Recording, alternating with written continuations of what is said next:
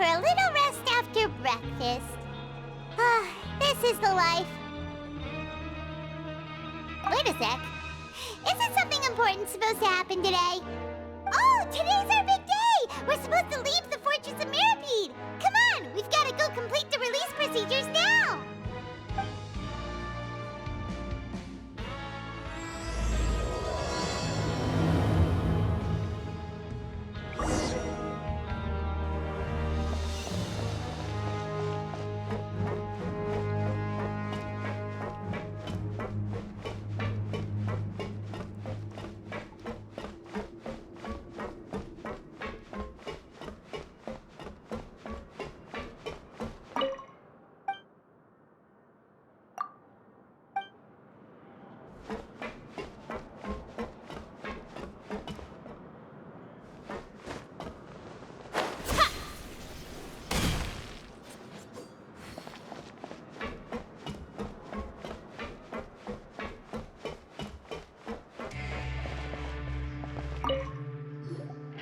Please, sign here. This document will be effective immediately upon signing, and you two may exit the Fortress of Masquerade via the regular channels. It's been so long since we've been to the surface. Let's hurry up and... Huh? What's happening?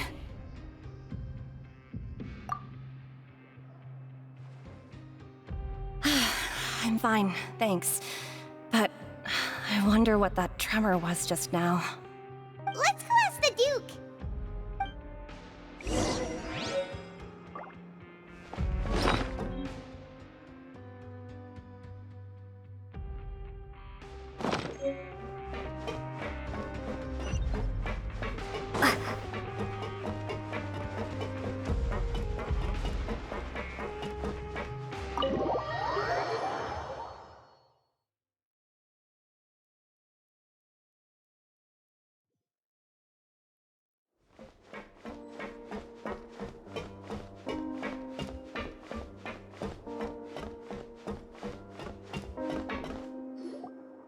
Your Grace?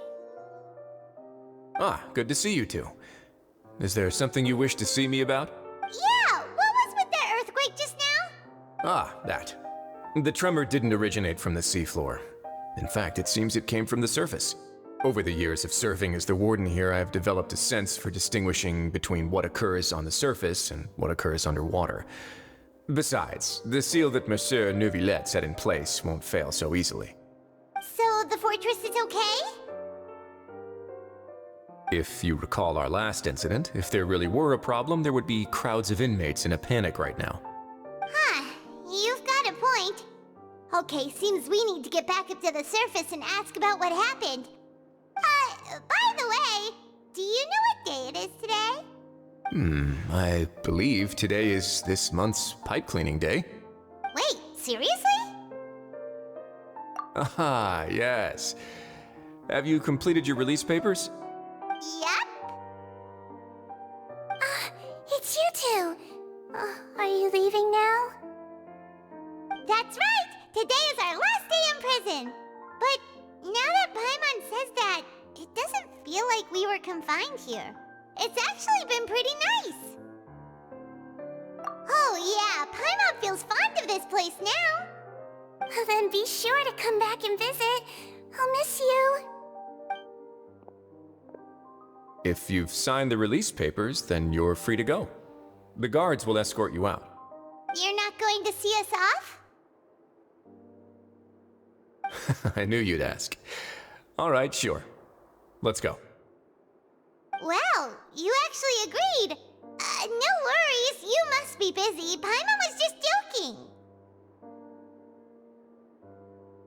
Ah, so you do have a polite side, I see.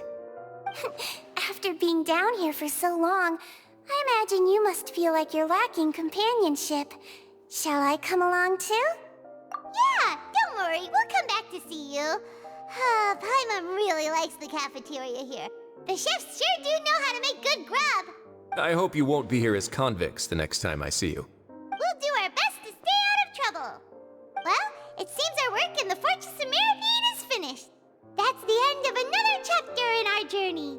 And since Neuvillette was the one who asked us to come here, We should probably go report to him now.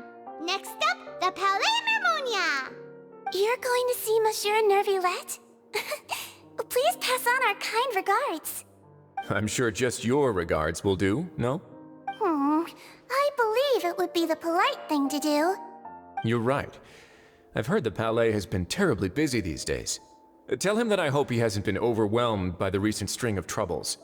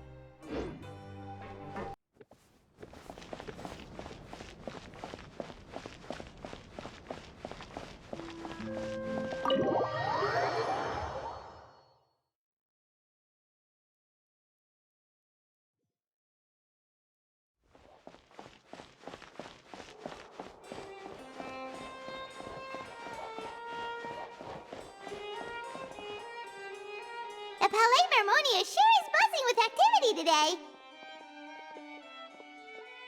Halt! Huh? Oh, it's you two. Apologies. Monsieur Nervillette did say you'd be welcome at any time. Excuse me, would you mind helping me take a look at this report? I'll be right there. Sorry, I've got my hands full here. You can see yourselves in. Everyone's so busy. Seems a lot has been happening.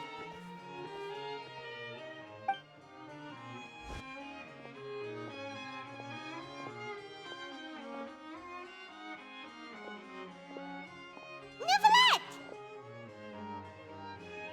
Hello. You've come at the right time, but you'll have to wait for just a moment, as there are some urgent matters I must tend to first. In the meantime, please, have a seat. If you'd like to have something to drink, let the Melusine outside know. That's all right. We just ate. Very well, then. Let's take a break over there while we wait for him to finish his work.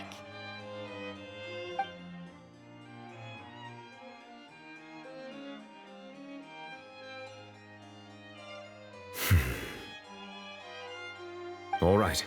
That should wrap things up for now. Are you done with your work? Yes, sorry to keep you waiting. Today should be the day you were released from the Fortress of Meripede, and it appears that you have managed to complete all the release paperwork. That's right, and we came here to see you right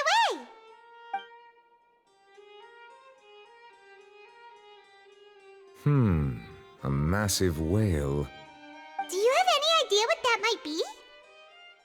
Judging from your description, that cannot have occurred in any ordinary waters, but rather something like the primordial sea. A whale of that size and shape cannot usually be found in the waters of Tevat. Therefore, we can only assume that Child is presently immersed in primordial seawater. Immersed in primordial seawater? But how? Is he okay? Most people wouldn't be capable of entering in the first place. I'm not completely sure how he could have gotten there myself. Yes? What is it? Ah, right! Paimon felt it too! We asked the Duke and he said it wasn't from underwater, so we figured you might know something about it. It turns out that I have just received a report about this particular matter. In fact, that's exactly what I was busy with a moment ago. The source of the tremor was here on the surface near Poisson. After the shaking stopped, the water levels in the Poisson area rose at an alarming rate. The water levels rose? Oh no! What about all the people there? Fortunately, the water levels only rose for a short period of time and have already returned to normal now. However, I still have a bad feeling about the whole phenomenon. If the change in water levels is connected with the leaking primordial seawater, then the situation in Poisson may be much worse than it appears. Navia should be in Poisson, right? We need to go check on her! I would also like to go there as soon as possible, but I'm afraid I can't leave just yet. We must immediately formulate disaster prevention plans for the surrounding coastal areas to avoid potential catastrophes. I'll have to ask you two to go to Poisson first. I'll meet you there to check on the situation once I finish things here. There's no time to lose. Let's get going. Please be careful.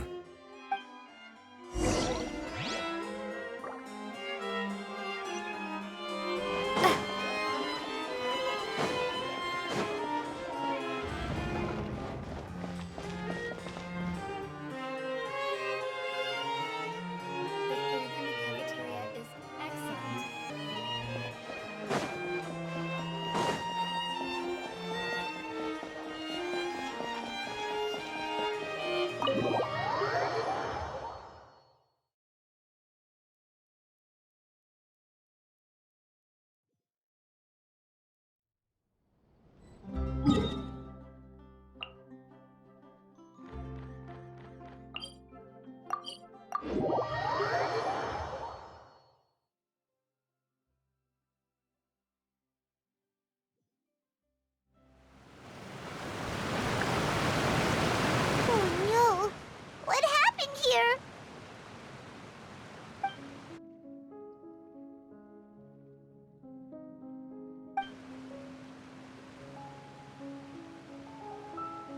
Navia should be around here, right?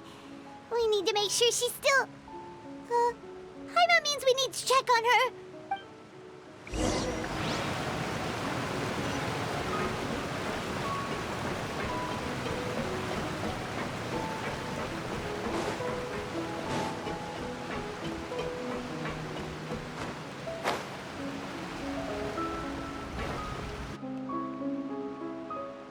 We haven't seen a single soul all the way here.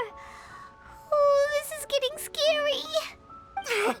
What will I ever do now? Look, there's someone on the roof over there. Just stay put! We're coming up! Watch your balance! All right, just hurry.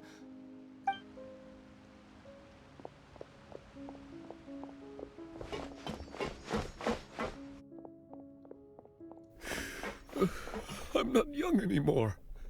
How will I survive on my own? My Desiree! Oh, he looks pretty sad. My leg! My leg! How could this have happened? It hurts! Just hang in there. Help is on the way. You can hold my hand if it makes you feel better.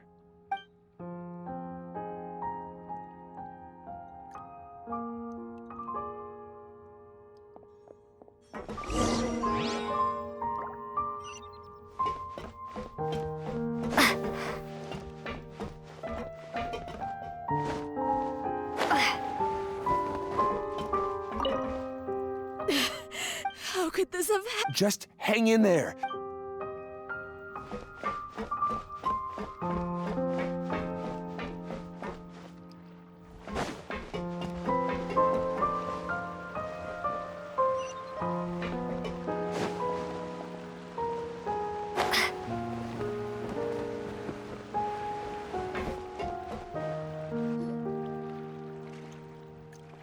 Oh, it's Navia. She's over there.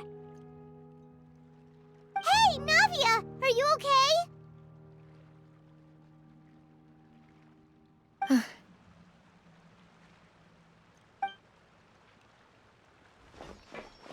You're here.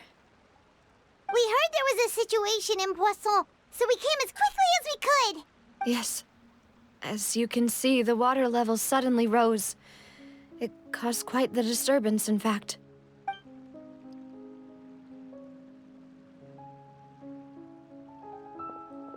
Demoiselle! There was a wounded resident next to a building southeast of here. We've already transported him to safety, but we've run out of medical supplies. He's wounded? How badly? He fell, so it's probably a broken leg. He's pretty shaken up. When the water level rose, he desperately climbed up to the roof. Once the water receded and he saw the ground, he became terrified and eventually... He jumped down then. Find the leader of Squad 1 and tell him to take the wounded resident to see a doctor. He should know where to go. Understood. I'll take over his search and rescue mission in the meantime. All right, you'll be in charge. I'm sorry. Where were we? The situation in Poisson? Ah, right. Allow me to explain. A little earlier, we suddenly heard a loud noise. At first, everyone thought that something might have exploded in the waterways. But before we knew it, water started pouring out from everywhere. The rushing water seemed a little odd, almost like the unique color of primordial seawater. Some people didn't realize the danger and thought it was just ordinary water, leaking from somewhere. Everyone on the street who happened to be close to the water didn't have a chance to escape. As the water levels rose, they suddenly disappeared. They were all dissolved. Those who realized what was happening started to flee in a panic, desperately trying to get to higher ground. Many were injured in the stampede, and some people fell from significant heights.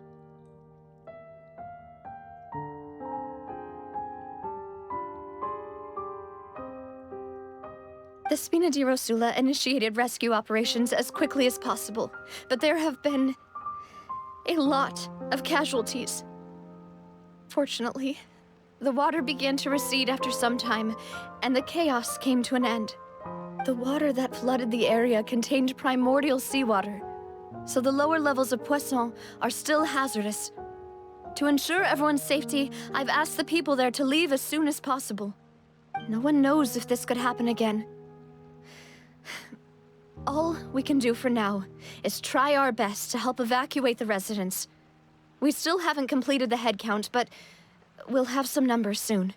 How awful. And all of this just came out of nowhere. It was quite frightening indeed. I only wish that everything that just happened was a bad dream. Is there any way we can help, Navia? Thank you for being so willing to help in a moment of crisis like this. You don't know how much it means to me. I really can't express how grateful I am.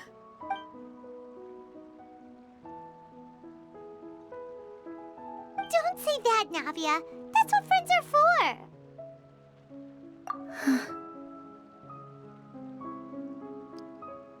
Demoiselle! We've got a situation here! I'll be right there. Sorry, I need to go for now. And off she goes. Seems it might be a while before she can take a break.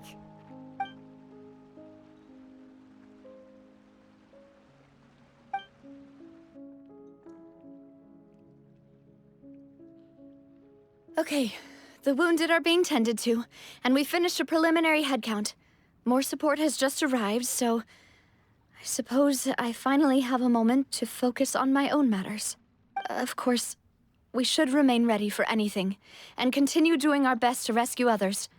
I'll be sure to have everyone at the Spina di Rosula ready to render assistance. Traveler, Paimon, would you two accompany me to my father's grave for a moment? Huh? Right now? Thank you.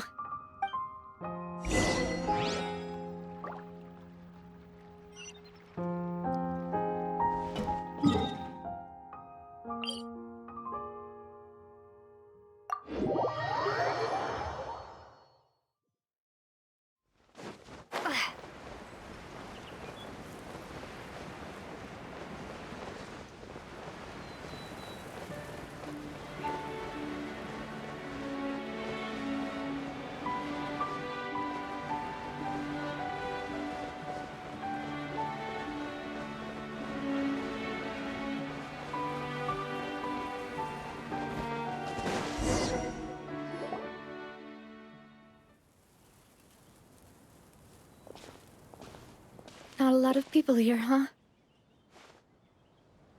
Well, given the time of day and the whole situation in Poisson, Paimon doesn't think there'd be a ton of people here visiting graves. Right. That's how things are now. The living are so exhausted that they've no strength to spare any words for the dead. Navia?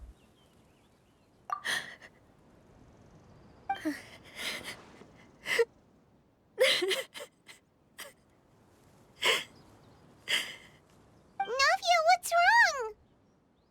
Sorry. I just... Malus and Silver... They won't ever come back here again. What should I do, Papa? Huh? What happened to them? Everyone agreed on the rescue plan, but still... I was the one who initiated it. They were helping evacuate the residents, but they couldn't leave in time. And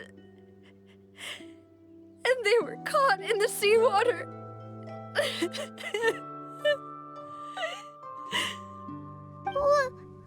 What should we do? I've known them for so long. And I know they weren't afraid. But I could at least hold a funeral for my father. And I know where he rests. But as for Malus and Silver, they're just... gone. I just can't...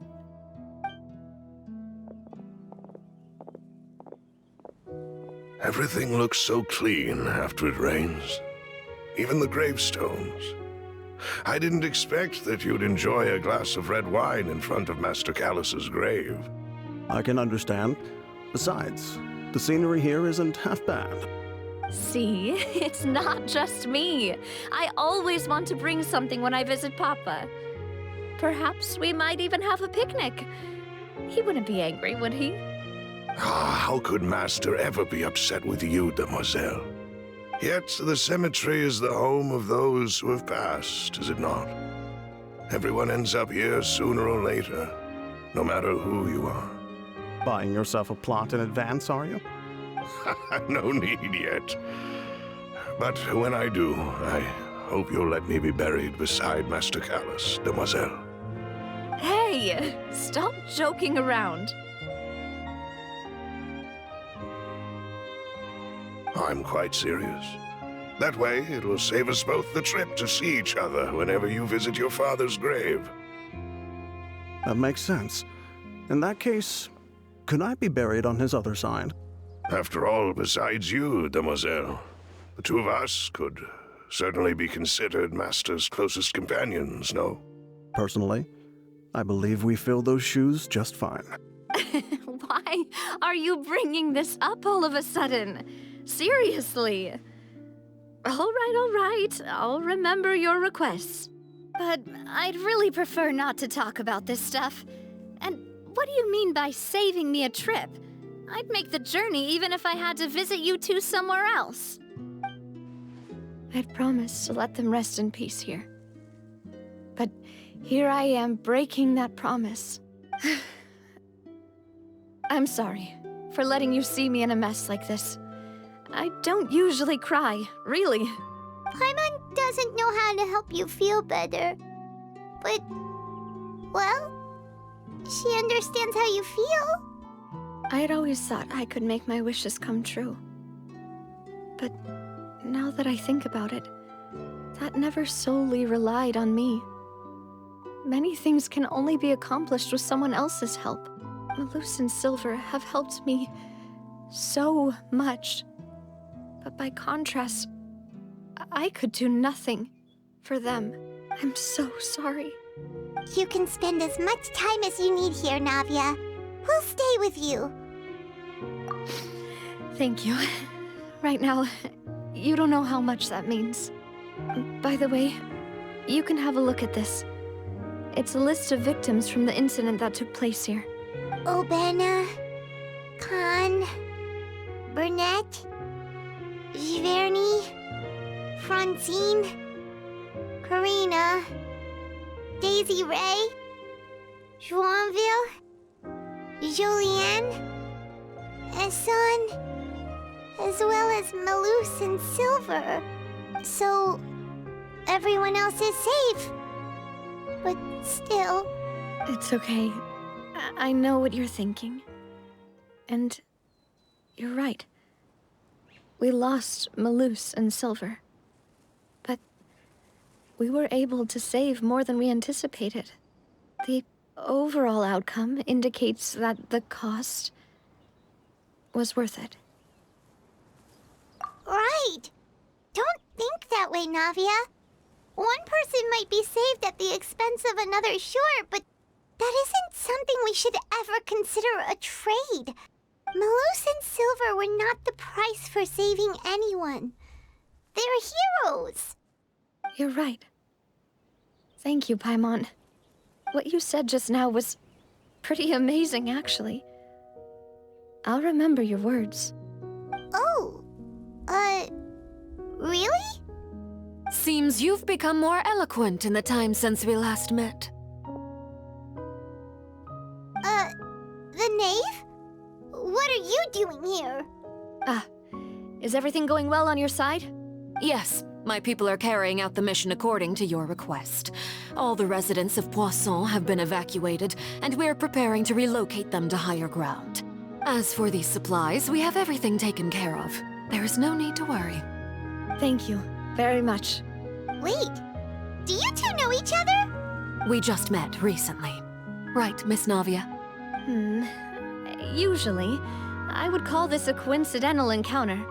But that doesn't quite fit this time. Besides, it never even crossed my mind that a Fatui Harbinger would come looking for me. Thanks to the Knave, Spina di Rosula received generous support from the Fatui, which allowed us to complete the rescue and evacuation work so quickly. Mutual aid is essential to fostering positive developments. We were already in the area, in any case, so it was nothing. That said, I must say that you're a lot sharper than you let on. I'm sure you understand what I mean. I apologize for all the ways in which I tested you previously. We've never worked with a Fatui before, and it's extremely important for us to know who we're working with.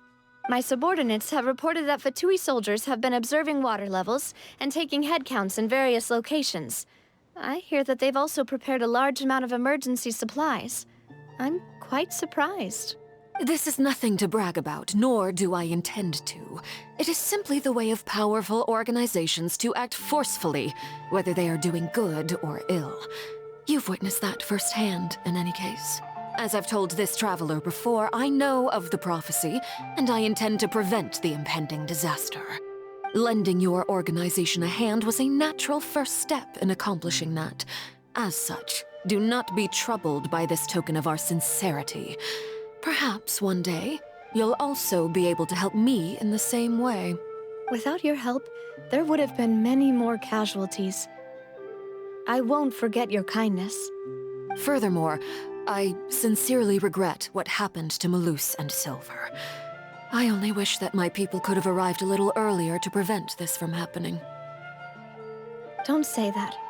You and your subordinates did everything you could. As Paimon said, Malus and Silver didn't choose to sacrifice themselves for any specific person. And they weren't the price paid for other salvation. They chose to become heroes themselves.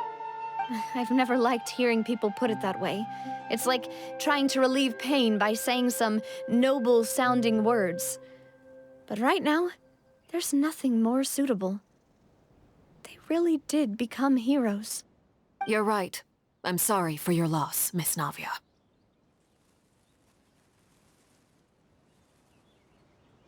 Water is life to Fontaine's people, and it also spells disaster. It's no wonder that people always say that prophecies represent fate. Fortunately, I've never been one for such opinions. So, you're one who will try to change fate, then? Of course. That is why I'm going to Hotel Bouffe de Thé. I still have some things to take care of, and the children need my attention. By the way, Traveler, Paimon, one more thing. Alright, then we'll just... isn't right. Paimon thought you would ask us to walk with you for a moment so you could tell us something in private. That is a clever and useful conversation technique, which I do like to use when necessary. But there's no need today. It would not hurt to have Miss Navia listening in. Traveler, I'm sure you remember that I said we could work together when we had the chance. You and I both know that there may be issues with the Primordial Sea. Previously, it was the Fortress of Meripede's sluice gate, and this time it was the water levels in Poisson. These are both signals. Indeed. Allow me to share the latest intel I've received from the House of the Hearth's intelligence network with you. During some recent investigations, a child claimed to have discovered some ruins near Poisson. The ruins date back to ancient times, and seem to be worth investigating in many ways. Judging by the dating of the ruins, they may be related to the prophecy and the coming crisis. The situation is becoming more urgent, so any pertinent information will prove extremely precious. My people initially came to prepare for ruin exploration. Unexpectedly, this disaster struck, and at present, we're all busy prioritizing the rescue effort. So that's why the Fatui were already in Poisson. I wanted to take the children along, but unfortunately, Linny, Lynette, and Fremine have all been dispatched to higher ground to assist affected residents. Linny told me that outside of the house, the person they trust most is you. Which is why I want to give you this task. The House of the Hearth's members see each other as family, but Linny, Lynette, and Fremine said that they also see you as such, even though you are not from the house. I'm sure you already understand how earnest they consider their friendship with you to be. Oh, that somehow makes Paimon feel kinda happy. The intel I just shared about the ruins could fetch a high price. But since the children consider you family, it's only natural that I freely share it with you. Got it! So all we gotta do is go to some ruins, right? We can handle that. Excuse me, but may I tag along? You wish to join, Miss Navia? But are you sure you're up to exploring some ruins? You need to rest.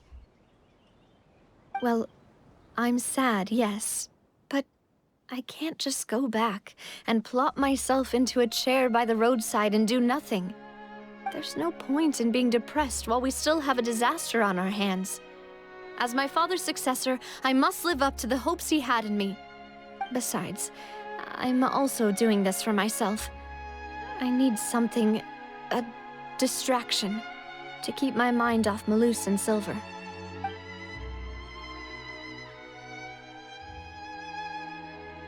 Since you put it that way, I have no objections. What do you say, traveler? All right. The ruins are to the south of Poisson. Here's the map. Okay, the three of us will handle it. Come on, let's pack up and get going.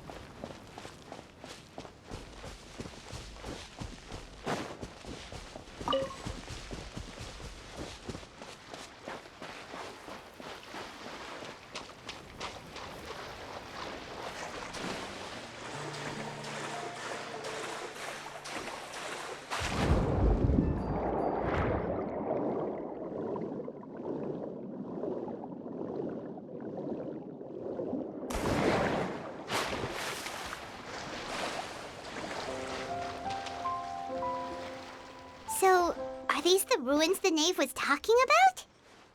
Whoa, talk about old. They seem to be pretty ancient, all right. Let's go in and have a look. Just be careful.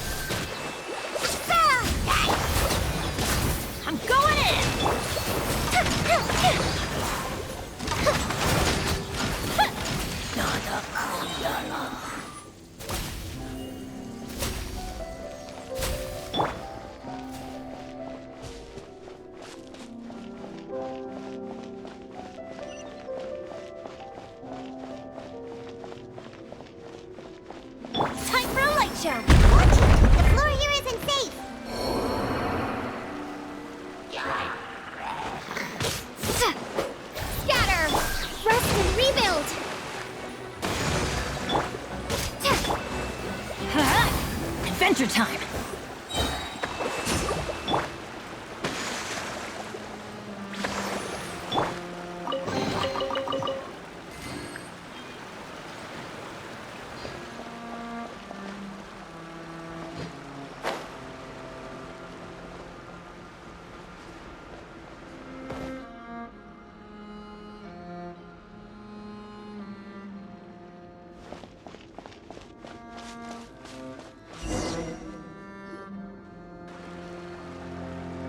This place has also been contaminated by primordial seawater. Yeah. And a lot of it, too. A Fontanian would most likely dissolve the moment they fell in. Right! You can't go down if there's primordial seawater. It's too dangerous, and it won't be any help for you to just stay here.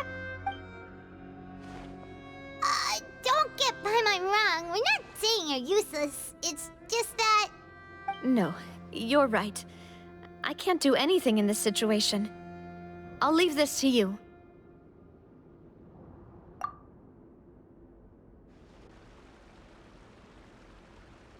That complicates things. Maybe the only way left is forward. In that case, do you want to wait for us here? The water levels here are unstable, and there's a chance the water will rise. So staying here wouldn't be safe either. I'll go together with you. Perhaps we'll find the exit just up ahead. All right. Come with us for now then, but please be careful.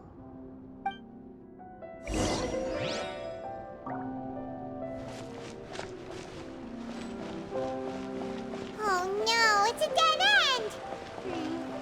Let's try climbing over from the side.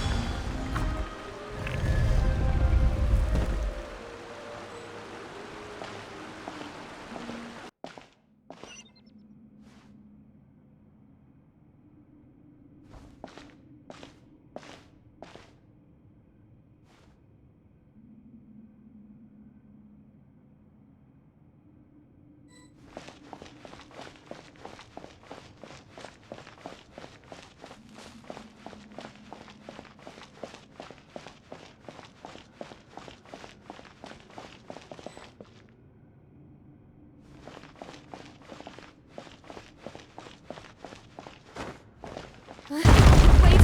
There's something wrong with this bridge! Run for it!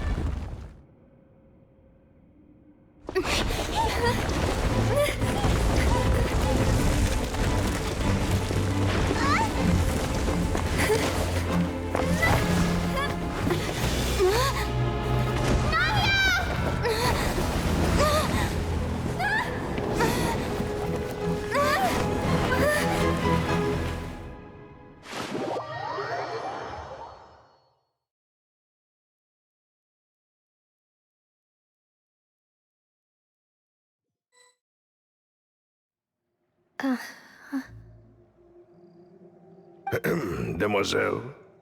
Huh? Demoiselle, what are you doing here by yourself? Would you be standing here till dark if I hadn't come to get you? Maybe she just wants some time to herself, Malus. Hmm? Oh.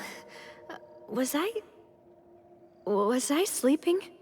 Yes, it would appear so. I must be tired. That's quite possible. However, you were the one that suggested we go out for a walk. Oh, right.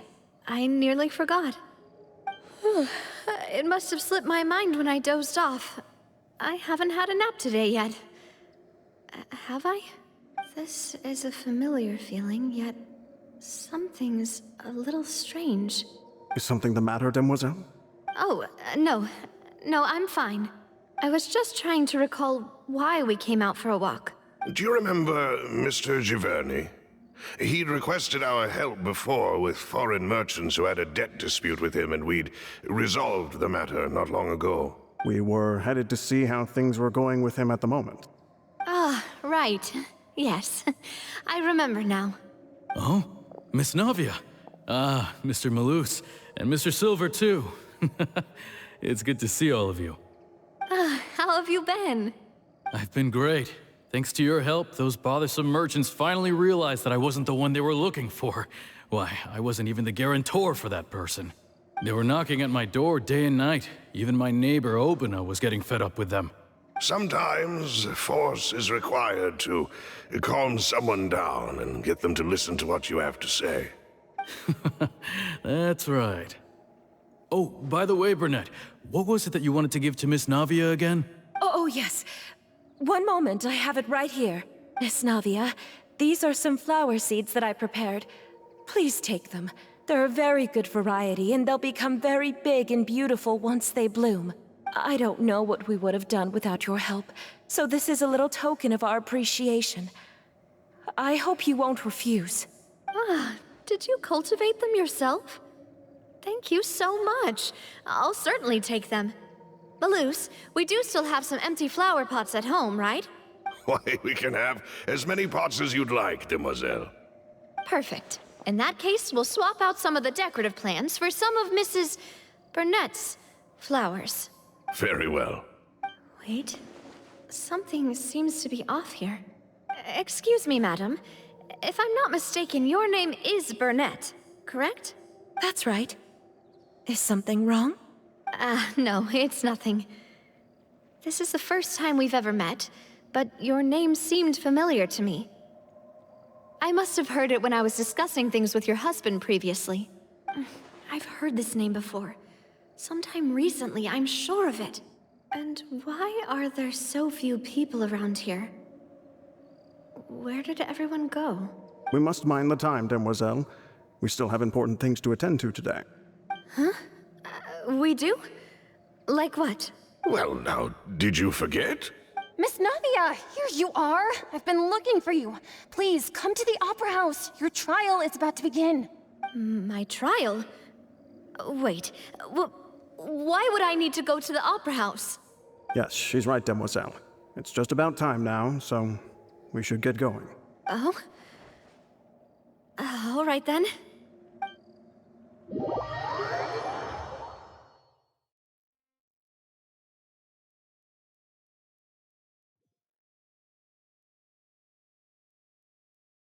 Look, it's Navia! She's here! And her 2 attendants are with her! Goodness, everyone's finally here. There sure are a lot of people here to see the trial. And they all seem to be oddly excited about something. I even know some of these people. Karina, Desiree, Joyville, Jolien, Essen. Why are so many people here? And why do I have no recollection of this case? And as for the judge...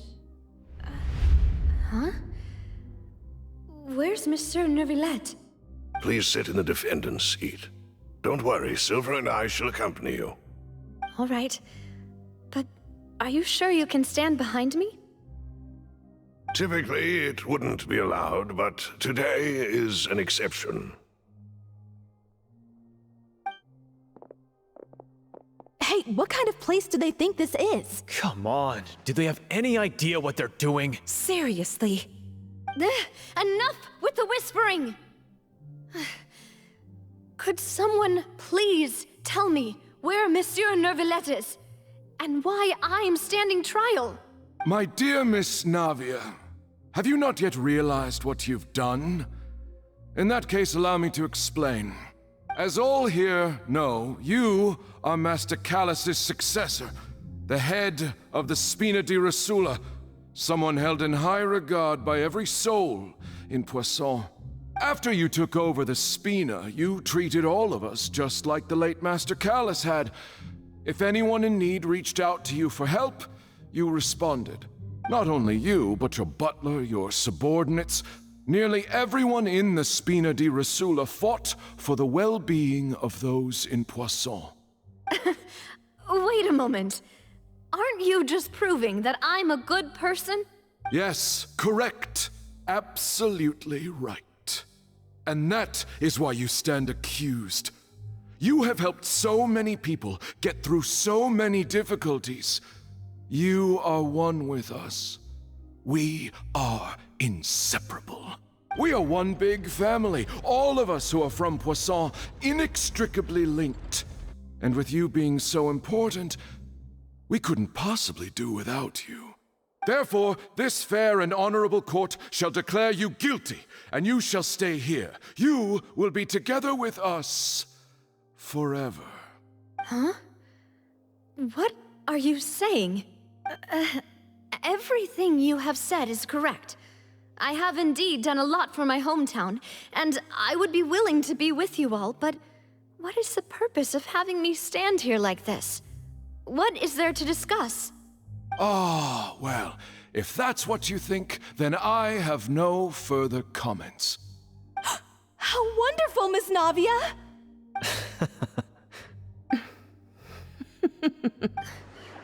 I know all these people.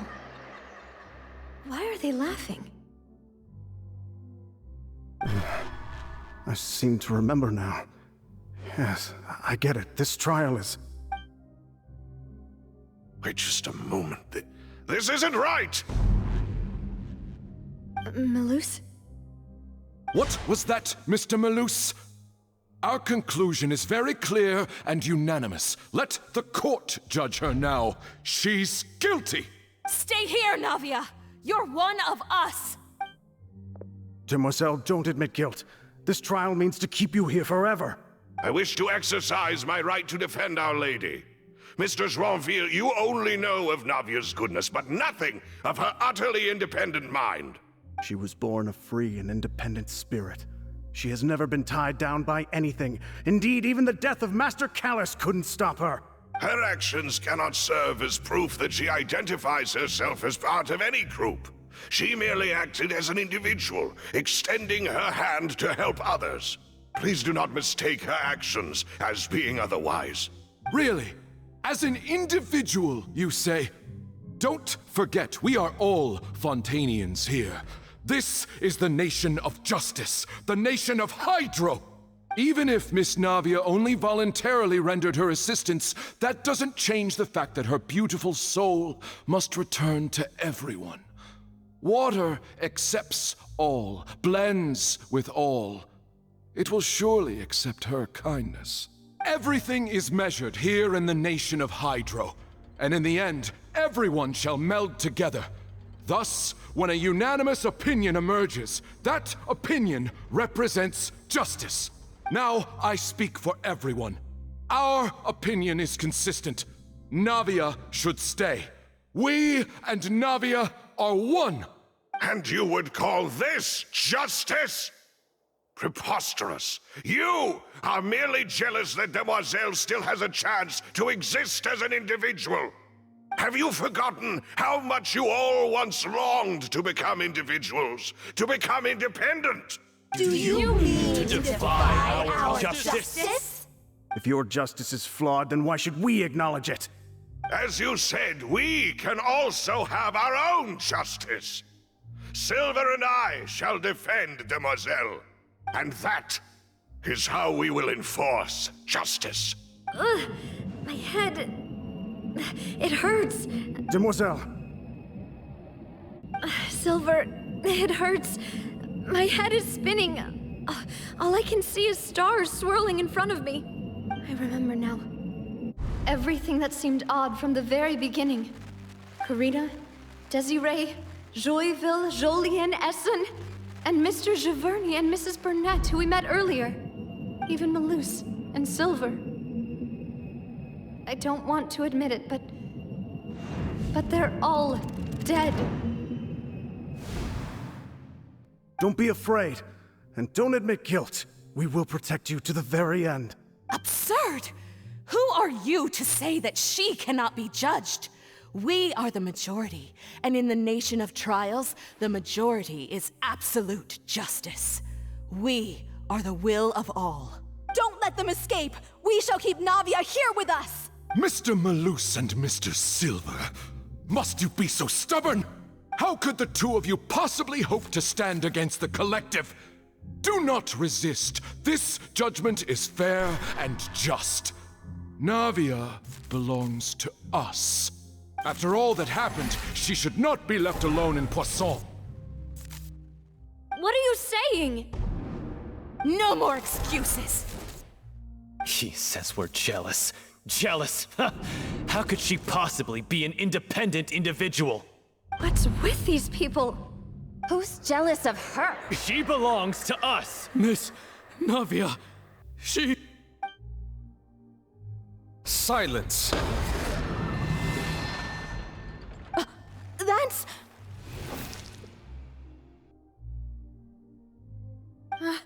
Monsieur Neuvillette! Such commotion is prohibited in the court. The accusations you just presented are nonsense and cannot constitute a proper trial. The court will adjourn for the rest of the day. In this, I shall hear no objections from any unauthorized party. Our thanks, Monsieur Neuvillette.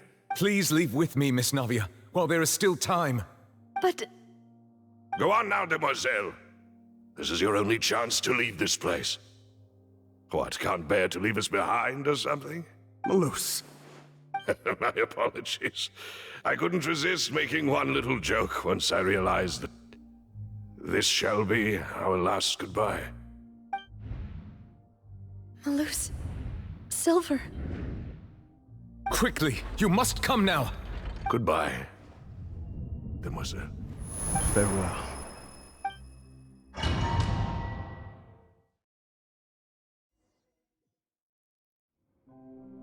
No, wait! Just a second! Hey, Navia? You're awake? Good. I must have been dreaming. Malus and Silver were still alive, and they were defending me at some insane trial. It looks like you're all right. Did all the sad feelings cause you to have a nightmare? Paimon could give you a hug. The ruins you were exploring suffered a cave-in. When I arrived, I found you falling toward the water. You were just about to be dissolved within, but I... What is it? I think I saw 2 Oceanids protecting you. It was only for a moment, perhaps even a fraction of a second, but they gave me the chance to retrieve you.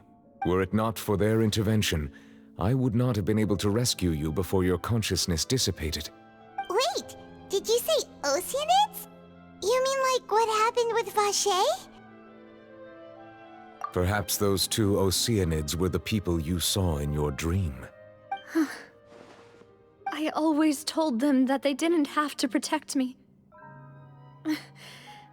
To think that they'd keep doing so even after death. Please come with me.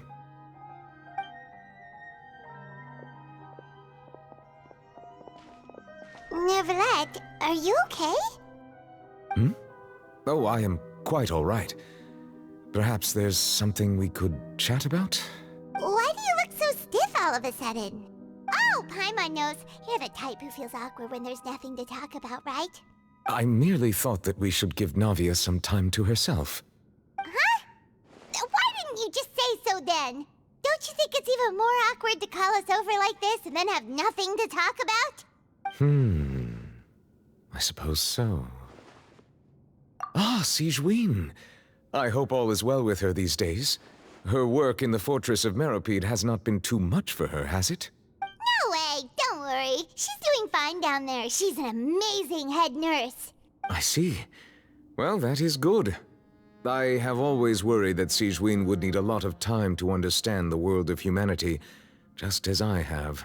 Oh, and the Duke also says hi. Even though Sigewinne made him do that.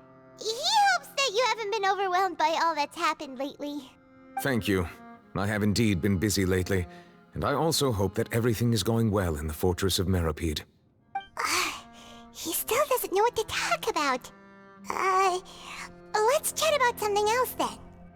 So, Neverlet, you're probably quite the swimmer, huh? Yes, of course. This isn't going anywhere. Let's try something else. How did you find these ruins? Did the knave tell you? Yes, in fact. I had arranged to meet you in Poisson, but when I arrived, I discovered that the Fatui were helping the residents evacuate. They had even transported a large quantity of supplies to the area. Amid my astonishment, I ran into the knave, and we had a chat. She informed me that she had asked you to investigate the ancient ruins here. Yeah, we originally planned to meet up with you, but we thought you might still be busy with all those official documents.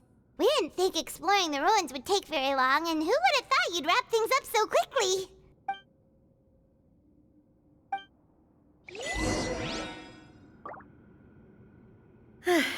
I'm sorry to have kept you all waiting like that. I'm feeling much better now. I guess we should get going again. Will you come with us, Monsieur Neuvillette? Yes, if you wouldn't mind my company. All right! Another one joins the party! Let's get going then!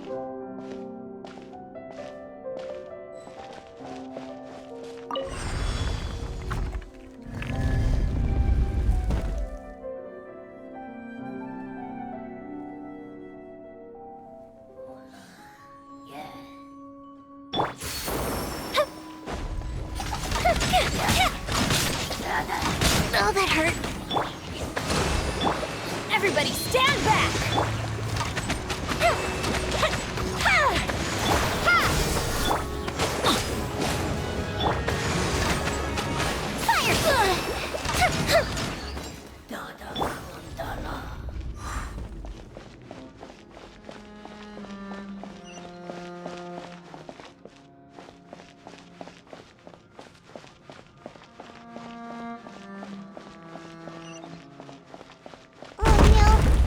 Unstable path. Watch your step.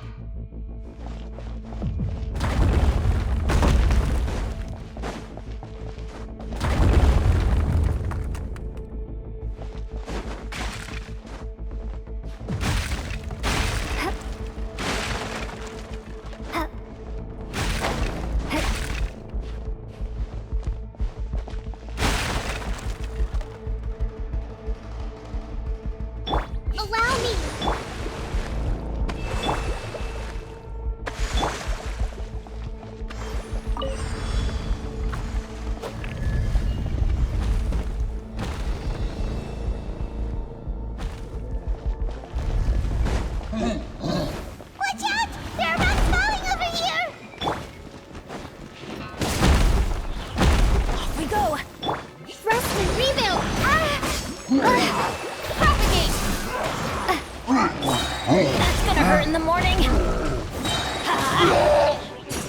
Teamwork is dreamwork. Time for a light show.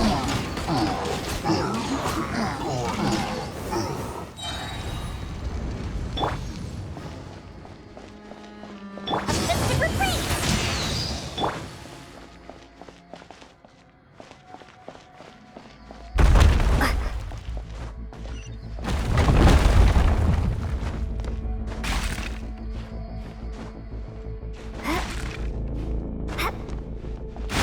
Seems we're almost at the top. Keep it up!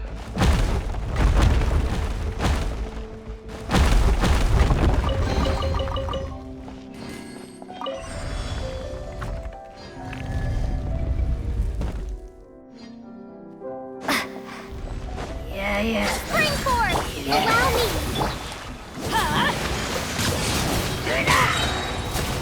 Everybody stand! Fuse a slit!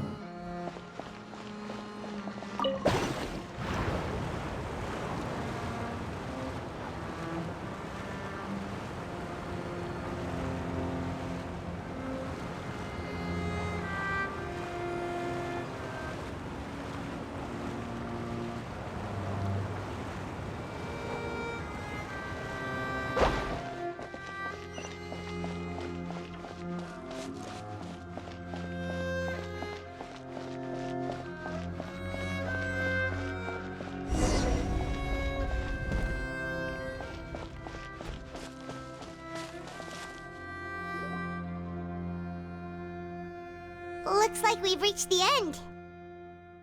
This is the place. There should not be any other hidden spaces in the vicinity. The path sure had some twists and turns, but it turns out that this place isn't actually that big.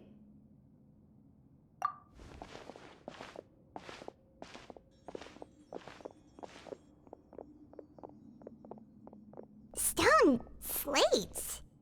It seems like they were put here as an offering. Could we take them down and have a look? Perhaps we should just leave them be for now. There are 4 locations in total, but only 3 stone slates. The slate that should be in the first empty spot is missing. The surrounding walls also show signs of damage. There's something written below. Let Paimon see. Reason dictates that this nation be destroyed. I shall record the history of its future here in its past. Say what? It feels like someone left these slates and these words here for a purpose. But does he mean that Fontain should be destroyed? That would fit the circumstances dictated by the prophecy, yes. Indeed, the slate's contents correspond to it. Take the second slate, for example. There's a person kneeling here. She seems so dedicated. And there's a whole bunch of other people behind her doing the same. She's facing this... what is this? Some kind of island in the sky? And is that Lady Farina in the third image? Did the Hydro Archon fall into the water? And is that a ring of people around her? Paimon doesn't quite get it. Are they all in the water? The fourth image. I know this one. This exactly matches the content of the prophecy.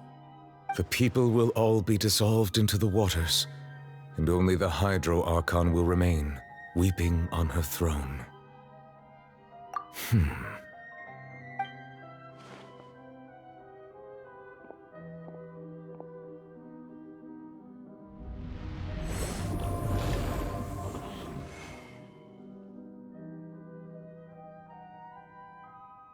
More information should be hidden in these slates, but I fear I cannot easily uncover it.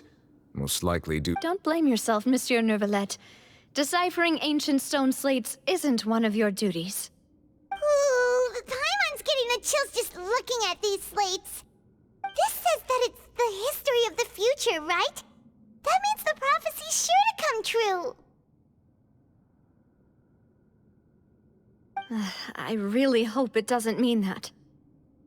Still, Paimon feels like these images are kind of weird when you look at them together. Huh.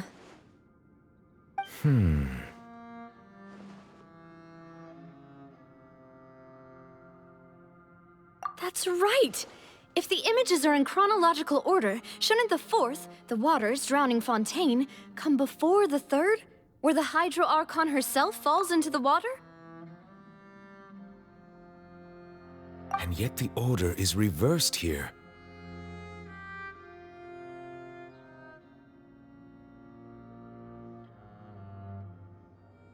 If we go by timing, Lady Farina only emerges in the third image. That means that the person in the second image might be the previous Hydro Archon. Egeria, then. I had never met her, but her appearance here does match the records. The previous Archon kneeling before the floating island in the skies, as if confessing a sin. Did she herself commit that sin? And if not, why would she be in such a posture? Also, I'm still wondering why these ancient stone slates are here at all. Judging from their contents, could this place be the origin of the prophecy? Does that mean that someone, or some people, once saw these slates? But who would have created these slates and left these words here? It seems that any further clues will have to come from Farina. In that case, there's no time to lose. There's nothing else to be gained here, so let's head back first. Yeah, we'd better get somewhere safe for now.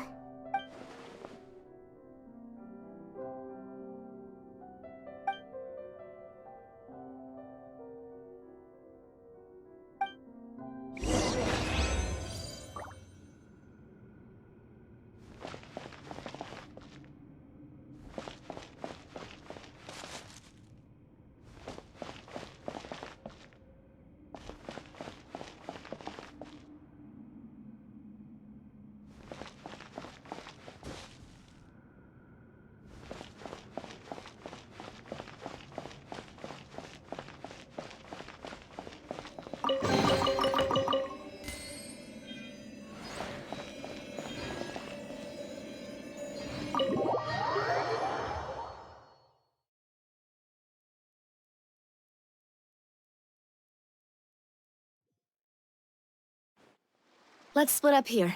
I'm going to check on what's happening with the Spina. You know how it is. There's some things you just need to be there for yourself. You still have energy for that, Navia? Paimon's already beat! Just head back to the Fleuve Cendre and have a rest then. Thanks for keeping me company all this time. I'll depart as well. Thanks for your hard work today. Rest well, everyone. Traveler, I will go talk to Farina tomorrow morning to ask about the stone slates. I'm sure that you're concerned about this matter as well. If you have time, drop by my office. I will share the results of our discussion with you. Are you really gonna talk to her about this directly? Will that be a problem? Paimon's getting a little scared now that it's come to this. She has long been harboring secrets and will not give them up easily, which makes it all the more my duty to ensure that she understands the present situation. Alright, we'll leave it in your hands then. You're probably the best person to talk to her anyway. I will be carefully considering my words tonight. Traveler, Paimon, our safe house at the Fleuve Cendre is always open to you as ever, so please don't think you're an imposition. Alright, I'll be on my way then.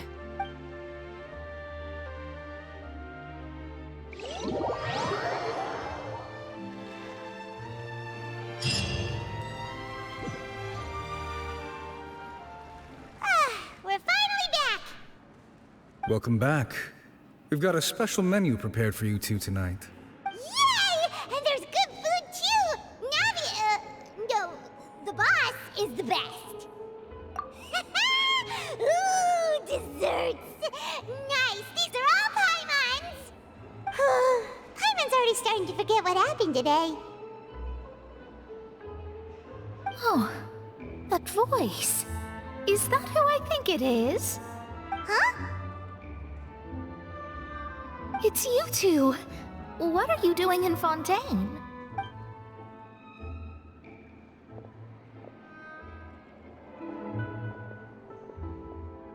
Mona?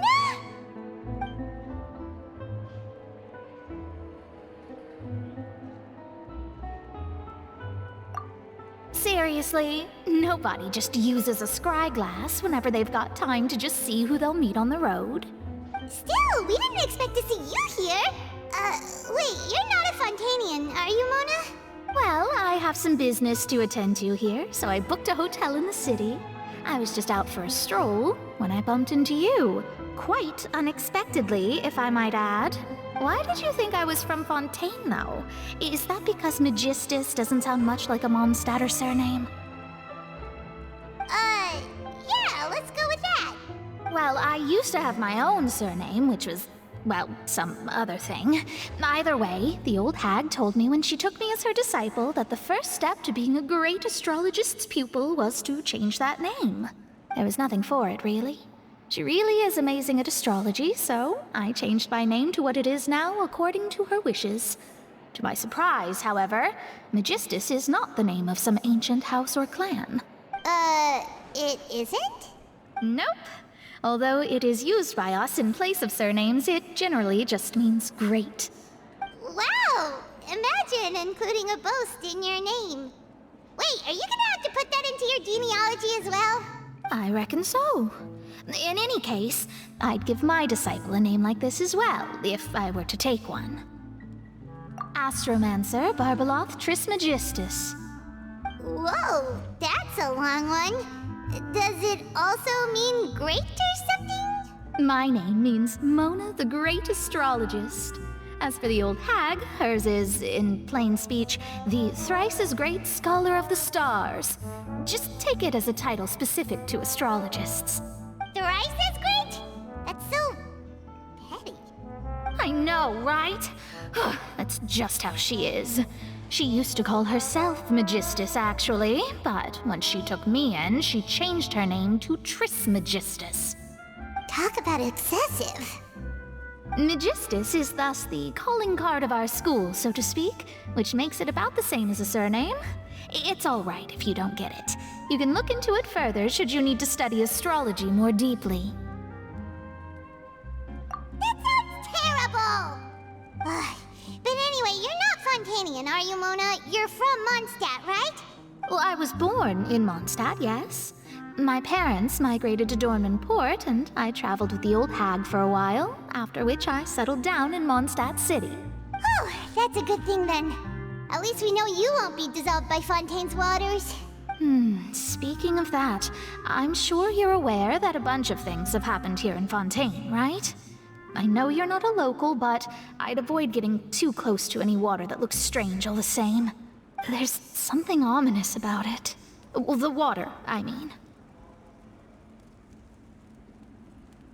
That was the main reason, yes. Just a while back, the Steambird invited me to take part in a panel and speak about the circulation of the prophecy as an astrologist. The invitation was sent quite early on. I don't think anyone expected Fontaine to be in this much trouble. What do you make of that prophecy, Mona? Just tell us what you think as an astrologist. Your word would go a long way to make things more certain and less scary. What I can tell you is that I'm an astrologist, and that this prophecy concerns the fate of Fontaine, even that of all Tevat. Ascertaining this is akin to reading the fortune of the whole world. I'm afraid that this is not something that just anyone can do. If I could do it, you would no longer call me an astrologist, but a visionary. But on the flip side, the prophecy is so huge and powerful that it must surely come from a powerful visionary. Its contents involve the fate of the world. Disregarding it would be a mistake. A visionary? Sounds really powerful and all, but does such a person really exist? Of course.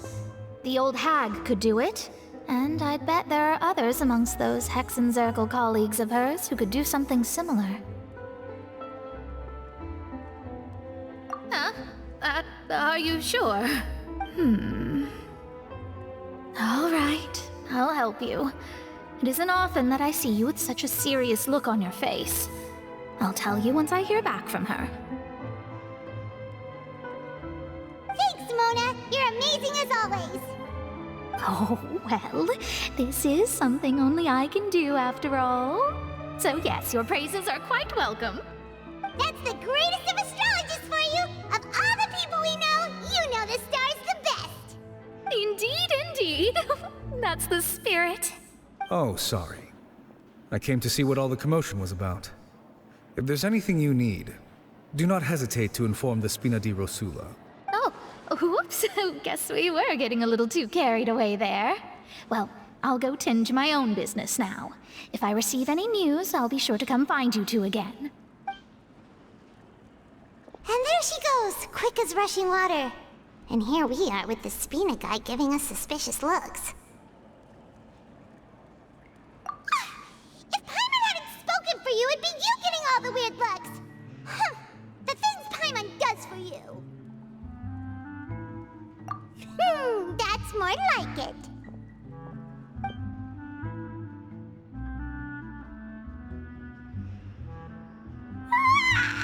Good morning. To be honest, Paimon's still feeling kind of sleepy. But it's time to get up, Traveler. We agreed to go see Neuvillette, so let's pack it up and get going.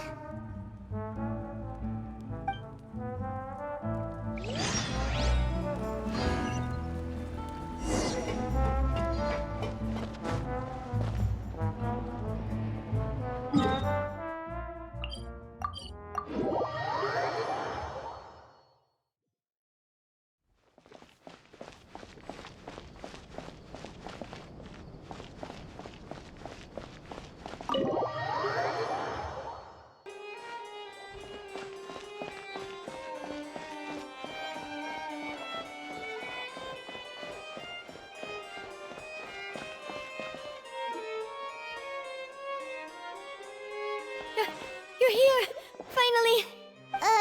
Is something wrong? Monsieur Neuvillette and Lady Farina, they seem to have gotten into a dispute. Please go see for yourself.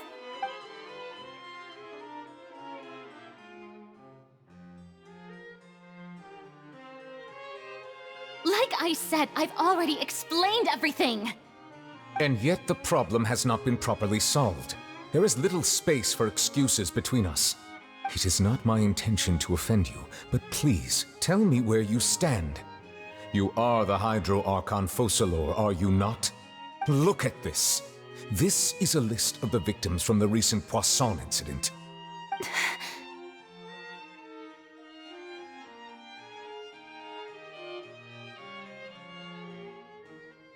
You mean... they're all... We did not arrive in time to avert this disaster, and I will not have it happen again. I will say this once more. You must tell me everything you know. Yesterday, I found 3 stone slates in some ancient ruins near Poisson. Do you know anything about those? Seriously? You're questioning me like this is a court case now. I don't know anything about that. But you found them in some ancient ruins, you say? That's correct, which is why I came to ask you some questions. There should have been 4 slates, but one of them was missing. The other 3 feature different images that seem to correlate to the prophecy. The prophecy? The second of these slates depicts the previous Hydro Archon Egeria kneeling before a floating island in the sky, as if confessing something. Do you know nothing of this either? I don't. I've never seen such slates. I'll ask you again. Do you really have no information regarding the previous Archon? My deciphering of the slates indicates that the Hydro Archon Egeria once had to confess to, or apologize for, a certain sin. If anyone would know about it, it should be you. All gods don't have the same secrets, you know. She was herself and I'm me. Is it really so strange that I know nothing? I understand your concerns, but I'm sorry. I just don't have anything to tell you. Forgive me for saying this now, Lady Farina, but I have long known of your various secret investigations into certain matters. There are several indications that you have been investigating the prophecy on the sly. This is not strange in itself, considering that you are the Hydro Archon. But it is strange that you should also claim to not know any of Egeria's secrets, as well as do nothing following your inquiries. You have never been as superficial as you have presented yourself to be, nor are you a fool. And yet, your behavior is very inconsistent.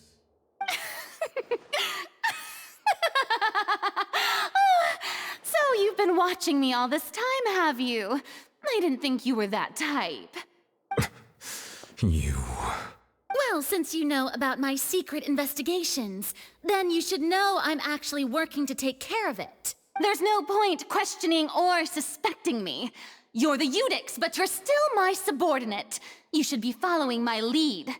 Just trust in me, you're Archon, and do as I say. Never mind whether you can truly convince yourself to or not. It'll all turn out fine. That's all I have to say. We do not discuss this matter again. Oh, the opera's about to start. Toodles!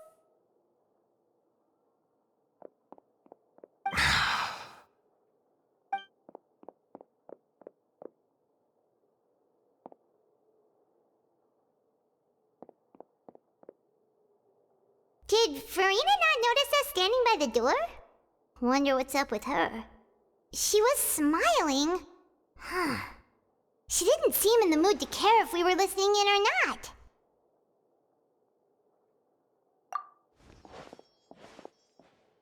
I assume you've been outside for a while now?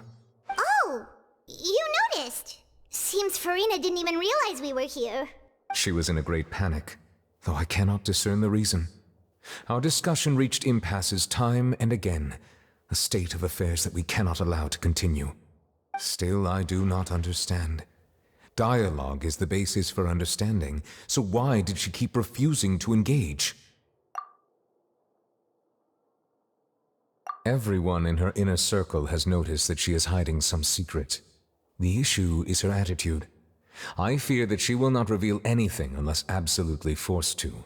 We may have to create a situation in which she will have no choice but to speak. Oh? Like what? Normally, people will only reveal the truth when standing trial. Perhaps we must have the Hydro Archon experience just such a scenario. But Farina's seen so many trials, and she's really good at dodging questions. How do we make sure that she won't just slip away at the first chance she gets? We will need to consider this thoroughly, join forces with various parties, and then do what we can.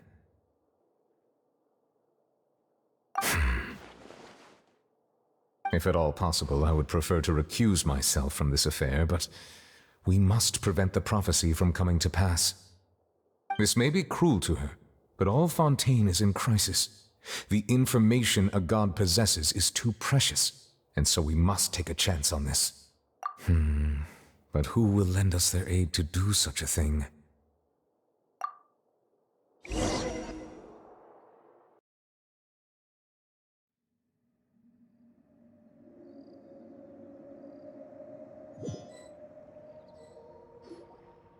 Well, that's everyone, huh? Speaking of which, it was pretty smart of you to think of hiding here. Poisson was just involved in a disaster, so it's presently devoid of people. That naturally makes it the best choice. And here you are drinking tea like it's the most natural thing in the world, huh? That's what families should do. Sit and enjoy a leisurely time together. It's nice to enjoy tea here, you know? Care for a cup? Lend me your ears, everyone. Or perhaps one of you might like to start us off. How about you, friend? Me? No, I don't think I can. Then, how about you, good sir? I fear that I will cause the mood on this boat to become as somber as it is in court. Well then, I guess we're lucky we've got a local like me to organize things. Wonderful, the spotlight at last. I guess I'll be facilitating things from here. That was a little long-winded, don't you think? Oh, you might be right. Anyway, to cut to the chase, our friend here, the Traveler, has brought us together to discuss something. As for what that is, well, let's start by saying that we'll be pooling our efforts together to create a series of traps. Oh, how intriguing.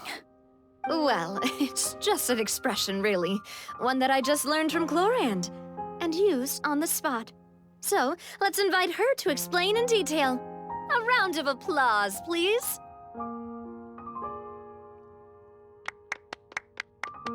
Huh? Didn't you say that you would be facilitating this? Oh, come now.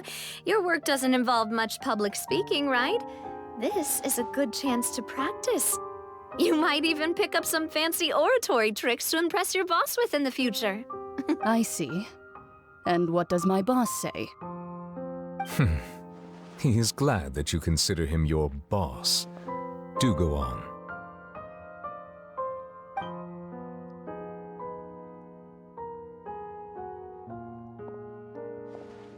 In that case, do any of you have experience hunting? Not that I recall. Fremine and I once used a wooden stick in a basket to catch wild rabbits when we were younger.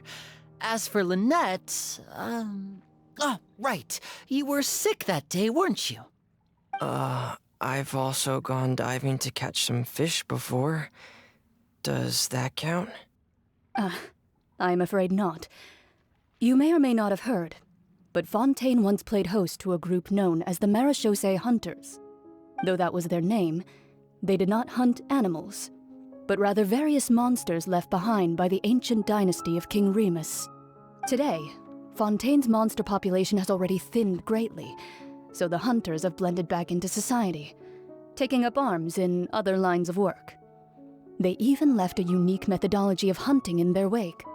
A trap comprises of the following components: bait, a trigger, and a containment device.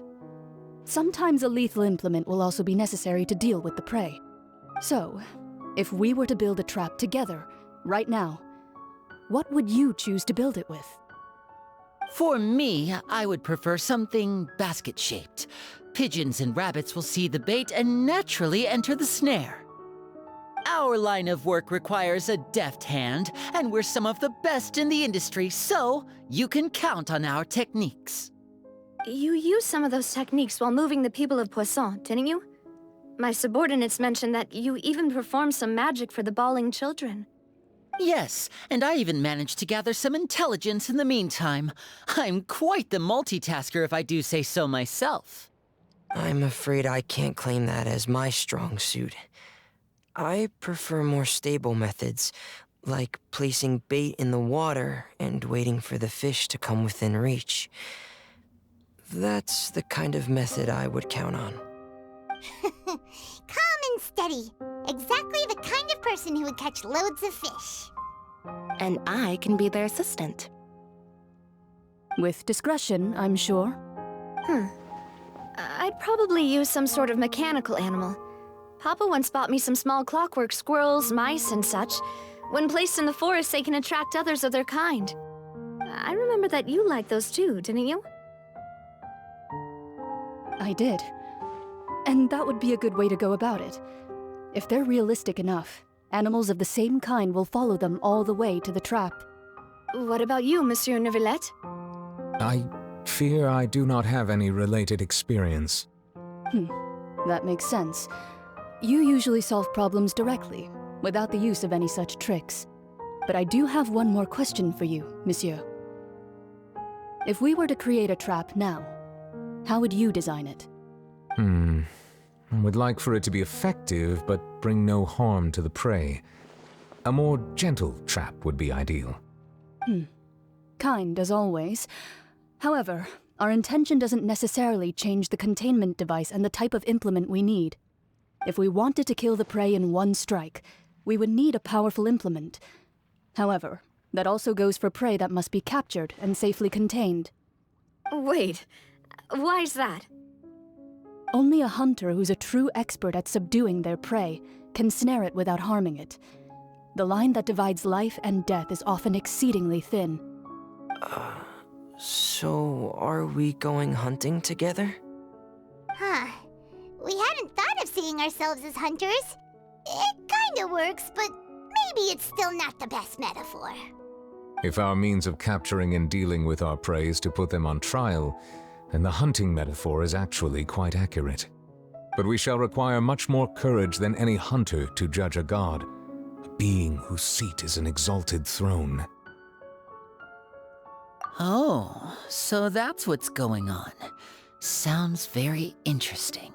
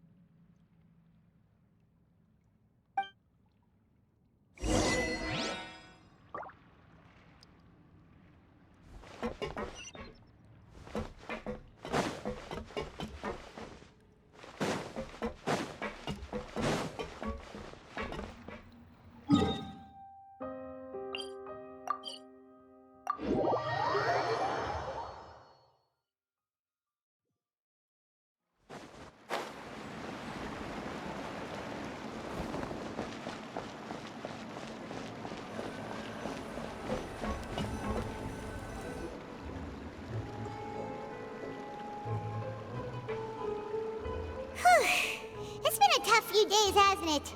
So much has been happening. Paimon didn't think the meetings would go on for so long, but everyone seemed pretty fired up, huh? Paimon thought they'd be at least a little frightened. Well, Fremine was, now that Paimon thinks about it, but everyone else just looked a little surprised. Well... It's hard to say.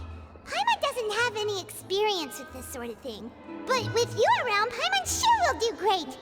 After all, you're the most reliable person in the world, aren't you? Did you just pour some tea? Paimon didn't notice you doing that at all. Then what's that? Paimon's never seen that cup before. Don't be frightened. I'm just joining you two for tea. I merely refrained from saying anything till now. Who's that voice? But there's no one here. Ah, have you forgotten me already? Wait, you are familiar. You're the voice we heard from the sky in Sumeru. The voice from the sky, I fear that description is wrong. Though, not completely wrong. You're feeling lost now, just as you were feeling previously. I sensed that confusion and thus came to you. Guiding people is an irresistible hobby of mine, after all. Consider me a passerby, just accepting a commission from my friend's disciple on a whim.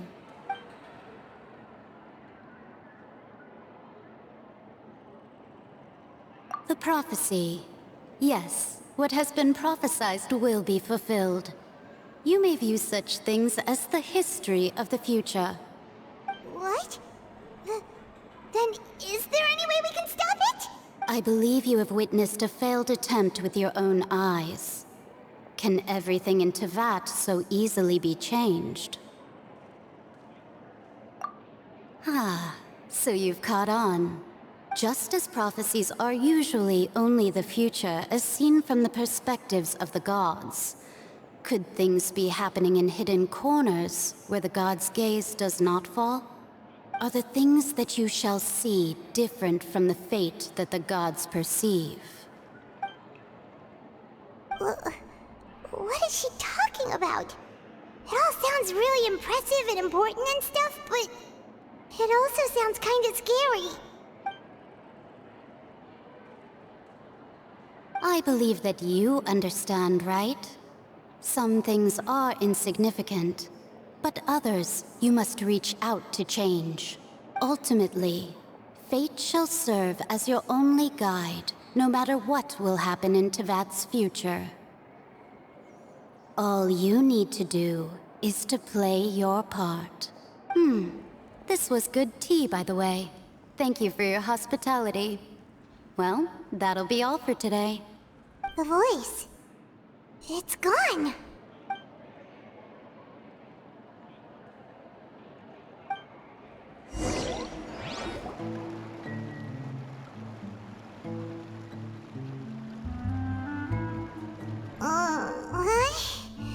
I want to hear someone talking.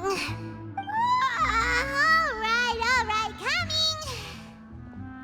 Hey, it's you who's getting lazy, okay? Well, I see I've walked in on some lively banter. Mona! Fine, just fine. I went to take part in that Steambird panel. It turned out to be more interesting than I expected. Not all Fontainians are pessimistic about this. One journalist mentioned that sitting around and waiting for the end to come would be wrong, and that they should make their own rescue preparations. I agreed, so we had a brief chat with her. Did she have pink hair by any chance? Why, yes! It was Charlotte. You remember her, right? That daredevil journalist. I'm in full support of her view. Prophecies are very important, but how can people allow their lives to be commandeered by just a few words? That's right! Paimon's glad to hear something sensible for once. Ah, yes. About what we had discussed before. I did try, but I'm afraid I couldn't reach the old hag. I'll try again tonight, but I wouldn't get your hopes up. Huh?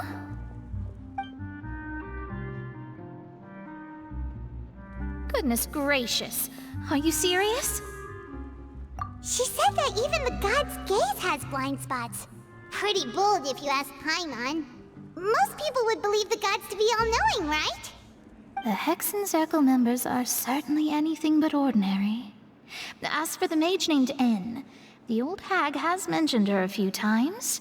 She said that N's sense of direction is incredible, and that she loves guiding those who are lost. But I've never met her, and if she were still alive, she'd be... well, suffice it to say that the hag's at least a few hundred now, and N's been around for longer than that. Whoa. The Hexen Circle sounds like a scary group. But they must really stay in shape to live so long. Their abilities alone are pretty terrifying. If she came to see you personally, then the problem you're facing must truly be of great importance. Well, it's not like Paimon could understand anything she said. Yes, she was quite cryptic, but I suspect she means that there is still a way to turn things around. She didn't say when or what that would be, though, so perhaps it is something that you cannot know right now.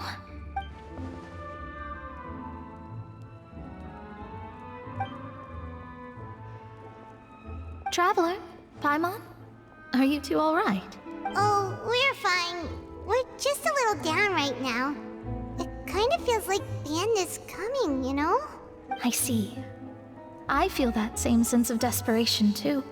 I guess you could consider me someone who has often witnessed fate. So far as I have seen, it cannot be swayed. But even so, I still hope for, and believe in, miracles. Astrology is eternal and rational, but fate may not be.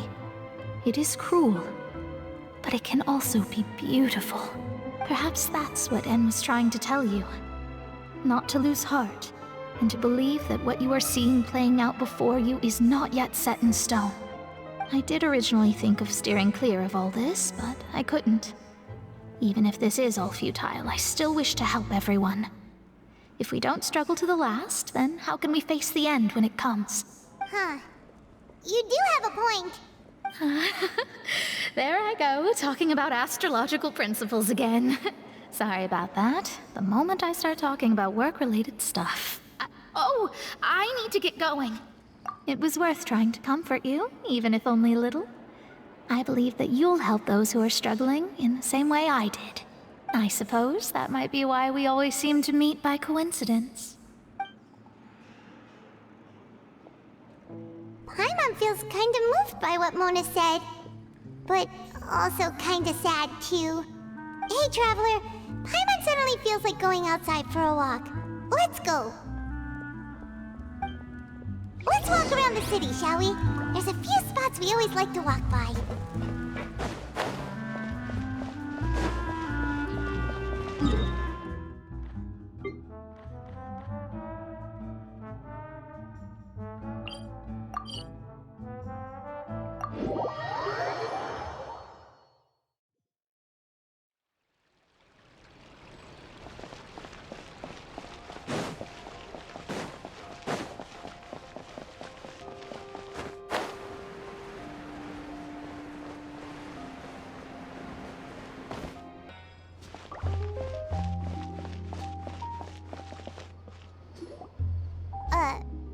Huh?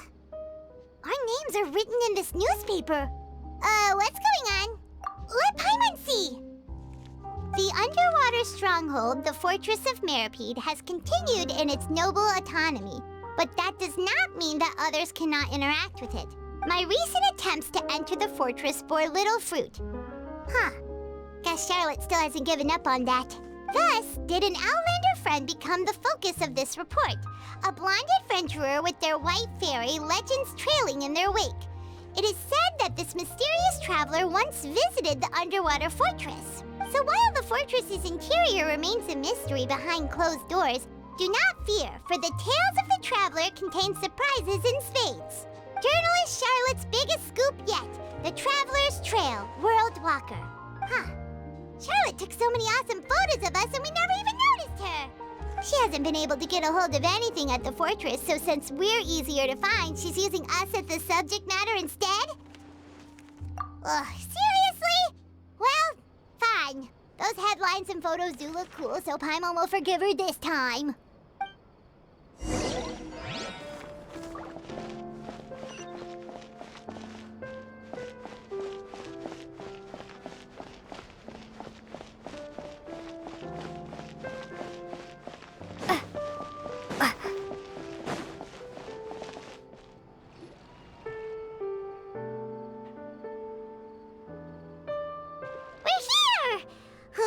Paimon's hungry.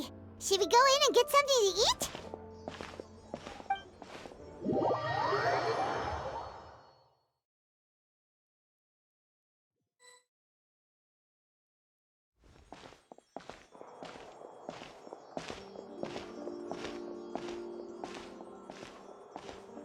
Hey, quick! Look! That's the limited edition, only 16 slices a day cake! It was so delicious the last time we tried it! Despite the tense situation we were in, let's give it another go! Paimon's sure it'll be great! One slice of cake, please. Someone showed up after all! Oh, wait, you're the one from the Palais Mermonia! Oh, are you here to buy cake too? It seems Monsieur Nervalette was right. You really can eat. Wait, did he really say something like that? That's right. Even he has his own preferences when it comes to food. As for me, I love the cake and coffee here. Do you come here often? Usually every day. Every day? It's part of my daily schedule, apart from work. I shall have my cake and coffee. Then what if someone told you one day that this place would be closing soon, and you wouldn't get to eat cake here anymore? What would you think? But why would it close? Well, Paimon doesn't know either, but maybe the waters will rise tomorrow. You know, like in the prophecy. Oh, the prophecy. To be honest, I haven't paid much attention to that. No, still, even if there'd be no more cake tomorrow, that wouldn't keep me from having some today. No, it's the same for eating in general. You might not be able to eat tomorrow, but if you can do so today, then you should carry on. That's what people call living, you know. Huh. Don't be sad. Excuse me, could I have 2 more slices of cake to go? These 2 slices are for you. Sijuin said that this kind of expression you're making is what humans call being sad.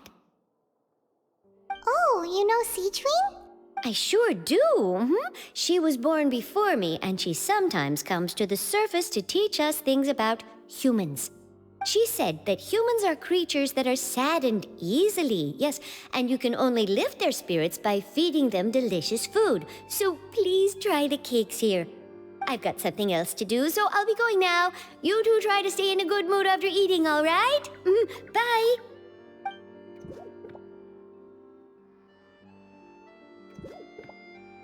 And there she goes. All right, let's dig in. Paimon's sure this cake will be delicious.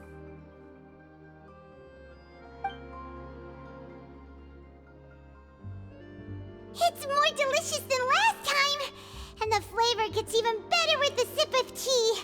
It sure would be nice if we could come again tomorrow. Sure would be nice if we could always eat delicious food here.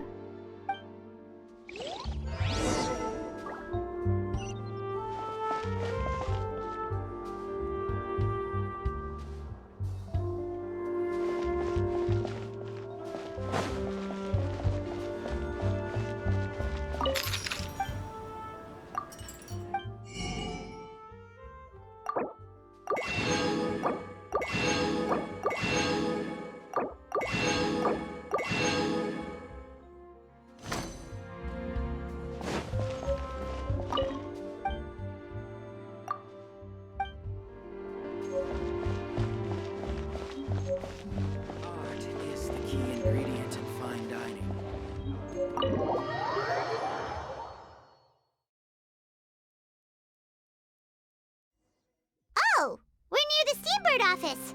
Let's go look for Charlotte and have a chat.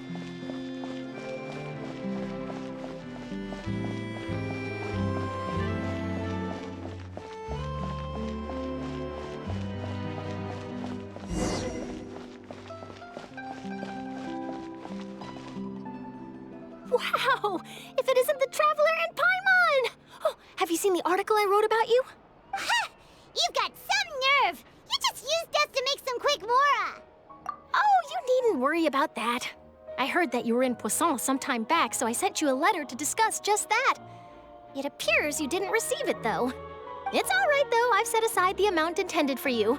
I've even set the table with some food. Really? Oh, you're the best! You're almost a little too easy to win over, Paimon. If I were a journalist with ulterior motives, you'd be in trouble now, you know. Oh, Paimon knows you're not like that. Still, what brings you here all of a sudden? Were you looking for me? When Mona mentioned you, we thought of coming to see you at work. I see. It seems you've already bumped into Mona here in Fontain. So she mentioned me? What did she say? She said that you're a real daredevil of a journalist. Nice. In which case, can this daredevil journalist dare to request an exclusive interview with the legendary Traveler and Paimon? Huh? So your article in the paper today doesn't count? Oh, of course it doesn't. That was more like live photography. What I'd like to do is dive deeper and ask you to talk about the things you've seen and experienced. Yeah, are we even qualified enough? Why not? If I say you're worth an interview, then you're worth it. But not right now, of course. I'll need a few days to prepare. Oh, in that case, we'll just chat when you have the time then? Oh, so that's a yes? Ooh, splendid! I'll tell the editor-in-chief immediately. I'll have to apply for lighting, a venue, some props, and... Whew, so much to get done now. Talk to you later. Wait, Charlotte, Paimon's still got a question for you. And what's that? If, just for example, Fontaine were to be flooded tomorrow, what would you do today? Huh, that's the prophecy you're talking about, isn't it? I mean, I do hear about it often, but I've never once thought that the day could be tomorrow.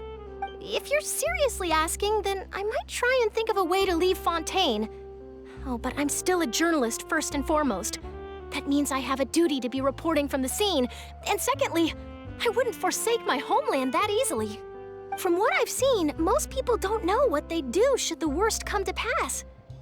In truth, it might be better just to behave like normal rather than worry over such an end. So in all likelihood, I'd probably still be prepping at the office for that interview of ours. I know what you're thinking. That sounds a bit sad, but I've always believed that it's best to do what you enjoy. Just think about it. If this nation really were to be suddenly destroyed tomorrow, but I still successfully finish an exclusive interview with a truly unique person, then the story I would wind up writing would truly be timeless. And then do you know what I'd do? Well, I'd write that story, send it for printing, and use messenger pigeons to get copies out to the various nations as soon as possible. I'm not a dreamer, nor am I a workaholic, but I do love my job, and I'd be proud of leaving such an article behind. I guess you could say that I was born to be a journalist. But anyway, that's my answer. And on that note, I'll get back to my preparations. That's so nice. All of a sudden, Paimon actually kinda envies her. Anyway, let's go and take a look at the sea, shall we?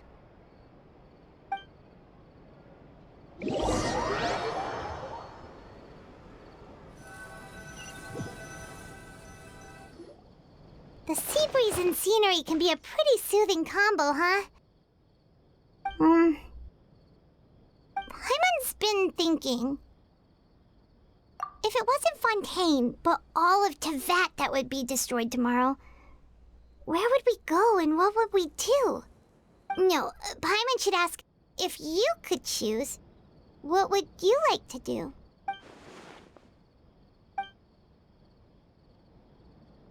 We've always been moving to the next destination, so we haven't spent much time thinking about these kinds of things. We didn't have to either, with us always being on the road and whatnot. You mean, still traveling?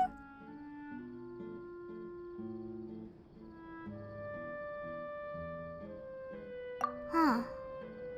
Wait, isn't that what we've always been doing?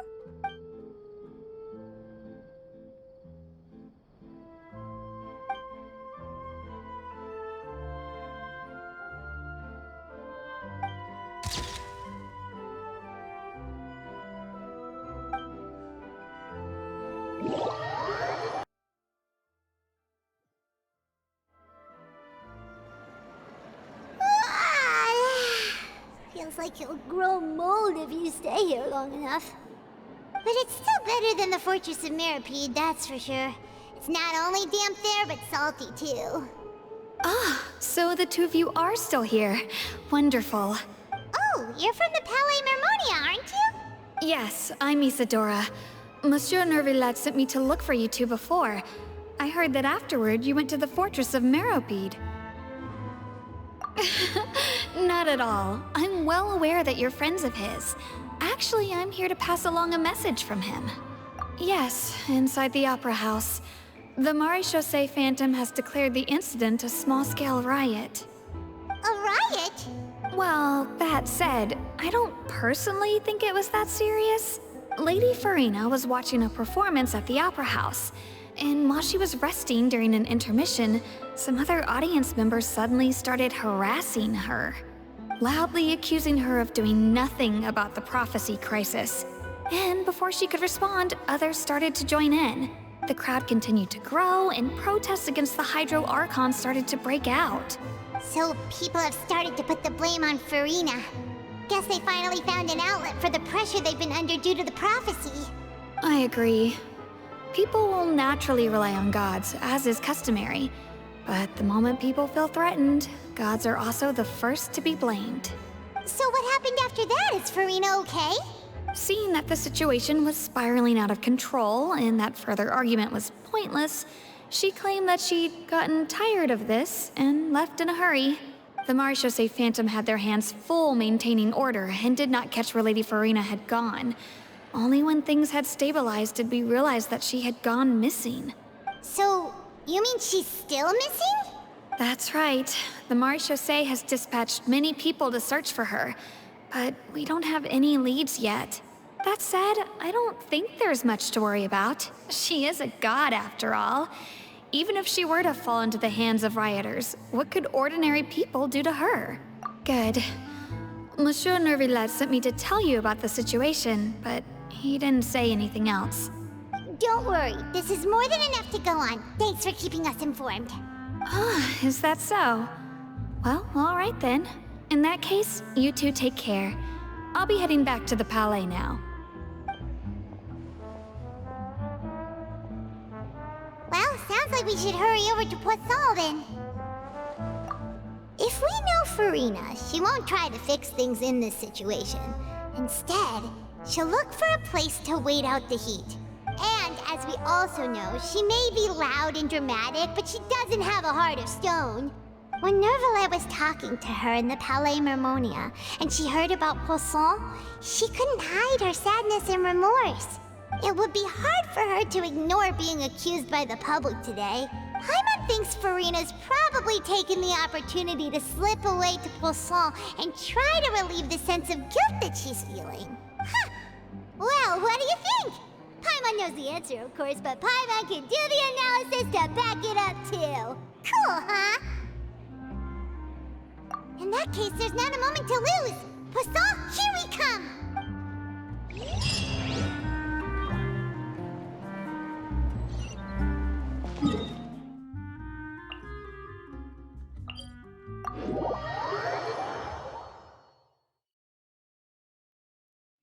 This place looks deserted. Guess all the survivors must have evacuated already. All that's left here are signs of devastation. Could Farina really be here? Let's try to find her as soon as possible.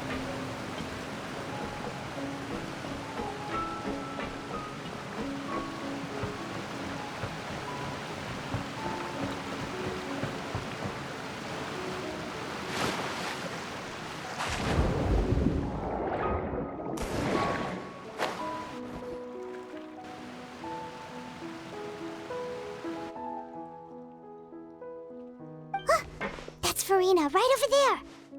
She really is here all on her own.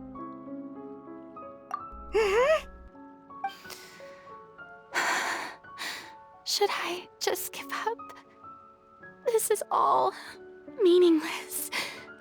What was meant to happen did happen after all. Everyone's dead. I'm sorry. I am so sorry. Give up, Farina. There's no point in holding out. I'm sorry. But what can I even do other than to repeat meaningless apologies over and over? Who's that? Don't worry, Farina. It's just us. So it is you, blonde traveler from another land. Why, I almost thought you were someone from that mob of my ignorant subjects, come to kneel and beg for my forgiveness. Farina, you were crying just now, weren't you? The tear stains on your face are obvious. What do you mean, tear stains? Oh, I remember. The show at the Opera House earlier this morning was so moving. I'm still trying to process it. Who did that uncivilized rabble think they were, disturbing my enjoyment of the arts? They even dared to tout their Archon. I must teach them a lesson. I can just imagine their twisted and frustrated faces once they realize that I'm nowhere to be found. Oh, and I'm sure Nouvellette and those people from the Maréchaussée Phantom are freaking out right next to them, too.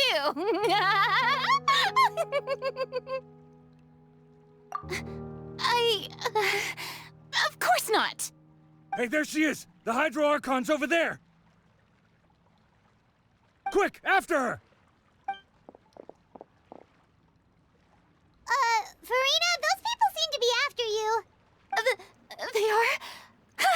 They're just some rabid fans who want to cut the line because they haven't been able to meet me in person, aren't they? That's against the rules. I can't let them get their way. Farina just ran off! Quick, we have to catch up with her!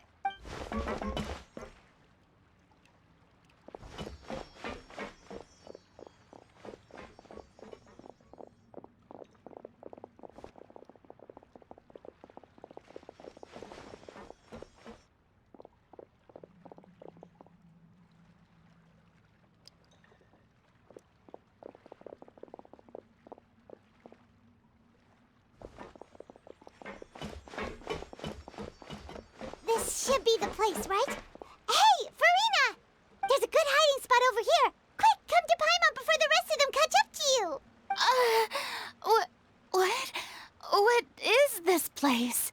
Hurry, they're almost here! Fine. I suppose haste is warranted. Lead the way.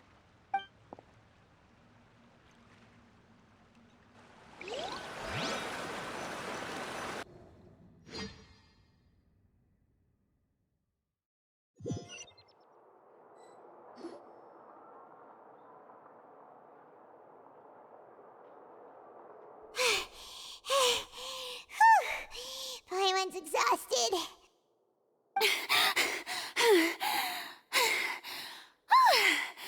I'm so tired. I totally thought they had caught me. No,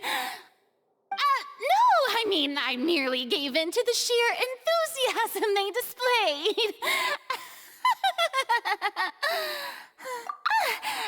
You're right. Yep, that's a good girl. What's happening? The ground's shaking. Is it an earthquake? Yeah, a quake of this kind preceded the flooding in Poisson, didn't it? It can't be. It's happening again. Well, there's no need to worry too much about that. Neuvillette made some emergency plans, so the evacuation should go a lot smoother this time. Yeah, I hope you're right. But the people of Poisson, they've already...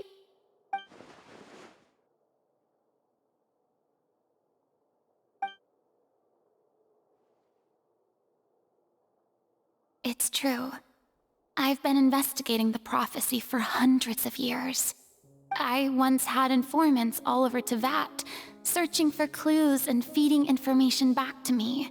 I've tried all kinds of ways, too, to hold back the sea. Anything to keep the coastline from advancing. But all my efforts proved to be futile in the end. Really, the truth has been clear to me for a very long time. We cannot make an enemy of the divine. No matter what we do, the will of the heavenly principles will have its way, and the prophecy shall be fulfilled. Give up. I do love the sound of that phrase. It would mean finally coming to terms with fate, but also for me to finally be free. Indeed, I've thought about giving up so many times, especially after we almost lost Poisson. Fate is really unreasonable, isn't it? It has no heart and obeys no rules. The prophecy has only just started to come true, and so many people have already lost their lives. But just now, it all became clear to me. I still don't have the right to come to terms with fate on behalf of everyone else. As long as the final moment hasn't come, it's still not too late. Don't worry. I will keep hope alive for everyone until the very end. Well, that's enough for now. I got the impulse to play the stricken maiden, but honestly, considering my rank and station, that wasn't a good fit at all. Don't take any of what I just said seriously. How could I possibly let Fontain fall to the whims of trivial prophecy? Come on! Paimon could have sworn you were actually being honest just now.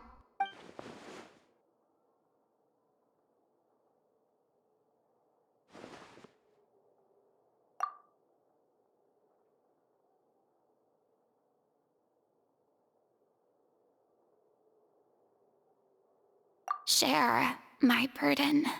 That's impossible. It was fated right from the start that this would be my duty alone.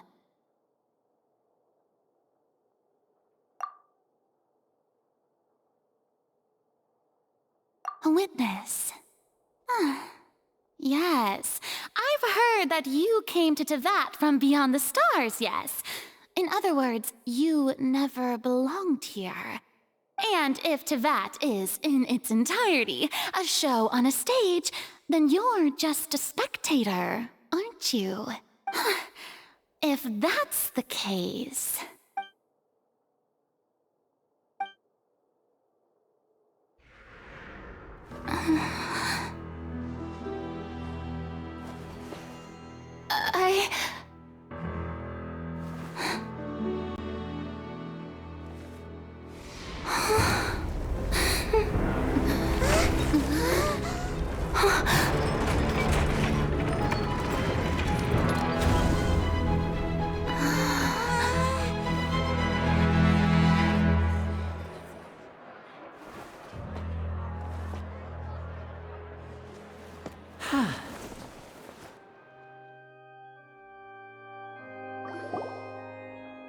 Ladies and gentlemen, this concludes my opening performance. Now, without further ado, we may proceed to the trial of our god. So this is what it is. Yes, you deserve praise for the effort you took to raise the dramatic stakes. Do not forget, however, that I am Focalor, the god of justice, the embodiment of justice itself. Does it not strike you as even the least bit absurd to bring the very concept of justice to trial?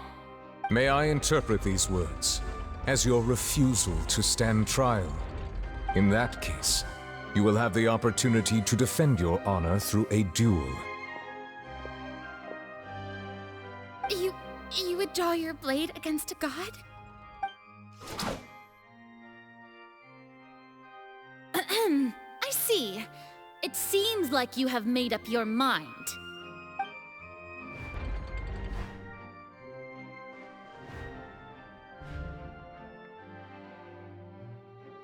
Paimon can't believe it. She just surrendered. What the heck is going on? Did I just see an Archon surrender to a human? Wow, how utterly humiliating. Lady Farina, what is the meaning of this? Shh! It would seem that there has been a misunderstanding. To be clear, the raising of both hands is not always an indication of surrender. Looking for excuses again, huh? I raised my hands just now to indicate my acceptance of the trial. No duel shall be necessary. I will admit that I've been running away for a long time. I'm sorry, everyone. I was unable to protect the people of Poisson. It is my duty to stand trial for my crimes. You are not the only ones to be disappointed in me. I, too, am exceedingly disappointed in myself. But now, it is time for the Hydro Archon to show you her courage and resolve. I, Farina, will use this trial to show the world the true meaning. This time, I will protect you. Applaud and rejoice. One of the most outrageous and fantastical arcs known to the opera epiclese is now unfolding before your eyes. Mark my words, this shall be one of the most exhilarating and brilliant shows ever to grace the stage of Fontain. The trial of the Hydro Archon, Focalor, will now begin! Woohoo! Oh, now we're making history! Why does it feel like Farina just took over the whole thing? Like, come on! Didn't she just get forced to stand trial for her crimes? Also, even though she's still acting super dramatic, she is taking this seriously this time, right? All right, then.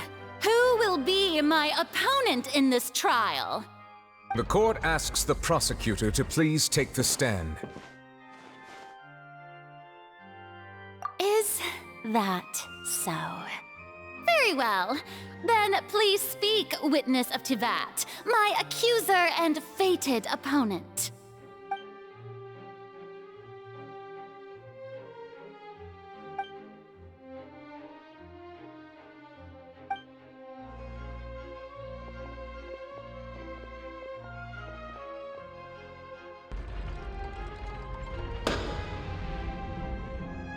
So, please allow me to ask, as a final question before the trial begins. Just how much work did you do to force me onto this stage? Well, we did do a lot of prep after the meeting that day. I can go over the tasks assigned to the Spina di Rosula, since they were rather straightforward and easy. Navia, the president of the Spina di Rosula. Most of the people who participated in the disturbance this morning were my subordinates. They changed into plain clothes and came to the Opera House as regular audience members, waiting for the perfect opportunity to incite insurrection against you. The people's resentment against their Archon has been building as more and more of the prophecy is fulfilled. A spark was all we needed to turn smoldering anger into a flame. Moreover, according to our understanding and analysis of you, when something like that occurred, you would likely flee the scene and head to Poisson by yourself. So, we arranged for a second group to lie in wait there.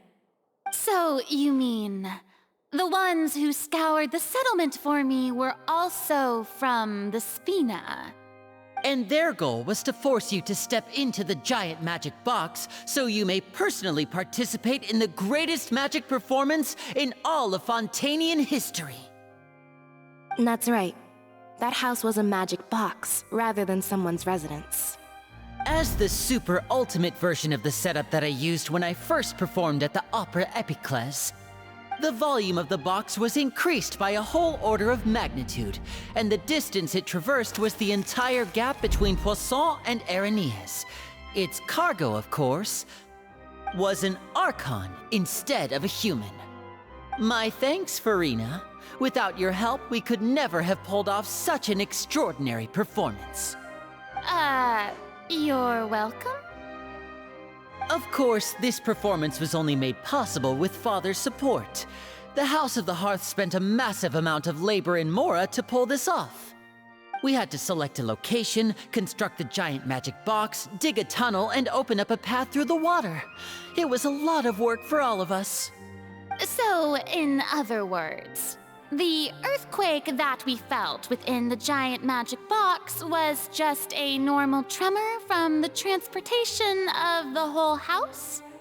That's right. It wasn't a sign of another disaster to come. Then, I can guess Nervilette and Cloran's parts. You gathered a crowd, prepared a stage, and made sure that the champion duelist would be immediately ready for a fight. Also that as soon as I appeared on the stage, the trial may commence without a hitch. Am I right? Yes, that is correct. Well, Clorand, I must commend you for your courage. Only the most outstanding champion duelist in all of Fontaine would accept a duel with an Archon without flinching. Thank you. As for you, Traveler, I suppose your role was to keep me distracted with conversation once you found me in Poisson. You'd make sure that I didn't notice anything amiss before revealing yourself as my prosecutor once we'd arrived onto the stage. Oh?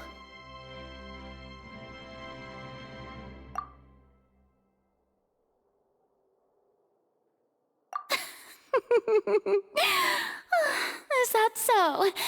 Then I suppose I must have missed my final chance. It's fine. It matters not.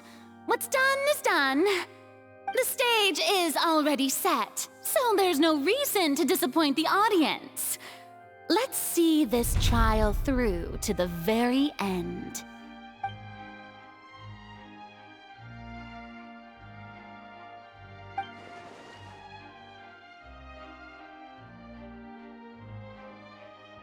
Madam Prosecutor, please allow me to pass this along. This is a document that Miss Charlotte applied for and received permission to share with you during the trial. According to her, it should speed up the proceedings. Huh? Charlotte wanted to give us something? Oh, so she's here too! Hey, Charlotte! Oh, let Paimon see. Isn't this the exclusive interview that she did with us before? So she's already finished it, huh? Wait, then that means this document is a perfect timeline of everything that's happened ever since we stepped foot in Fontaine. So in other words, we can refer to this anthology of evidence every time we want to use something from our journey as evidence for an argument. Let's quickly confirm the information in it. Just think of it as a refresher, alright? You defeated the Hydro Archon in the very first duels you took part in at the Opera House. That's one for the history books, all right.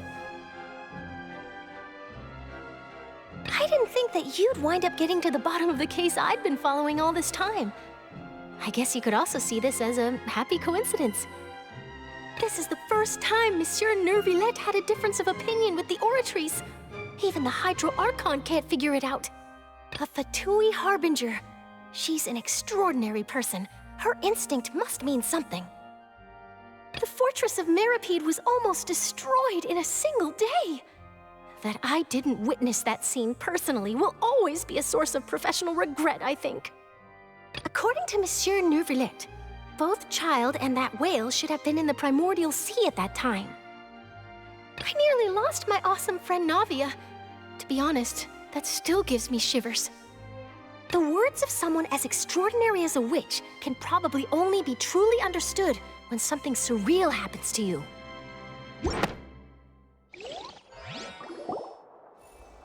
The prosecution and the defense are both in position. The trial shall now begin. Oh, come on, Neuvillette. There's no need to repeat all the unimportant legalese. Just fast forward to the part where the prosecution lays out my offenses. As the defendant and the lead actress of this performance, I still haven't even been informed of my supposed guilt in all of this. Of course, it is only natural for humans to struggle to understand the actions of a god. However, you will need more than that to convict me of a crime. That's true, but my charge here is unrelated to your conduct as an Archon. Instead, I would like to charge you as a fraud who's never been the Archon in the first place. Wait, what was that? Lady Farina's a fraud? Hey, I came here thinking that we were going to try the Hydro Archon for forsaking her duty, but did I hear that right? She's not our Archon at all? Charge accepted. Lady Farina, do you plead guilty to the charge?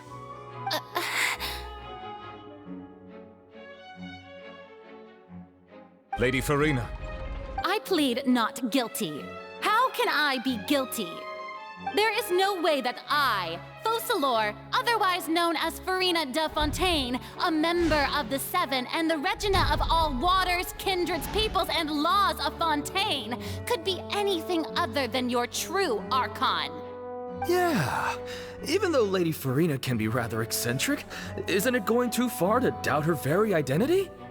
Yeah, I've never questioned her identity either. Sure, Lady Farina can be super irresponsible, but what grounds does that prosecutor have to make such a huge claim? I have cause to believe that common sense will prevail in this case. Many of the members of the audience have known me as the Hydro Archon ever since they were born. There would be no fooling their memory. See? Even the Oratrice has decided to show me its favor. Are you sure you want to commit to a charge that will never be upheld? If you wish to drop the case, I can promise you as the God of Justice that you will not have to face trial for making a false accusation. We will treat everything that's happened as a dramatic spectacle and move on with our lives. What do you say to that? An argument with near impossible odds, huh? We have to not only refute Farina's claims, but also overturn the long-held beliefs of the people. Well, I tried to give you the chance to surrender. If you must persist, then let me ask. If you believe I'm not the Archon, then what manner of being do you think I am? And If I was not the Archon, then how did I manage to live for over 500 years?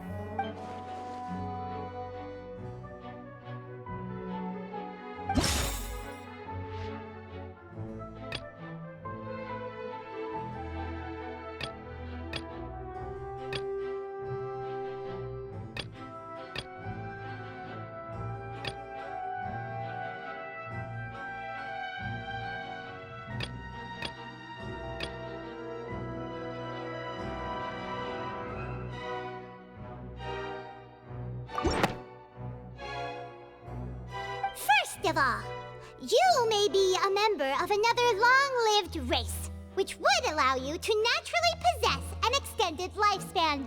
And second of all, even if that wasn't the case, there could be other ways to extend your life. Who gave you that idea? Was it the knave? You'd sink so low as to use a harbinger's words against me. A curse? I once thought it possible that the aura of an Archon might naturally resemble a type of curse. But in light of this claim, perhaps what I sensed was not your divinity, but a curse after all. You sensed it too, huh, Neverlet? Lady Farina is actually a human? Well, it is true that it's extremely difficult to tell humans and gods apart just by looking at them. It's not impossible.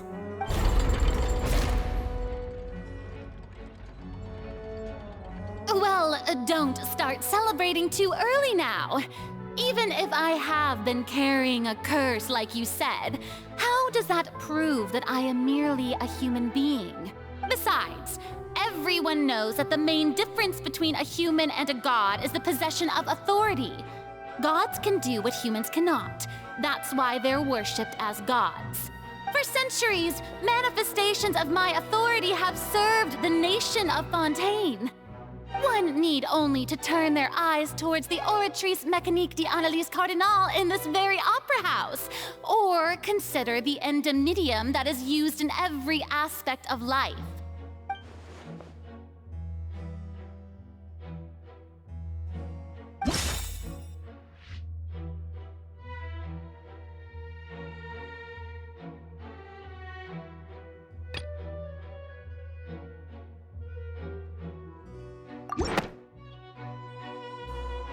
You tried to reference the Oratrice, but weren't you as confused as all the rest of us when the Oratrice declared Child to be guilty without any proof?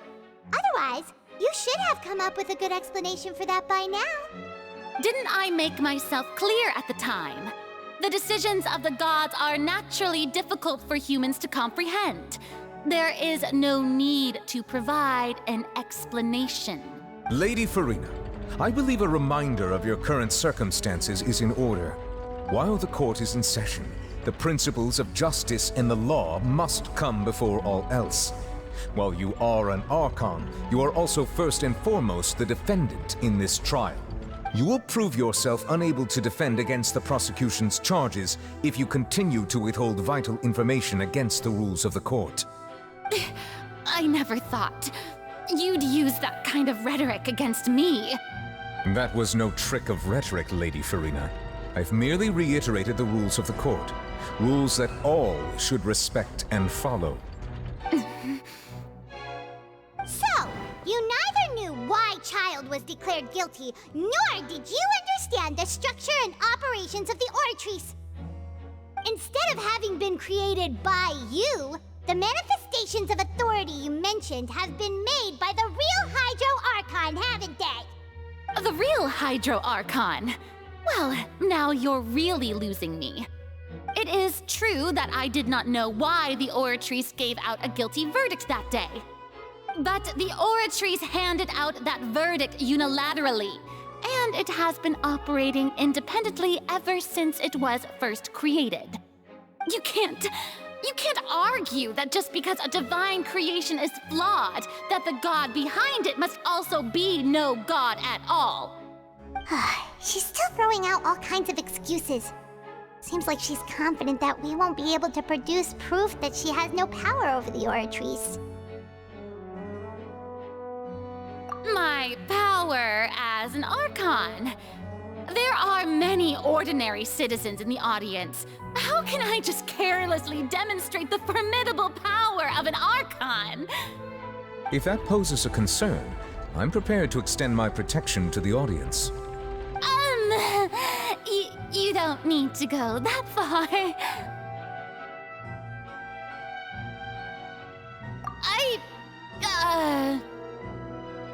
Aren't you the Hydro Archon? Or is it that you can't even wield the power of Hydro, much less the authority of a god? Indemnitium! Yes! It's all because of Indemnitium! All Archons derive their power from the faith of the people, and I've converted the people's faith in justice into Indemnitium! Thus did I give up all of my divine power to provide everyone with energy for their daily lives. Have you ever seen a more magnanimous god? Isn't that a huge stretch?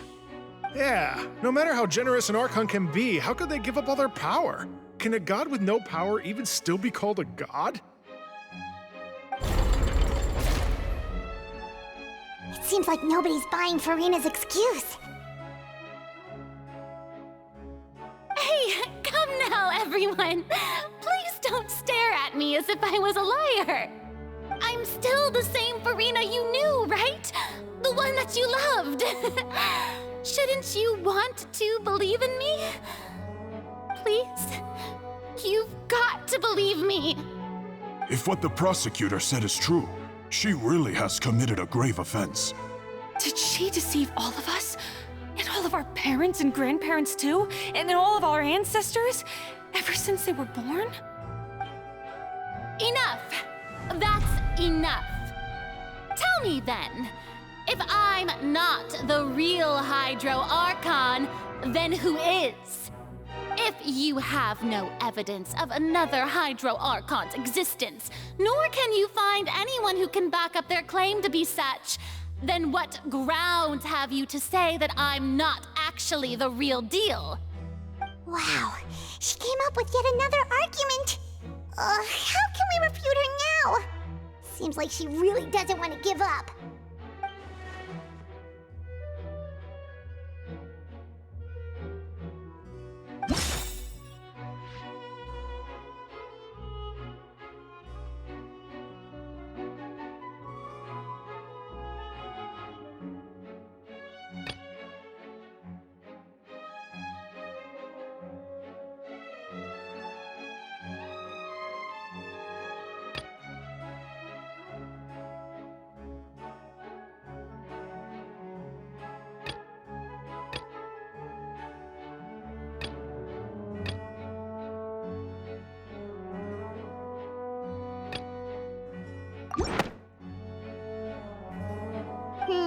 That doesn't sound right.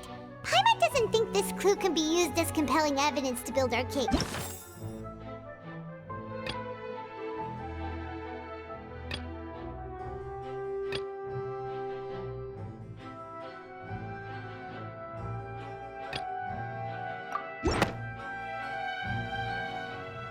It has been established that all Fontainians can dissolve in water from the primordial sea. And that means... Since you insist on claiming to be a god and not a human, then there's a method that you can use right here and now to eliminate all suspicions of you being the latter. Miss Navia, please apply to serve as a temporary attorney for the prosecution before addressing the court. Though you act in partnership with the prosecutor, you must still adhere to proper procedure. Super sorry, Monsieur Chief Justice.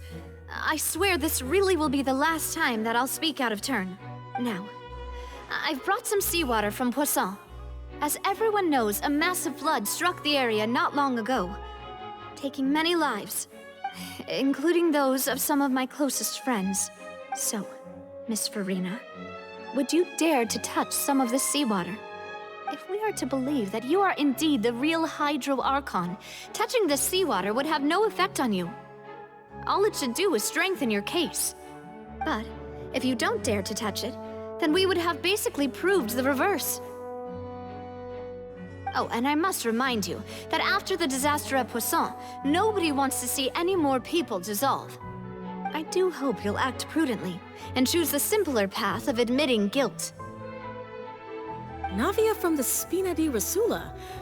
The Spina has governed Poisson for many years. I guess her suggestion is valid.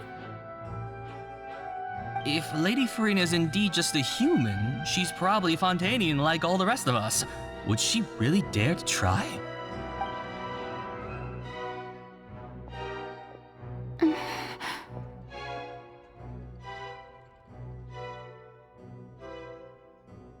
Lady Farina, this test has been unilaterally proposed by the prosecution. As it falls outside the realm of standard court proceedings, you possess the right to decline participation. Well, of course he had to tell her that. But refusing to participate is basically the same as a confession of guilt. She's just staring at the water without saying a single word. It really does seem like she's quite terrified of it. That could only mean... What's going on? Is she really planning to... that's not what we thought she would... Due to the inherent risk of the test, Lady Farina, you may... What? Hey!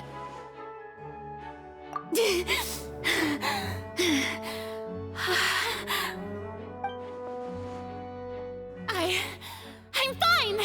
Look at me, everyone! My hand is still here! I haven't been dissolved! Will you believe me now? I really am your Archon! I'm nothing like a normal human who would fall apart as soon as they touch this water! Really? Was this not the most obvious thing in the world? Miss Siegewien? If you're present, Miss Siegewien, please come forward and attend to the defendant. Siegewien? Don't be nervous. It'll just take a few seconds. Let me see. That should be enough. Please announce the results of your evaluation to the court, Miss Siegewien. As everyone doubtlessly saw, Miss Farina was displaying symptoms of hyperventilation and flushed skin. These indicate that she was experiencing the adverse effects of exposure to primordial seawater. The extent to which she was affected is the same as other humans when exposed to primordial seawater of a similar concentration. Thank you, Miss Siegewien. Lady Farina, you may return to the defendant's stand. Oh, wait. What did she just say? I didn't get dissolved! Shouldn't that be enough to prove my innocence? Well, considering your tendency to run from your problems, we did originally prepare a direct sample of the seawater around Poisson. However, after extensive discussion, we exchanged it for a sample that is not concentrated enough to dissolve an actual human. After all, on the off chance that something entirely unexpected might occur, we don't want anyone else to lose their life to the sea. Yeah, so out of regard for Farina's life, you secured a low-concentration sample and asked the head nurse to serve as an expert witness. It's a great thing that the direct sample wasn't actually used. Farina could have... I can't believe... you...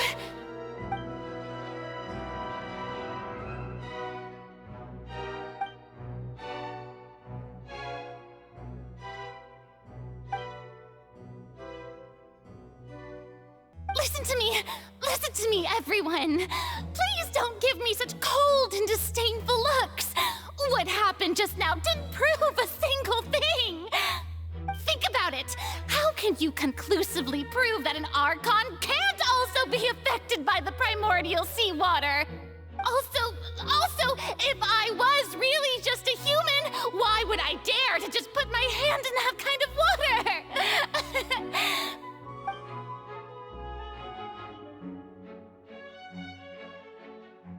Please, anyone, just listen to me! I swear, I really am your Archon!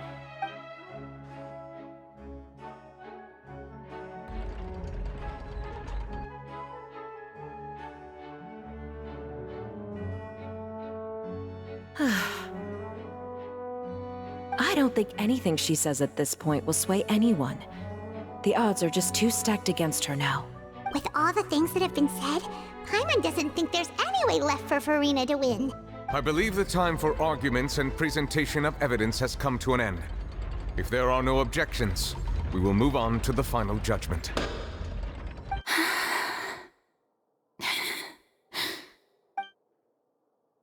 I don't think anything she says at this point will sway her. She's just too stacked against her now.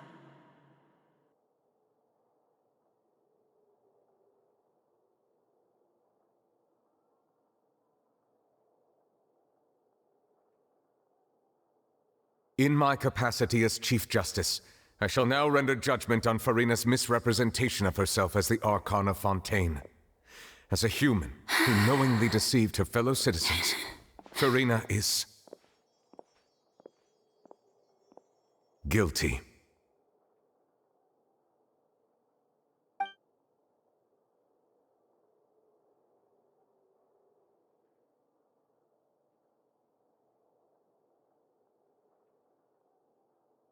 We shall now turn to the Oratrice Mécanique d'Analyse Cardinale to render the final verdict on the charges.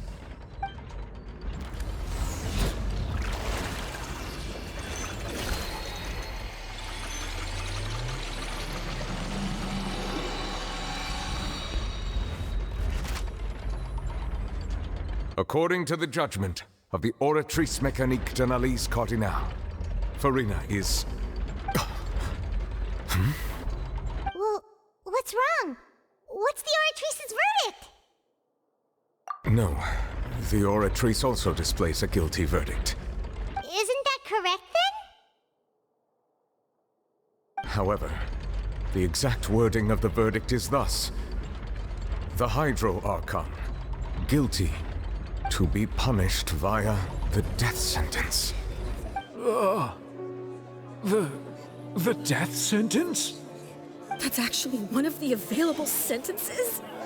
I've always thought that it was just a myth. The one and only time the death sentence has been handed out at the court, and it's been given to the very person we've worshipped as the god of justice? What an unexpected twist. Furina's been sentenced to death by the Oratrice?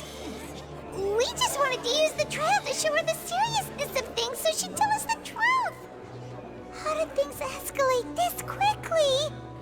This outcome is indeed quite strange.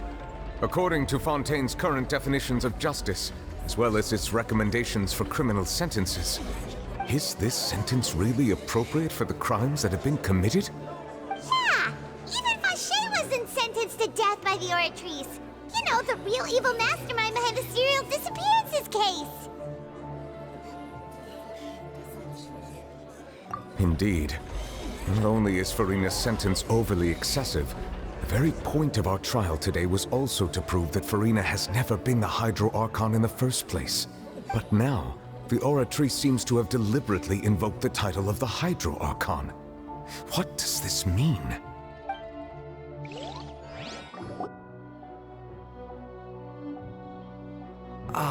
Excuse me, if I may interrupt. Is the trial still going? Fremine! You finally made it. I assume this means you've completed your mission? Mm-hmm. Any mission Father assigns to me will always be top priority.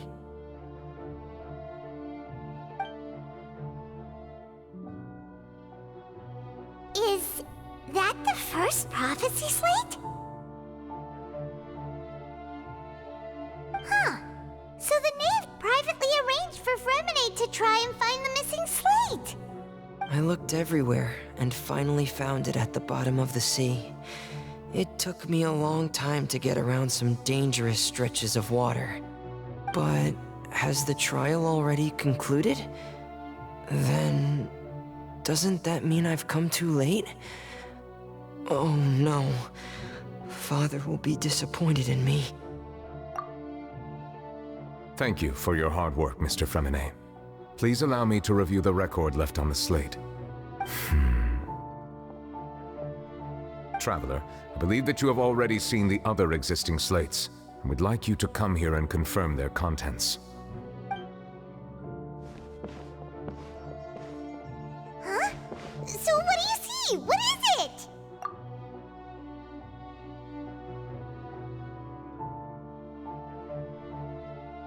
I believe I've now made sense of the Hydro Archon's crime. It has to do with Fontaine's lost history. Huh? Isn't the Hydro Archon just guilty of deceiving her people? Oh, wait, no, that's Farina, and we've already proven that she's not the Hydro Archon. So when you say Hydro Archon, do you mean the real Hydro Archon we've been kinda talking about? In truth, everything that you've encountered in Fontaine up until this point can be traced back to the contents of these stone slates. However, I'm uncertain as to how much sense they currently make to you. Okay, let's try to recall the contents of the other 3 stone slates. Paimon will do her best to help you remember.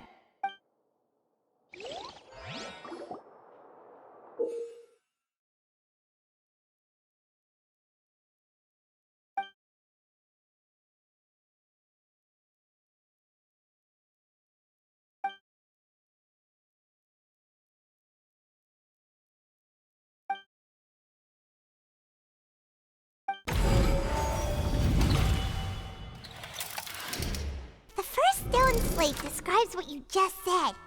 It seems to show the previous Hydro Archon using her divine power, and then the Oceanids turn into humans. Does that mean that Fontainians are transformed Oceanids? Oh, Paimon wasn't expecting that.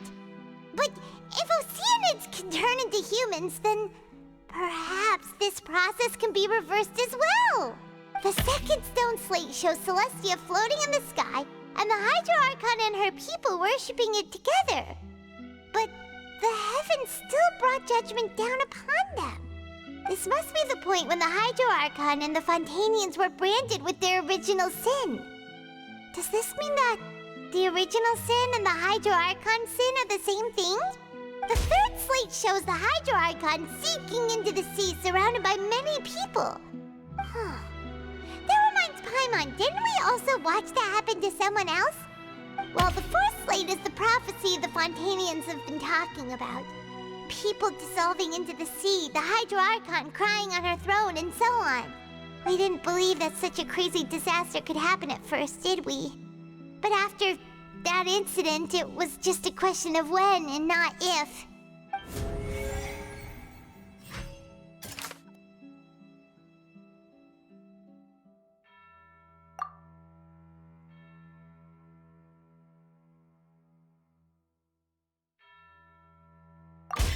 We know from the case of the serial disappearances of young women that Fontainians can be dissolved in primordial seawater. And the first stone slate tells us that long ago, the Hydro Archon used her power to turn Oceanids into humans. This might be the reason that Fontainians can dissolve.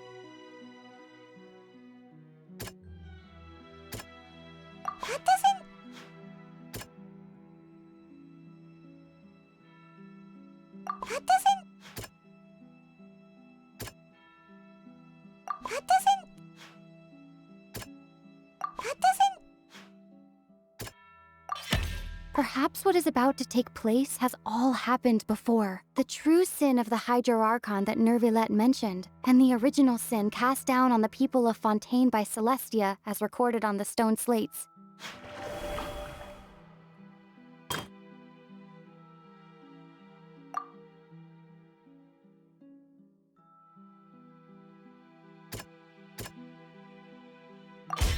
It's not as simple as falling into the sea. When Navia fell into the sea, her consciousness was subjected to judgment. The stone slates show the people gathered around the Hydro Archon in the sea.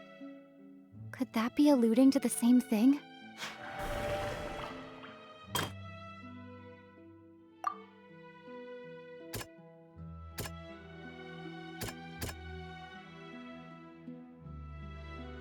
That doesn't... The prophecy from the stone slates found its way into society, but not many people believed it at first. The fortress of Meropide was nearly flooded with primordial seawater, which we know can cause Fontainians to dissolve. It seems increasingly likely that the prophecy may come true. If we hadn't dealt with it in time, things could have gone very badly. They'll dissolve into the primordial sea but won't cease to exist. Their essence will flow in the seawater, converge, and take the form of an Oceanid. The Hydro Archon was sentenced to death in court, shocking everyone present. Perhaps this means that her sin was actually Fontaine's original sin. Navia fell into the water inside those ruins, and she nearly dissolved. She was surrounded by the people of Poisson in a court within her consciousness, and was forced to take part in a trial meant to make her stay. The eruption of the primordial sea at the fortress of Meropide was the surest sign that the prophecy was about to come to pass no matter what. The prophecy's contents can all be verified by recent events. If we combine what we know together, loads of truths should come to light.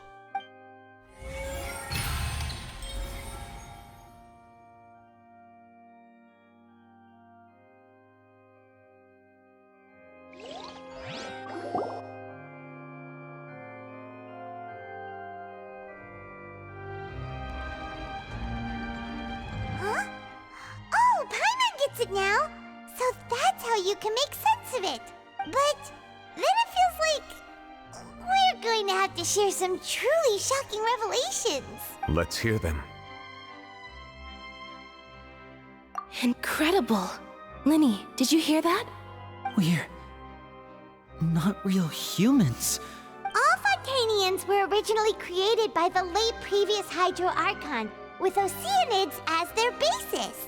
The evidence for that can be found in how only Fontainians could dissolve in primordial seawater, and how all the girls Vacher dissolved were also turned into Oceanids.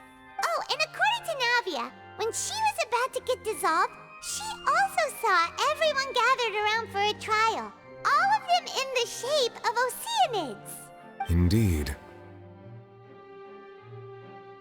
Yeah, and it follows from the content of the first slate that she probably angered Celestia by creating humans without prior permission. That could also explain why the Oratrice judged the Hydro Archon to be guilty. It's to account for that ancient sin.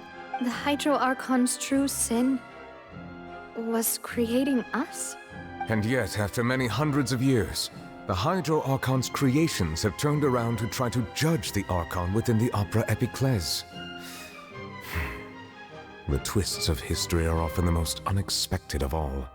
Yeah, isn't the image here just like when Navia fell into the sea? So wouldn't it be trying to show the image of the Hydro Archon also falling into the sea once the prophecy has been fulfilled in the fourth slate? In the end, the people will all be dissolved into the waters, and only the Hydro Archon will remain weeping on her throne. Only then will the sins of the people of Fontaine be washed away. Did Paimon get all that right?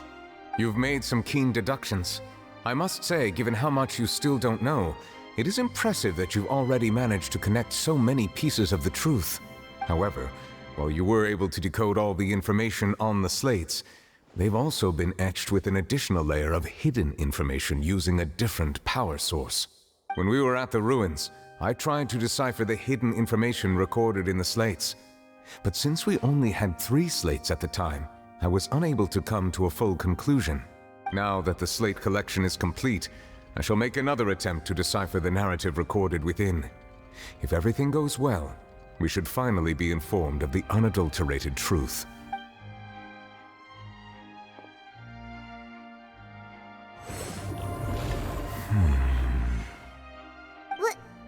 Well? Did you get it? I believe I should share this truth not only with you, but with all the people of Fontaine as well. I will try to briefly summarize it for you. Your hypotheses regarding the origin of Fontainians and the sin of the Hydro Archon were both correct. In the Fontaine of old, The previous Hydro Archon sensed the yearning of her Oceanid familiars for life on land.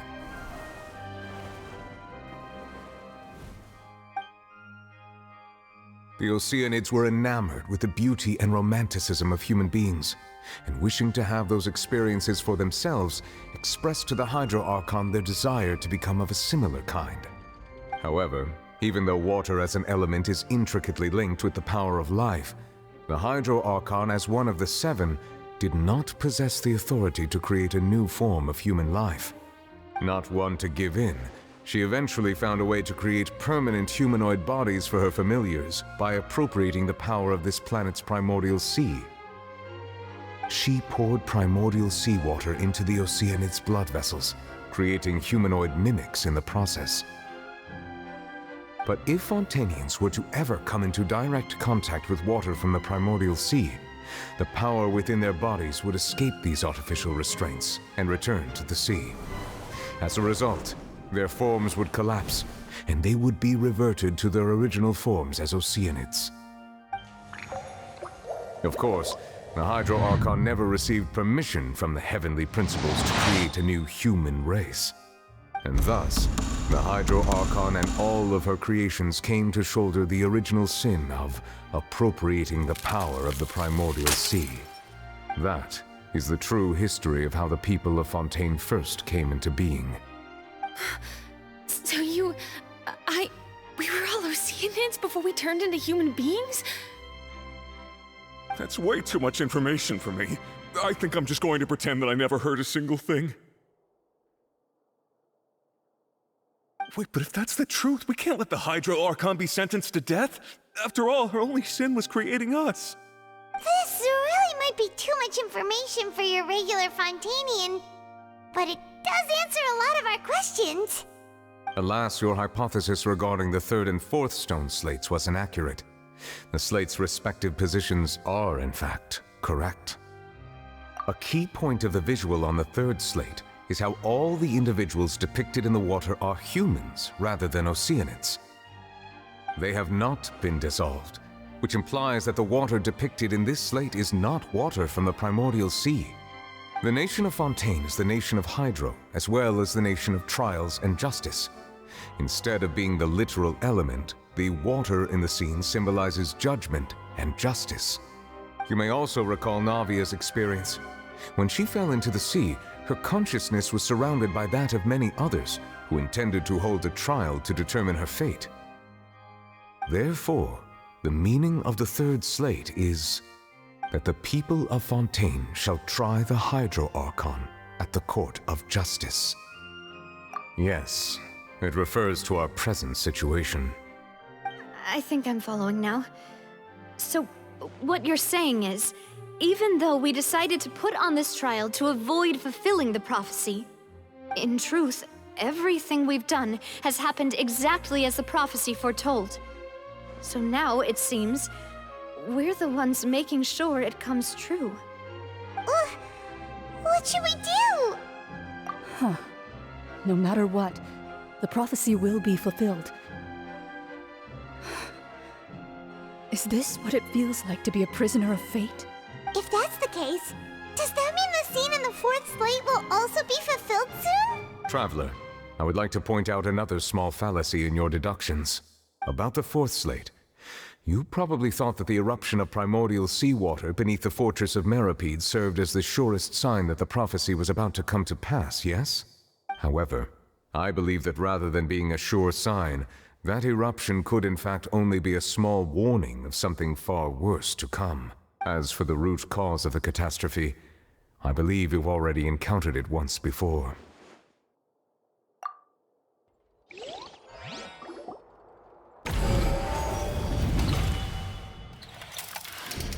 This eruption was just a small warning of the things to come.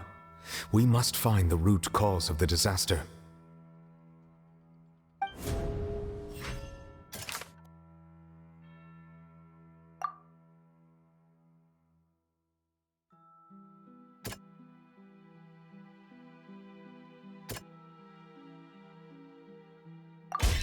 It was both dream and reality.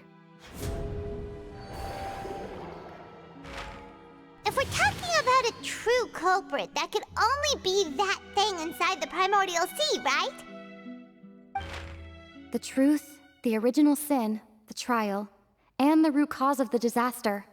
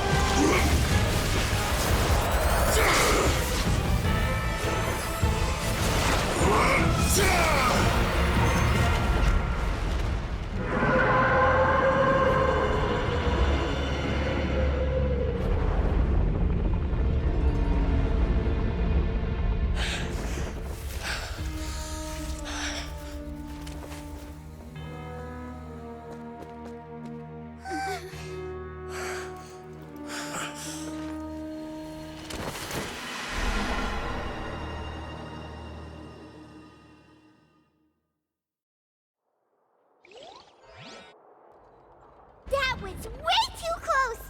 How did that thing just burst into the Opera House? Wait, was that the huge whale you saw in your dream? So we've met it at last. I understand very well why it has chosen to make an appearance here. That whale does not belong to Tevat. It is a monster that has traversed the stars, weeping all the while. It has been greedily consuming the energy from the planet's primordial sea, using it to grow.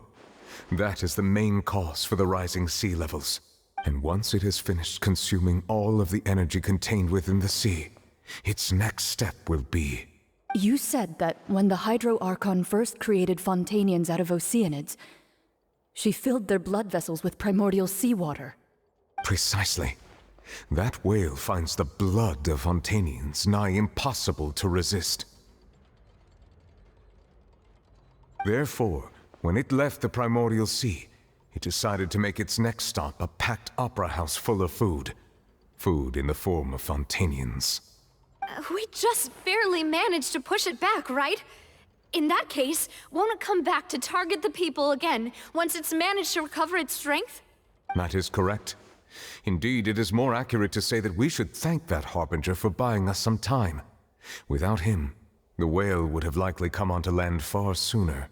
From the way he looked, he must have been fighting the creature for quite a long time. That battle maniac. We've always known that he had a special connection with that whale, but we definitely didn't expect it to help us out like this. Anyway, now that we know that this whale is the actual cause of the disaster recorded in the prophecy, all we need to do to stop the prophecy would be to find a way to beat it up, right? It is too late. It had already absorbed too much of the primordial sea's energy before we could notice it. At this point, it has become practically integrated with the sea itself. Even if the entirety of Tevat were to be destroyed, it could still survive and swim off towards some other world. That's not something I will accept. We've already done everything we can, and we even found the true culprit. We've come so far. You can't just tell me that the last hurdle is some impossible foe. That's just not fair.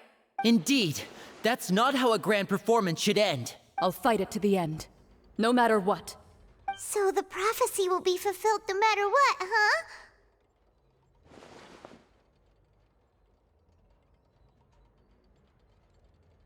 The prophecy. Yes, what has been prophesied will be fulfilled. You may view such things as the history of the future.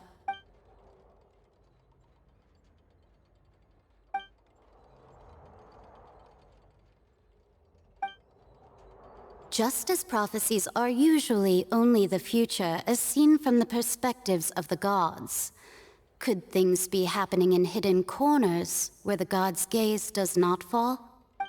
Ultimately, fate shall serve as your only guide, no matter what will happen in Tevat's future. All you need to do is to play your part.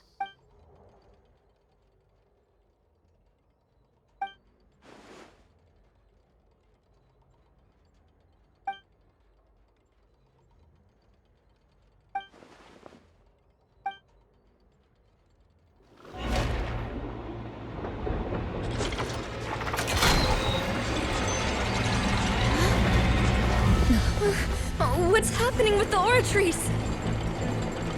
I believe it is preparing to carry out the death sentence.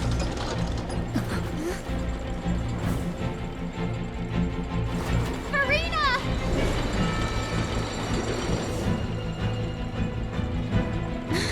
No, I still need answers.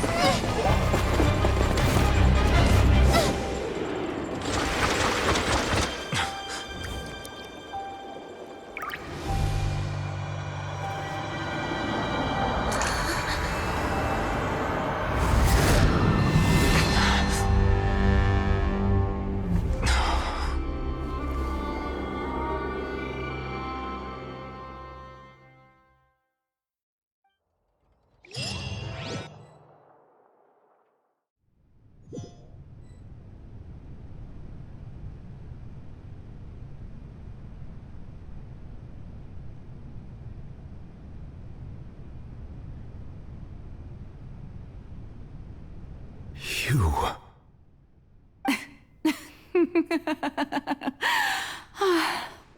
Sorry. That shocked expression on your face is just too amusing. I couldn't help myself. You are not Furina. Who are you? The sweet sound of bewilderment. Marvelous. A sure sign that my attempt to deceive everyone was a resounding success. But to answer your question, I am Focalor. You know, the god. Focalor? Why did you deceive us? Oh, that wasn't my goal, of course. Goodness, no. But I had to fool everyone else too, if I was to stand any chance of deceiving the heavenly principles. Deceiving the heavenly principles? It's all because of that pernicious prophecy. Dreadful, wasn't it? Everyone doomed to dissolve. Fontain condemned to be flooded. One was not amused. In fact, one was positively bemused when that problem was thrust upon me by my dearest predecessor. That's the former Hydro Archon Egeria, for the uninitiated. It hardly gets more disastrous than a preordained national catastrophe, now does it? She knew full well that the prophecy would surely come to pass. And as one of the seven, she also knew full well that one defies the heavenly principles at one's peril. So yes, as you have no doubt surmised, it was a rather impossible situation that I found myself in. I spent a terribly long time mulling it over, alone on the ocean floor. And I was almost growing barnacles by the time I finally realized there was only one possible solution to this confounding conundrum.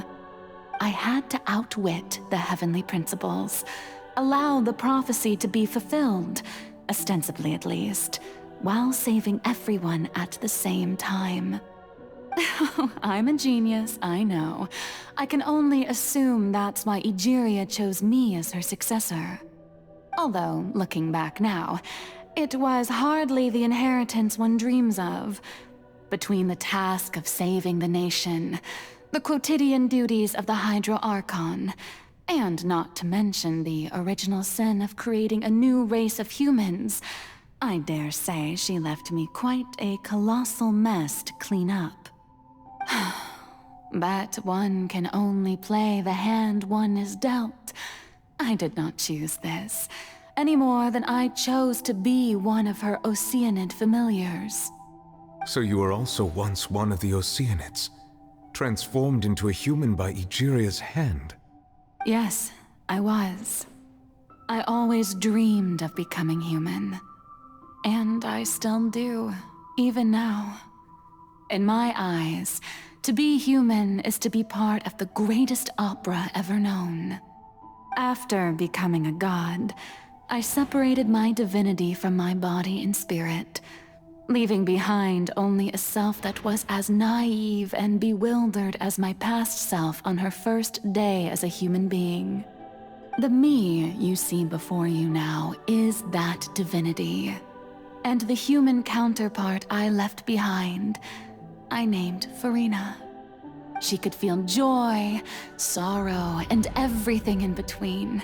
She could be as vain and conceited, or as meek and vulnerable as she wished. Her strengths were of a kind only a human could possess, as were her shortcomings. But in my eyes, Furina's humanity was what made her perfect. She was perfectly human in every way. The person I always wanted to be. Anyway, so then I cursed her. All part of the plan, of course. The plan to deceive the heavenly principles. Do you still remember the final scene of the prophecy? The Hydra Archon alone, weeping on her throne. In order that the prophecy might appear fulfilled, I invited Furina to be an actress, to play the part of the Hydro Archon in the prophecy. Under the curse I placed on her, so long as I, Focalor's divinity, continued to exist, she could not die. But nor was she free to live her life in the pursuit of happiness. Instead, she was forced to take the stage in the opera house, to embrace the role of leading lady, to forever play the part of the god from the prophecy, all to create a deceitful appearance of that prophecy coming to pass. I suppose now you probably understand why your court is called the Opera Epiclese. But Furina is only human, isn't she? Even though she has had a long life, her mind is no stronger than that of any other ordinary human being. I cannot begin to fathom what she has had to endure. It must have been torture for her. It has indeed. And although she is, in a sense, me in human form, I most definitely owe her an apology for it.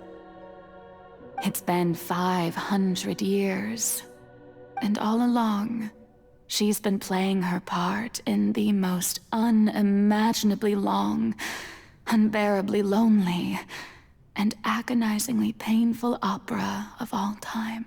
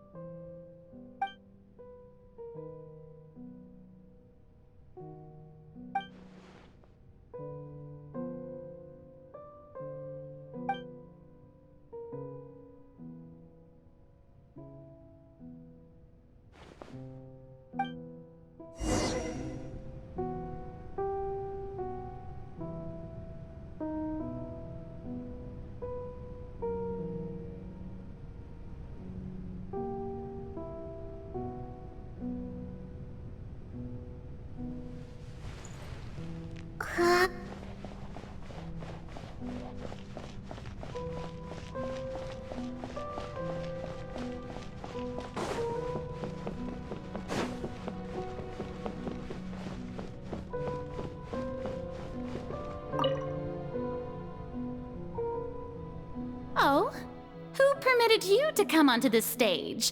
Now, I understand your admiration for my august self, but I must ask you to keep to the rules. All right. It is not my intent to reprimand you. There is no need to state your name. Just be off with you. Do not distract me from my performance. Oh, do not jest. Can you not feel it? I am Focalor. The eyes of countless Fontainians are upon me. I must, at all times, display the utmost elegance and nobility.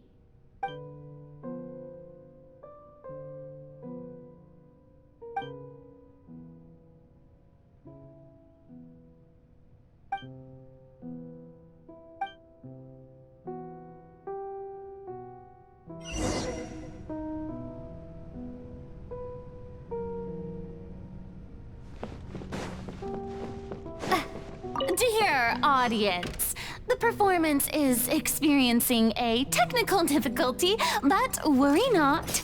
The guards shall resolve it soon enough.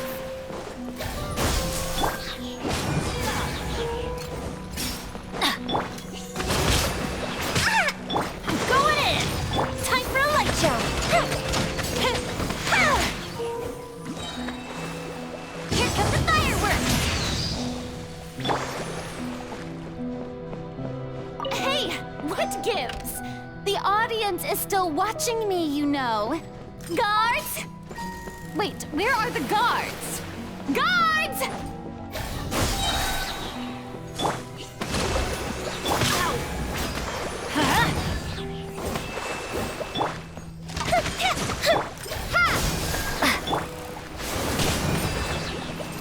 Everybody stand! The fuse is lit!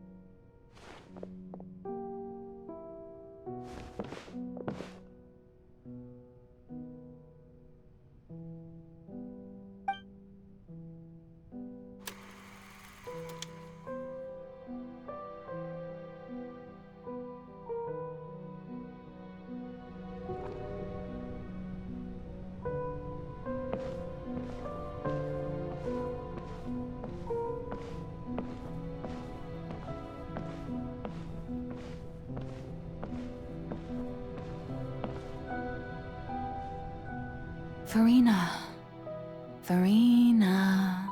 Huh? Who's that? Who's calling me? Where are you? Be not nervous. Be not afraid.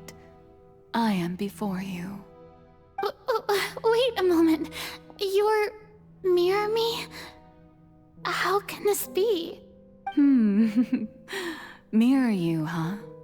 You know what? That's not bad. Let's go with that. Mirror me? What do you wish to say? The prophecy. Have you heard of it? What prophecy? Wait. I know. I think. I don't know why, but it's in my head somehow. The people will all be dissolved into the waters, and only the Hydro Archon will remain, weeping on her throne. Only then will the sins of the people of Fontain be washed away. Oh, very good. You know it well. What's going on? I can't seem to remember anything clearly. The only thing I know for sure is this prophecy. Will it really come to pass?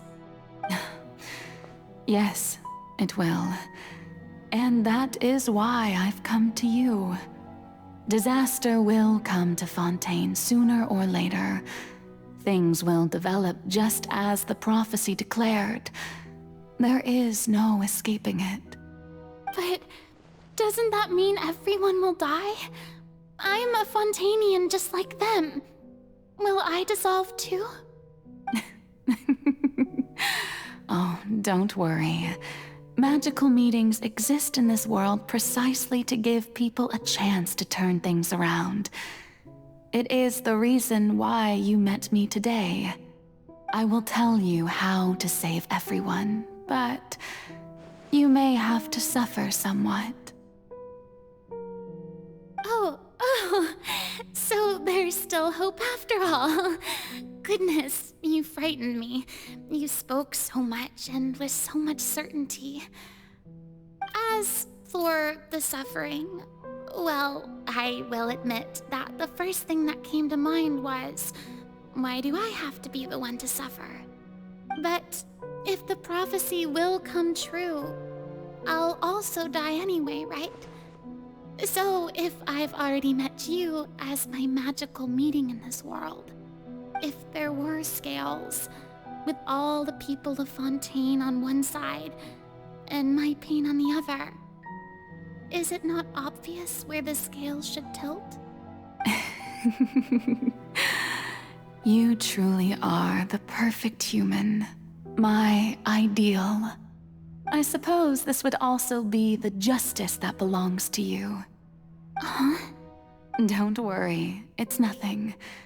Listen well. Fontaine has just lost its Hydro Archon. I need you to play a role, that of the new Archon. Play as a god? That's right. You must begin a never-ending masquerade. You must never let anyone suspect your identity. If you can keep it up, then I shall have my way of defying this prophecy. But should your identity be revealed, then all hope will be lost. But how will I do this? A human assuming the role of a god without being exposed? Don't worry. What you must do is not to turn yourself into a real god. You simply need to play the role of a god as humans imagine them to be.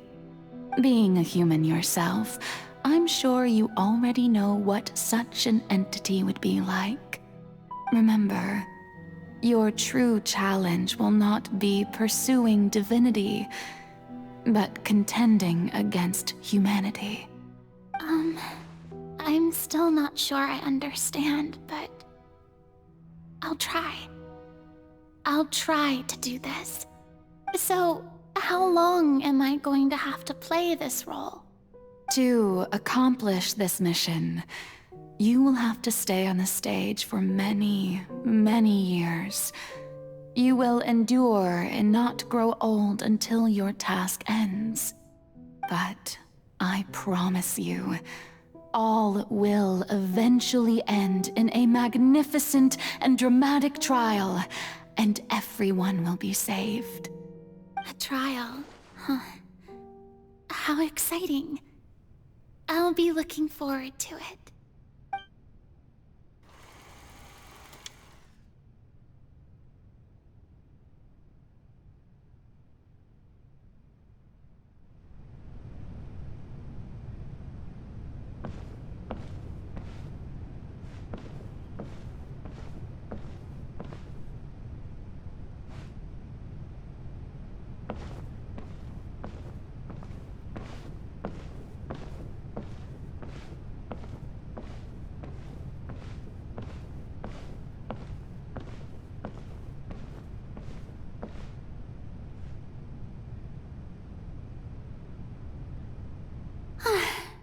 The Maison Cardinalise has announced my accession, but this is my first time facing the people.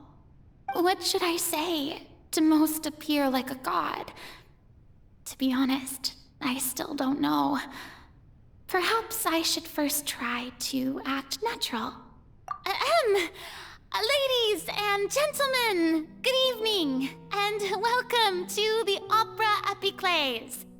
I'm sure you've all heard about how I have taken on the role of Hydro Archon. Indeed, I am Farina de Fontain, your new Archon. In truth, I know little about becoming a nation's new god, but it will be my honor to guide you all. As the god Focalor, the god of justice, I shall do all within my power to lead you into an age of fairness and justice. Once again, thank you all for coming. If you should have any questions or suggestions, please send them to the Maison Cardinalise. The future of Fontaine will require us to work together, after all. This should do it. I thought I might stammer, but thankfully, I was able to convey my thoughts just fine. Okay, and next. That's the new Hydro Archon. Is this some kind of joke by the Maison? I would have thought that a being that surpasses humanity would be a bit more assertive. Hey, did you hear that? She even told us to send her suggestions there at the end. Shouldn't gods be all-powerful? She's being so modest. What's the difference between her and an ordinary person, then? If you ask me, perhaps the succession didn't actually happen. She might just be a Maison back puppet. Wait, what's going on? Why is everyone suspecting me of being a fake? Oh, this is bad. If I get exposed here, there'll be no saving the people from the prophecy. Right. Mirmi said that I just need to play the role of a god as humans imagine them to be. Calm down, Farina. Think. What do the people want?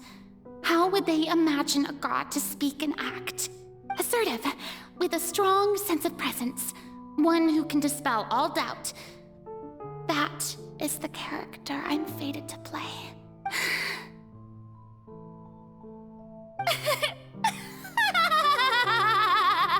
Oh, very good, my people. Only ones such as you are deserving of my rule. Now, I was wondering if some weak puppet were to one day come onto the stage and claim ownership of this opera house, would the children of Fontaine follow them? Well, it seems that you would all see right through them. Having passed my test, you are qualified to witness wondrous trials alongside my august self, here in this opera house. You may consider my previous act a door gift of sorts. I thought it was a debut that suited the atmosphere. Now then, let us be reintroduced. Ah, so that was just a performance. How could I have forgotten that we were inside an opera house? Her personality.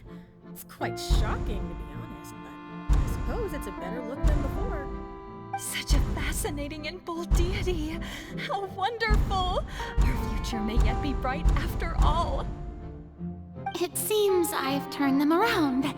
Best follow this flow and restart my accession speech. My dear people, whether you acknowledge me or not, whether you trust me or nay, I say to you, keep faith in your ardor for justice. We have heard it said that this nation's sins can no longer be washed away. Well, I say that justice is most fragrant when it blooms amid sin. The scales of justice should not weigh heavy in the hands of its god.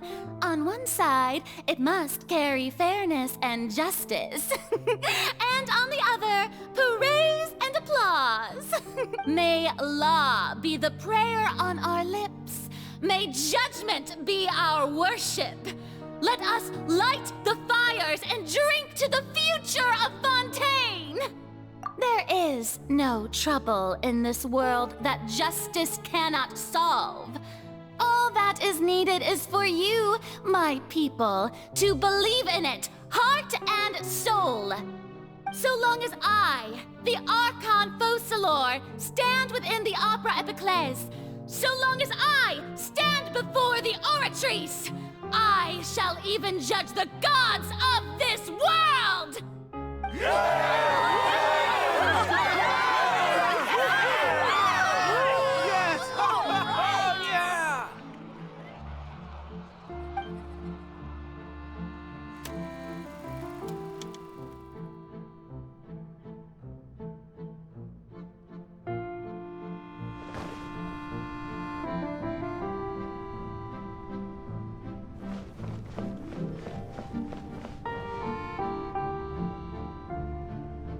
Lady Farina, here are today's case reports, as well as a summary of the follow-up for your perusal. Come now. Was I not just at the Opera House in person? Leave these kinds of things to Neuvillette. Besides, none of these trials were the one that I'm looking forward to the most. If I may be so impertinent, what kind of trial are you truly looking forward to? A magnificent, dramatic, and wondrous trial. A trial to end all things. How could you hope to understand? That's true. I fear I lack the ability to grasp your divine thought, Lady Archon. No need for fright, and do not take what I said before too seriously. Go now, do your duties. The trial I await. It will come one day.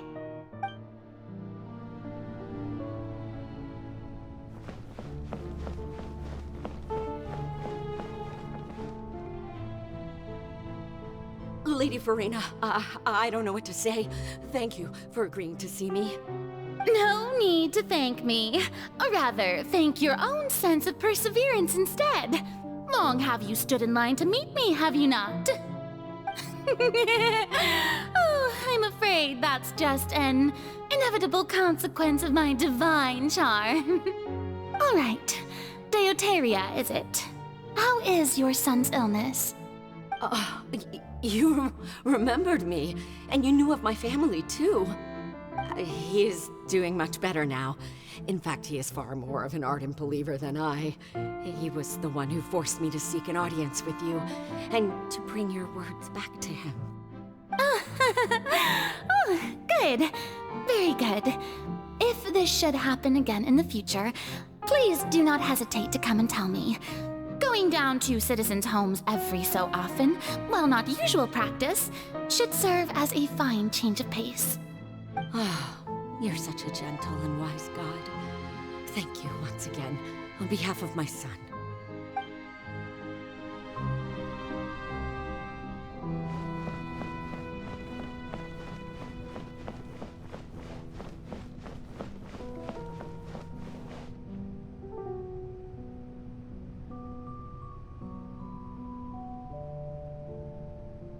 Lady Farina, here are the latest hydrological reports. As for the specific parameters you asked to take note of, I'm afraid things still don't look good. I see. It's as I thought then. As your god, I did already expect this, but I wanted to see how far your human wisdom would allow you to analyze it. All manner of signs indicate that the prophecy will still come to pass. Forget it. That's not something you need to worry about right now. Well, as I understand it, the Fontain Research Institute is also trying to find a way to counter the rising water levels. Really? Have they found anything? I'm afraid that they haven't found any effective solution thus far. Oh, is that so? Well, no wonder. This issue has reached the realm of the gods, after all. Still, their spirit is praiseworthy.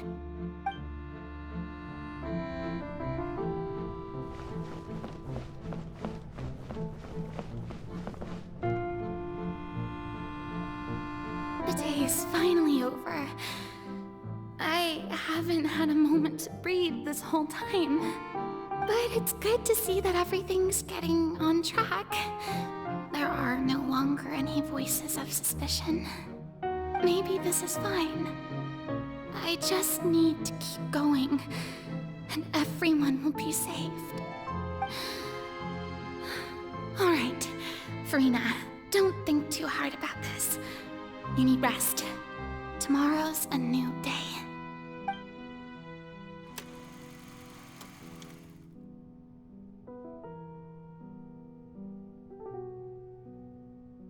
Lady Farina, here are the new trial reports for the latest cases, as well as a summary of the follow-up. There'll be no need for that. I've seen them already. There's no need to go back over scenes I've witnessed in person before. Lady Farina, I've waited so long for this chance to see you in this manner. Indeed, my dear, loyal citizen. This joyous moment is an honor for us both. Lady Farina, we're detecting significant hydrological anomalies near Poisson. Understood. Keep monitoring. Keep me informed should anything come up at the Institute.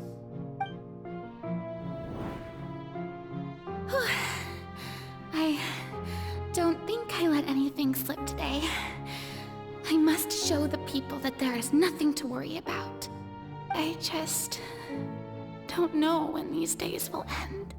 I feel utterly exhausted. Best to rest early today, too.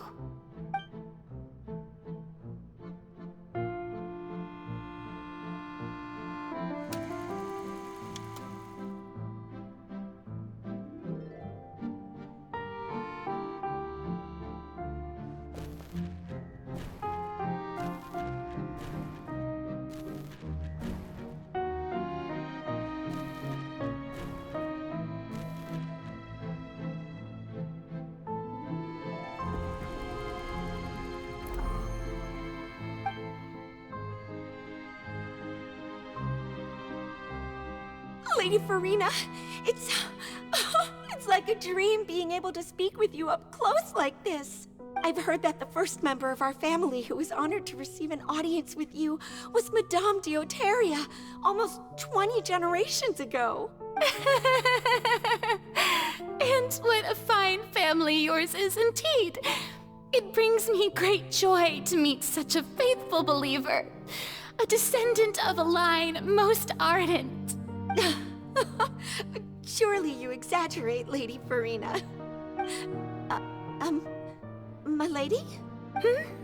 What is it, good citizen? Are you crying? Oh, really now? I didn't even notice. This must be the overflow of hydro from my person. Well, can't quite help being the god whose dominion is the waters, can I? No wonder. No wonder. A manifestation of your power, then.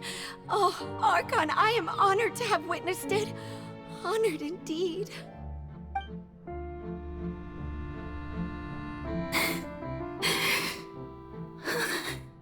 So interminable.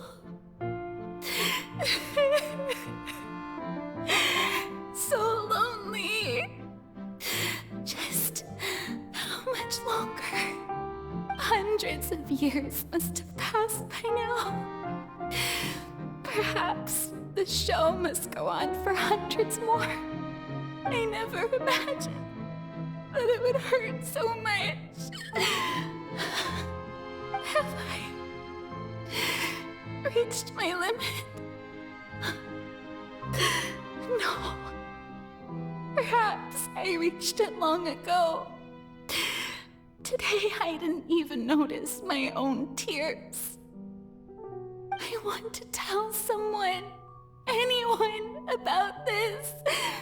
But would that not destroy all I've done so far? I've conducted so many investigations across the centuries, but there's not even a sliver of hope that we might break the prophecy. All I can do is keep heart. I must maintain this act. It is the only way to save Fontaine. Please, mirror me. You have to succeed.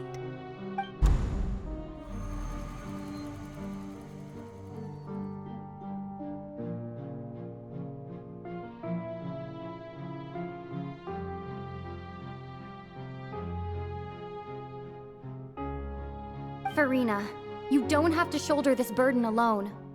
Although I don't know what you might be keeping from everyone, your people are more than willing to share your burden with you.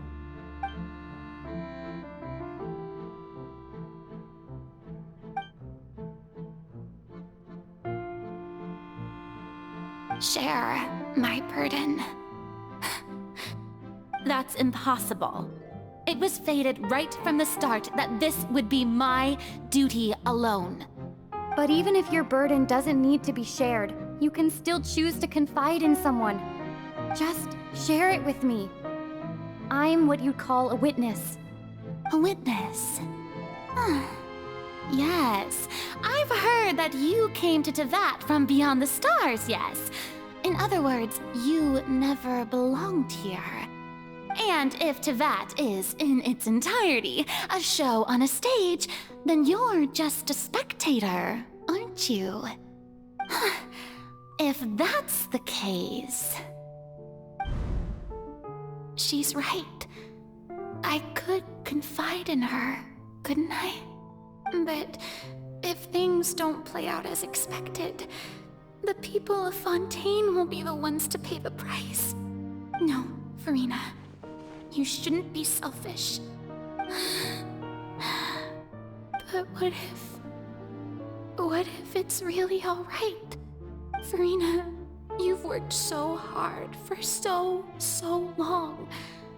Surely it would be okay to put yourself first for once. Just this once. Is it such an outrageous thing to do anyway? To find someone in whom you can confide your frustrations and sorrows? Surely it could not hurt. If you let this opportunity slip through your fingers, it might never come by again. Think about it long and hard.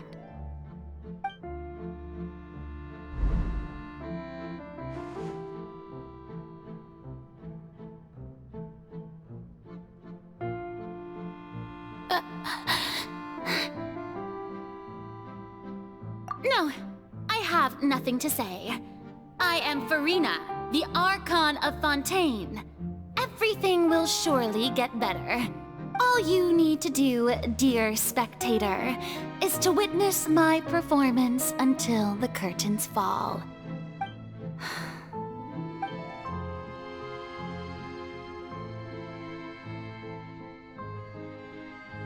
Fine.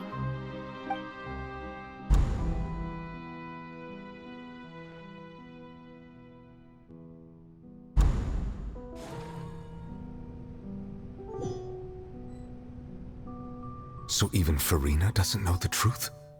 You've never once let her in on the full plan? Yes, it had to be done. To deceive the heavenly principles, you must first deceive yourself. She did very well.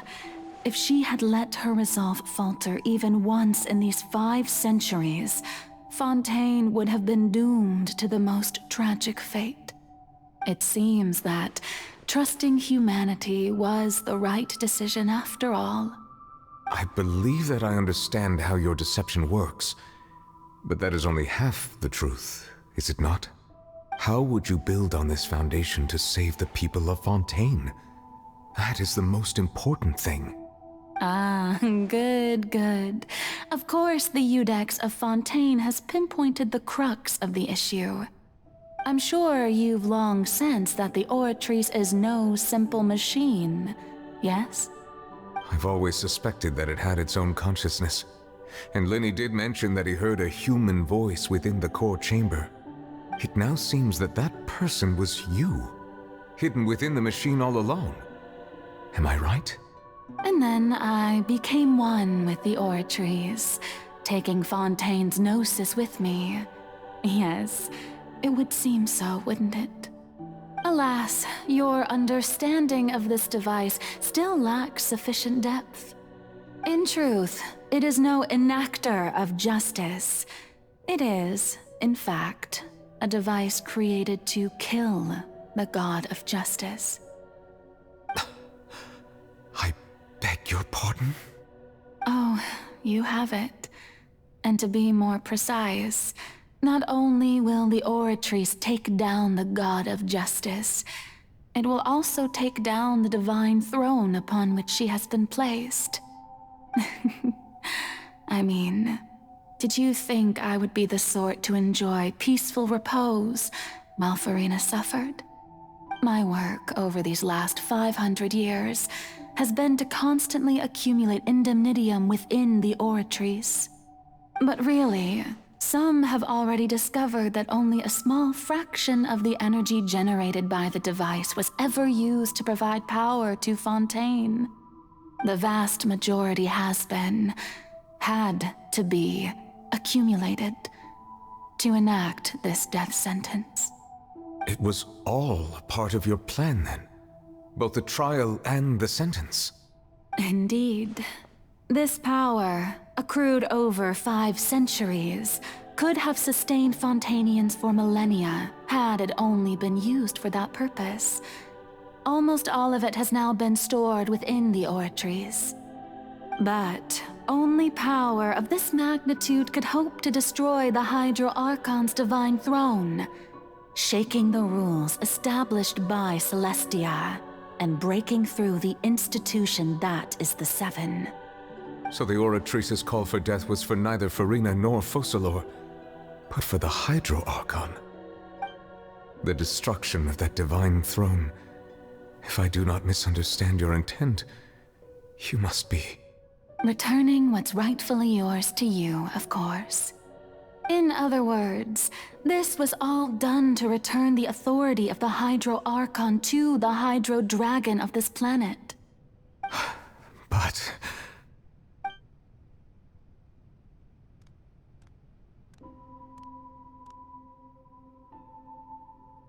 Oh, what? Getting sad again, are we? The authority of the ancient dragons shall soon be yours once more, O Hydro Dragon Sovereign. And this is the face you make. all you've done throughout the years is just so you can sacrifice yourself at the very end. I've never quite seen it that way, you know. Even now, I'm quite pleased at how well my deception worked.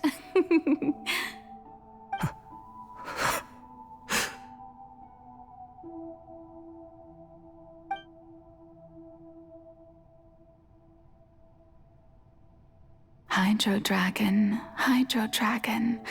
don't cry. I must say, had it been within my rights, I would have loved to judge the heavenly principles themselves. Were they not guilty of essentially the same crime? Egeria stole the power of the primordial sea, and the heavenly principles stole the power you ancient dragons possessed. I, for my part, am the god of justice.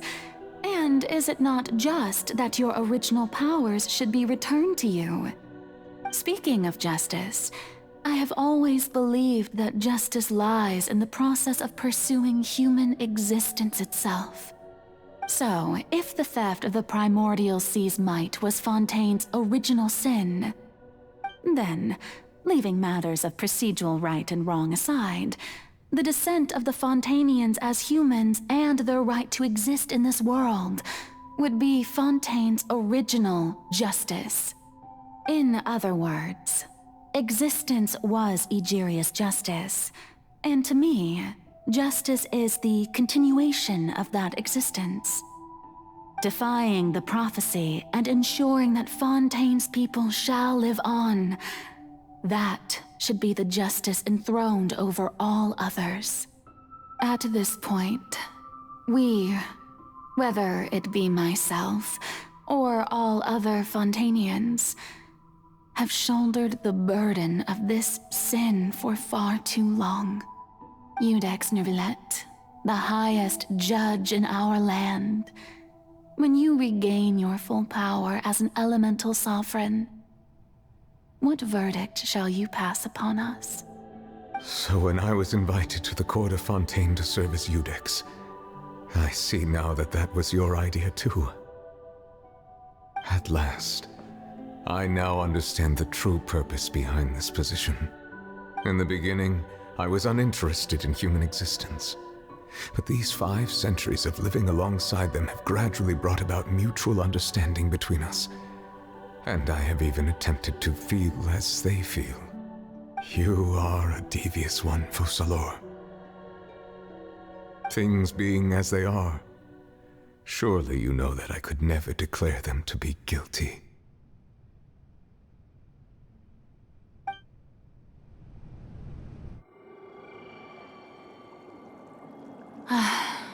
The hour of my execution is almost here. For the sinner, the curtain call has come. I know I may not sound it, but faced with death, I find myself a little afraid. Perhaps this is one thing both gods and humans have in common.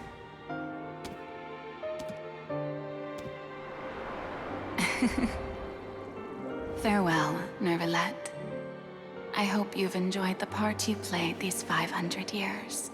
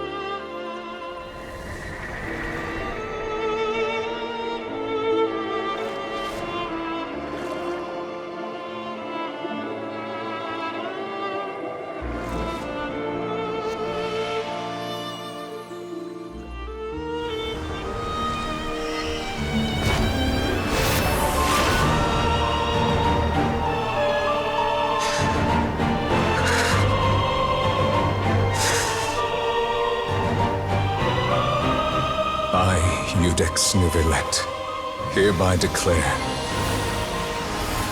people of Fontain, your sins are forgiven.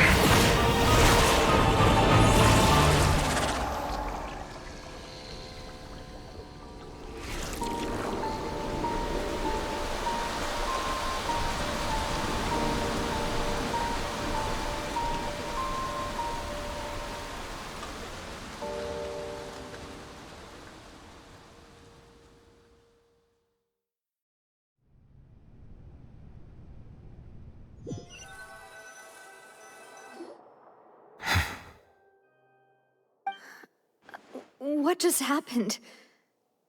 Has the death sentence been carried out? Was that bright light some sort of misdirection? I have a feeling that something huge just happened. But since we're all still alive and haven't been dissolved, I assume whatever happened was good for us. It's time to end this. We must mete out punishment to that beast. But didn't you say just a moment ago that it can't be defeated? I have gained the strength sufficient to deal with it. Through certain means, I now have the ability to separate the power of the Primordial Sea from that creature. We should seize the opportunity to pursue our quarry. Traveler, now that the oratories can no longer function, I require an executor to help me mete out justice. The root of the calamities befalling Fontain, the beast that enacts the prophecy. Its name is the all-devouring Narwhal. Come with me, traveler. The hour of execution has come.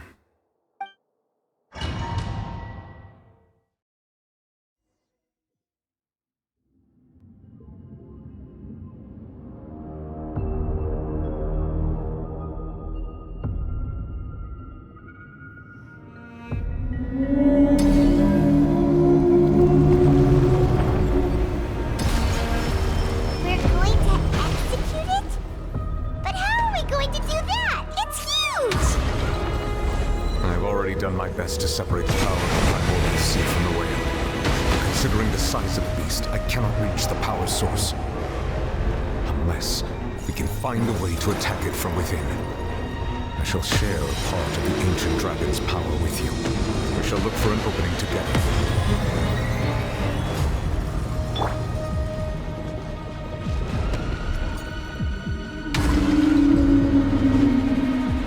Off we go!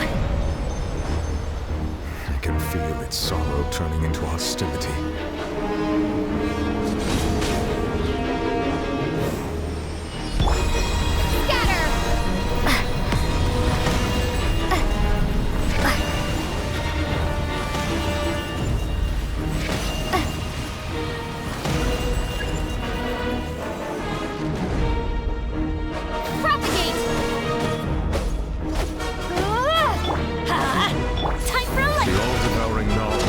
Resist its instinct to devour. Continue to trigger its hostility.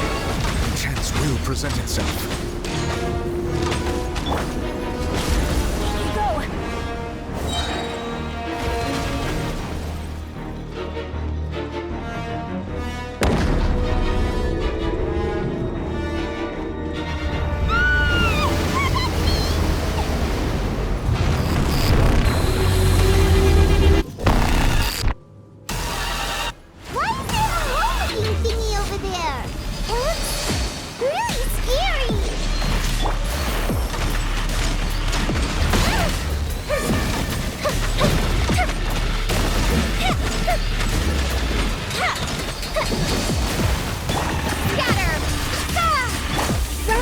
Granted you my protection.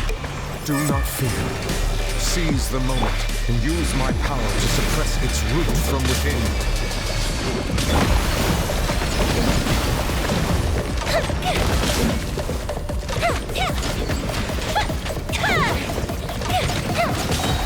A festive reprise!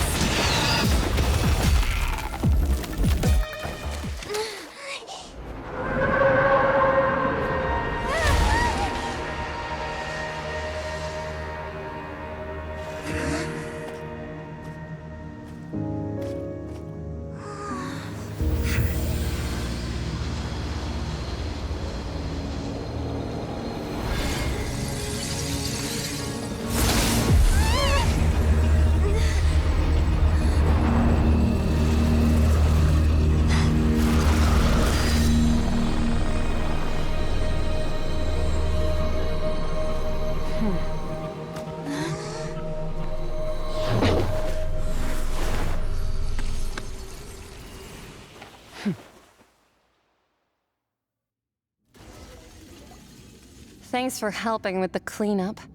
It should have been my job, but... oh well. It was just supposed to be a short private training session for me.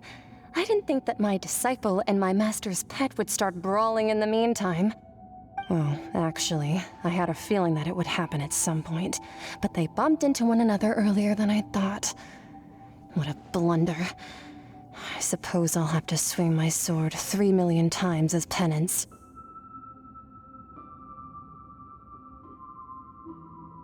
That power. Who are you exactly? Paimon has an idea. From what she said earlier, she must be Child's master. Skirk, right? It's just that he gave us the impression that she was the less talkative person. I simply did not have anything to say to the weak. But you, on the other hand, managed to defeat the all-devouring narwhal without using power from beyond this world. So you may speak to me as equals. I have to agree. It's a strange use of a planet's primordial waters just to raise an all-devouring narwhal. That kind of power is wasted on it. It's not cooperative, it eats too much, and I have more important things to do with my time than pet sitting. The only thing that creature has going for it is its looks. All in all, it fails as a pet. Miss Skirk? I think you might have missed the point. The point being? Well, being that this pet almost destroyed an entire nation. So what sort of person is your master? Well, Child's master's master. Wait, is that right? Oh, right. So you don't know him. Sorry, I assumed you did. His name is Sir Taloji. I am unfamiliar with that name. Huh. So Master isn't sufficiently famous. How should I describe him then? Have you heard of the name The Fowl? The Fowl? Still nothing? Well, how about the Visionary? Vetterfulnir then? Or Gold Rhindaughter? Ooh, that one we've heard! Rhindaughter's part of the Hexen Circle. She's Albedo's mom, right? Oh, so you do know that name. To be honest, I also heard all of those names and titles from my master. I don't actually know them either. But I suppose you understand now, yes? My master is likely a similar sort to Rhindaughter. They are both pursuing some form of perfection. Wait! Didn't you also mention a visionary person? Paimon didn't quite catch their name. Actually, never mind that. I believe it expedient to inform you that the all-devouring narwhal used up nearly all its strength fighting you. Such roiling hydro energies will prove difficult for the planet's deep seas to digest. As such, the Fontain back on the surface has most likely been thrown into chaos. In other words, the prophecy that you've been fretting over should now be in full swing. What?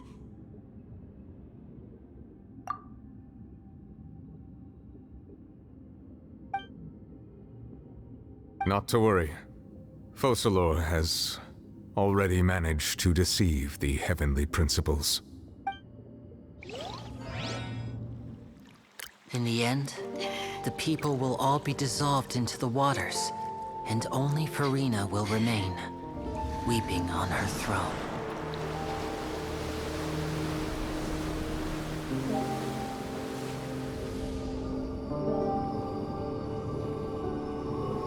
Only then will the sins of the people of Fontain be washed away.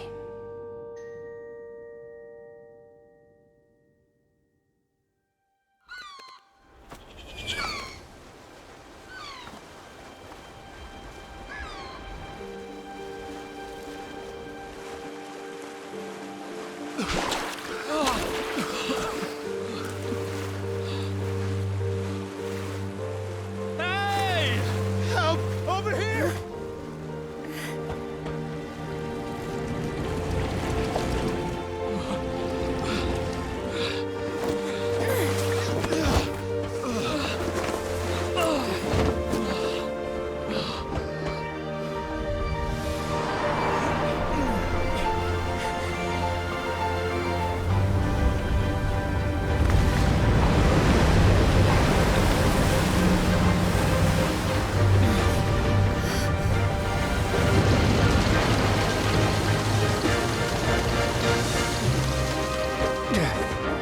All hands, initiate emergency rescue!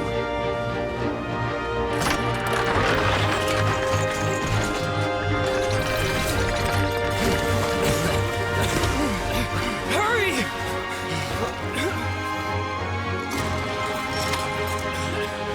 Hey, lend a hand!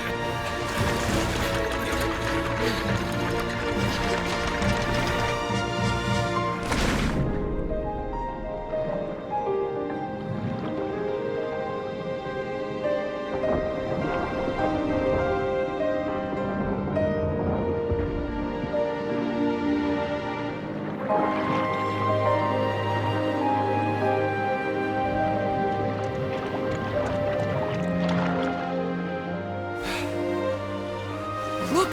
The water's receding!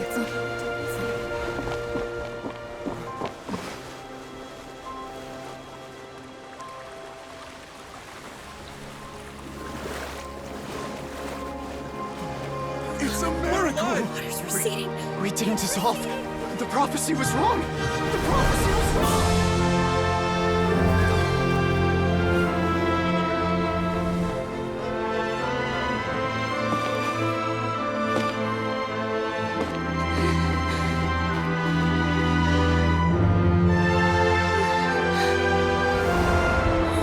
Are you alright? We're safe.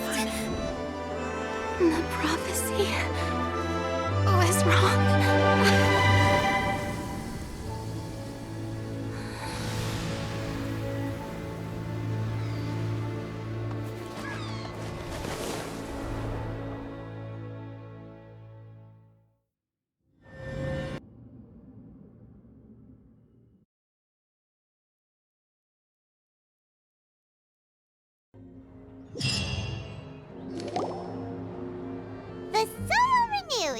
The Spina di Rosula talks post-disaster rebuilding. I recently visited Poisson to meet with Miss Navia, spokesperson of the Spina di Rosula, and we spoke about Poisson's present and future. Old soil can still give birth to new bloom, Miss Navia stated. Hope is like seeing a small cookie when you're starving late at night. You just need a little of it. Skyship Winglet, boon or bane of the Fontain Research Institute. The various disputes that have arisen on account of Mr. Edwin have suddenly become a shield over the Institute, with Jurier turning out to be a once-overlooked hidden gem. People always call the first researcher mad, but few know what to call the second. And should that latter person achieve a miracle, they would find it all the harder to find a word with which to classify him and his team. Wow! Paimon barely recognizes the people in the reports. Are those really Jurier and Navia? They sound like real big shots. What do you think? Pretty enthralling, huh? The Steambird's idea was pretty simple. With the disaster just having passed, we would print a free edition packed to the margins with good news to calm people down. The value for these big scoops lies in their inevitable follow-ups. We'll publish further reports and go into the stories behind those people. Edwin's assistant, Jurier, created a true flying ship, while Navia is leading people in the reconstruction of their home. I'm sure that these stories could draw even your well-traveled eye. Paimon's curious too! Wait a minute. Didn't we watch everything happen from start to finish? What's there to be curious about? And that's exactly why I'd like you to come conduct interviews with me. You're the best incubators of news, if you haven't noticed. And also, with you around, I'm sure I'll get to see that Duke. Are you sure? Hasn't he turned you down several times already? Oh, this time will be different. Come on, let's head to Poisson first, and then make a trip to the fortress. There are some things you'll only know when you get there.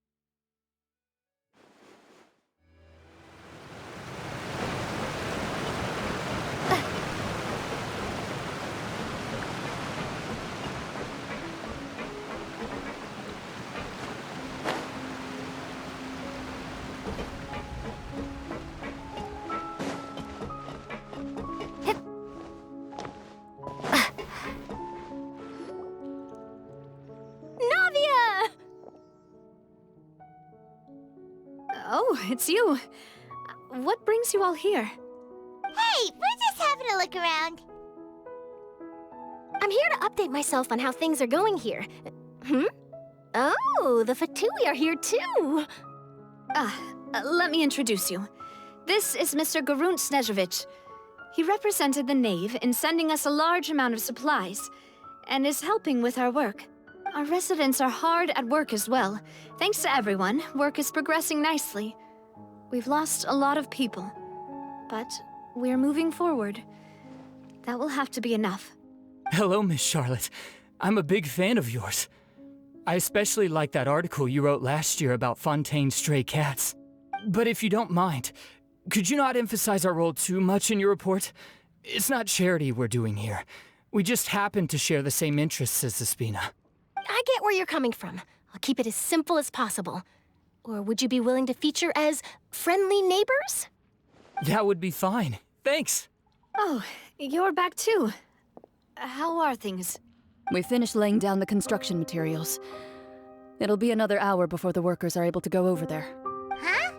You're here too, Clarence? Well, her reputation's greatly risen after that whole duel business with Miss Farina. So she's here in Poisson to wait out the heat. All right. She really came here to help me out. There's too much to consider in the reconstruction of Poisson. The Spina has need of more decision-makers. And, well, I do already happen to be connected to Mr. Callis. Oh, wait just a moment. Do you mind me asking a few questions? You know, about how you felt before the duel, about what it was like facing down a god. There's lots of exciting material there, I bet. Forget it. I'm sure you can find a better theme than that, Miss Charlotte. I see you're the same as always. Couldn't you do me a favor, for Navia's sake? Well, if we're talking about doing things for my sake, you might as well just take a few more photos of me. Or of the Traveler. It's better than wasting time persuading Chlorand, at any rate. Of course I will. I'm not gonna let her off that easy. All right, then everyone who wants to be in the photo, gather up. And smile.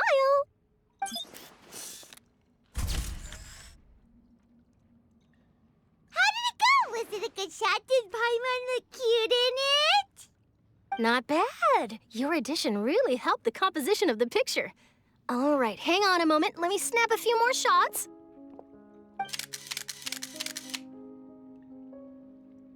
All right, that should do it. I'll be back here later anyway, so let's call it a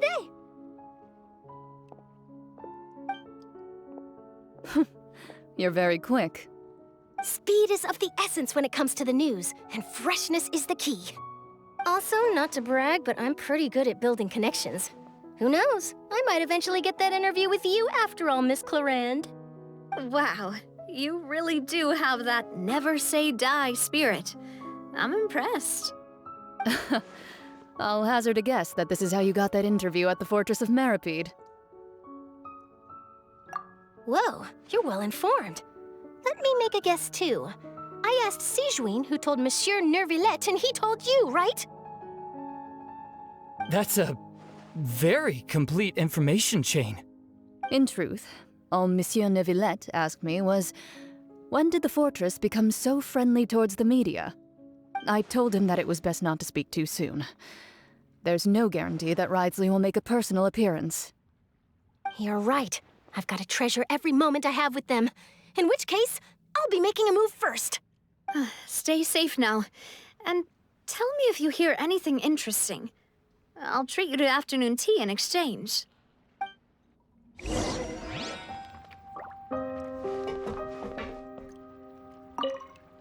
You seem curious about the fortress. Of course. That Ridesley. I still remember going down to the fortress to grill him for information on my father's case. Boy, did he take me for a ride. Without telling me anything, of course. But he did invite you to tea, didn't he? 2 large pots of it, in fact. It was good tea, though.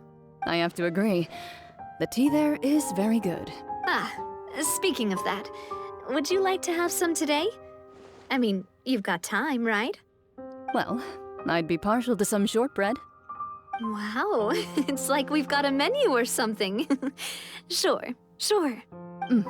Good. What flavor of biscuits would you like, Mr. Snezhevich? Me? I'm fine with anything. But I would prefer chocolate, should you have it. All right. Leave it to me. I'll go over the newly arrived supplies with you later, Mr. Snezhevich. We should be able to finish the preparatory work today. That works great for me. Huh. Is it just me, or did you get a new lipstick? I did. It was a gift from Sijuin. Want to give it a try? I think the color would suit you, too.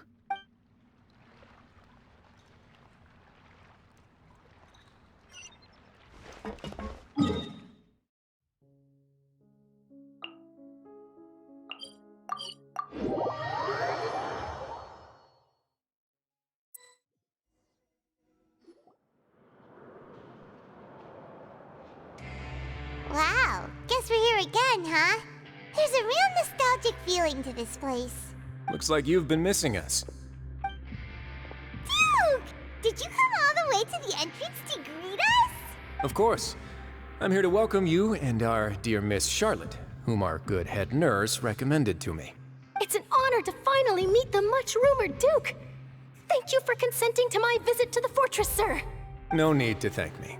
But that said, I shouldn't be the focus of your interview. I trust you recall our agreement? Of course. All right then, this way.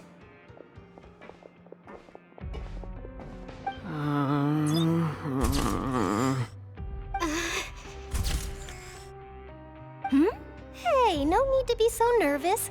I've already taken all the photos we need. Miss Charlotte, do these pictures really need to be published on the cover of the Steambird? It would seem that Miss Lorvine doesn't want her face to appear beside that of Mr. Jurier, Sir, please don't say things like that.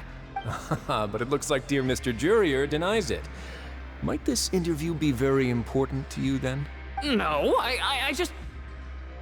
This is my first time being interviewed, and I'm very thankful to the Steambird for...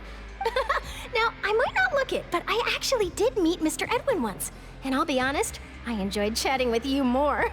You've definitely got more of that genius vibe going on. The boat that brought about a miracle, the ark that saved the people. Why, you recreated a myth back there, like an emissary of legend. Still, if I might ask, where's that flying ship now? Huh! Looks like Charlotte's trying to get herself another exclusive scoop. I have to apologize, but that ship is presently in the bowels of our factory. I'm afraid it won't be easy for you to get a shot of it. Really?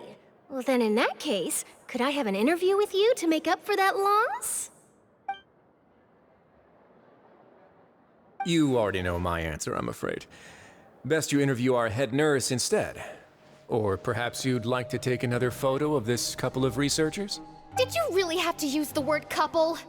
Well, then, 2 solo photos will do. Is my hair messed up? Please, someone help me have a look. Things sure are getting pretty lively here. We've seen this kind of thing before. Oh, seems like everyone's here. Would any of you like to try this new drink I came up with? Ah, Siegeween. Hey, Miss Charlotte. Why don't you, take some pretty photos of our head nurse? Sure. Come on, Miss Siegeween, over this way. Let's find a brighter spot. Huh? Sure. Do I have to smile? So, how have things been at the fortress? Same old, as you can see. Fontaine's undergone some changes, but this place is still more or less the same. Other than that flying ship, it got a tad too much attention, I think. That's why I decided to let the interview go through. We should direct more public opinions toward the behind-the-scenes heroes. Am I right, Mr. Jurier? Miss Lorvine? You're too kind, sir. I believe that you too should have your day in the sun. Not that you would want that, which is a pity. I'll just leave the spotlight to you two.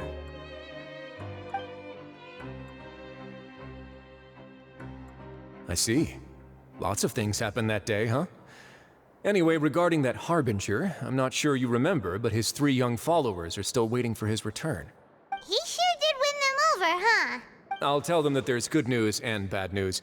The good being that their boss seems fine, and the bad being that they must face extended sentences for abetting his escape. Oh, actually, what about you? Are things gonna change for you too? What change can there be? The fortress will keep chugging along, and so will my duties. As to what Miss Farina's departure will mean for the nation, and if our laws and governance will be transformed, we'll leave those to the folks in the overworld. Hey everyone, the photo shoot's done. Good. In that case, let's call it a day here. Thanks for your cooperation. Come on, Traveler, let's go. Till next time, everyone. There'll be a next time? Maybe. Who knows? I might write a story about the underwater factory next time. Until then. All right, last stop, the docks.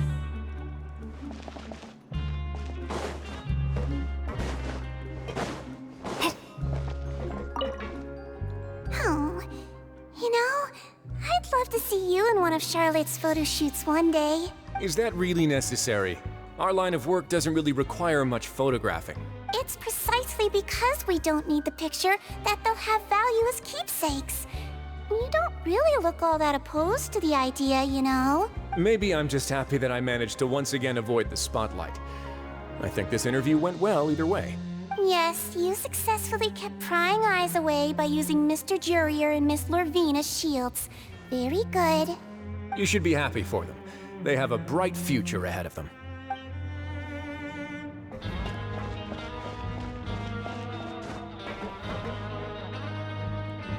Here are the interview notes.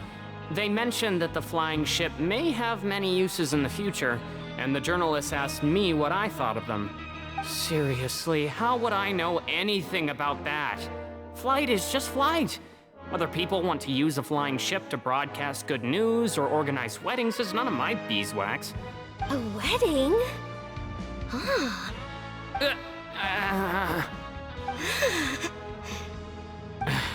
Why are you looking at me like that? So the flying ship can be used for weddings?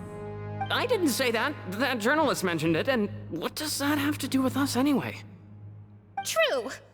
What does that have to do with us?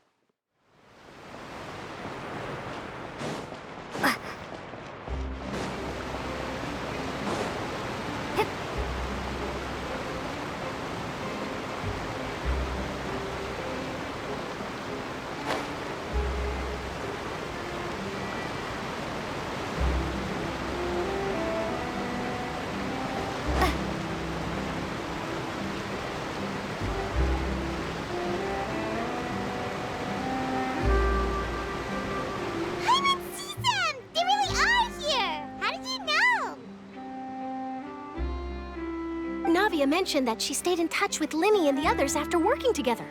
Apparently, they've been at the docks distributing these strange pockets the whole time since. Traveler, Paimon. Ah, and Miss Charlotte, too. Would you like a magic pocket? What sort of gadget is it? It's a wondrous bag that can be used to carry many things. The water level has returned to normal, but if you see any of your things floating around, you can use this to carry them. Or you could trick a friend into doing it for you. Trick a friend? I wonder which of my friends would fall for that.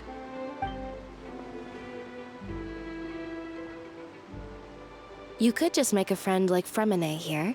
Isn't that right, Fremine? Is this what you meant by, I'll help you make some more friends? To be honest, that sounds pretty sweet. Could I have your contact, please? Sure. Please, write down my address. You sure are working hard to help Fremine socialize. He was the one who proposed doing this. He even wants to assist in our magic shows. Yes, I was planning to first introduce Pear as an assistant, and later Fremine himself. In the future, I think we can leave underwater escape magic to him too. That said, would anyone want to see a diver escape underwater? Oh, it'll work out. Every journey begins with the first step. He'll become a part of our show eventually. Lynette, could you come over? Miss Charlotte says she wants to take a picture of us. Got it. My, that Charlotte is rather perceptive. She got rid of everyone the moment she realized I had something to say to you. So, how have things been, Traveler? Father says that you did a great deal during the latest events. She's very grateful for your contributions to Fontain. That's all right. We were more than happy to help. So, what's she doing now? Oh, I guess you haven't heard. Well, after Lady Farina left, Father and Monsieur Neuvillette opened negotiations, during which he gave Fontaine's gnosis to her as a diplomatic gift. A diplomatic gift? A gnosis? Yes, I was quite surprised at first myself. But when I thought it over, there were actually a number of things going for it. It could have been done as an apology for the incident with Lord Child, or as thanks for his help in tying the all-devouring narwhal down. Furthermore, Father did also lend significant aid to Fontaine and Poisson. Well, that's true, but this is a gnosis we're talking about. Doesn't this seem a bit irresponsible? I would agree, but I've also heard that it seems that Monsieur Neuvillette has had a significant change of heart regarding the matter. So there's there's some reason for this that only Nervalet knows about? I suspect you'll have to ask him about that yourself. Ah, yes, speaking of which, I did see him strolling around the entrance to the Fortress of Meripede a while back. Isn't he real busy and stuff? Paimon didn't think he'd have the time for that. But back to the topic. The Gnosis was given to the knave, right? What about Child? They say that he's returned to Snezhnaya to recover from his wounds. I hear that the recent disaster really did a number on his health. That's true. When you think about it, we've had loads of run-ins with the Fatui. To think we'd be allied with them this time. So shocked by such a simple switching of sides?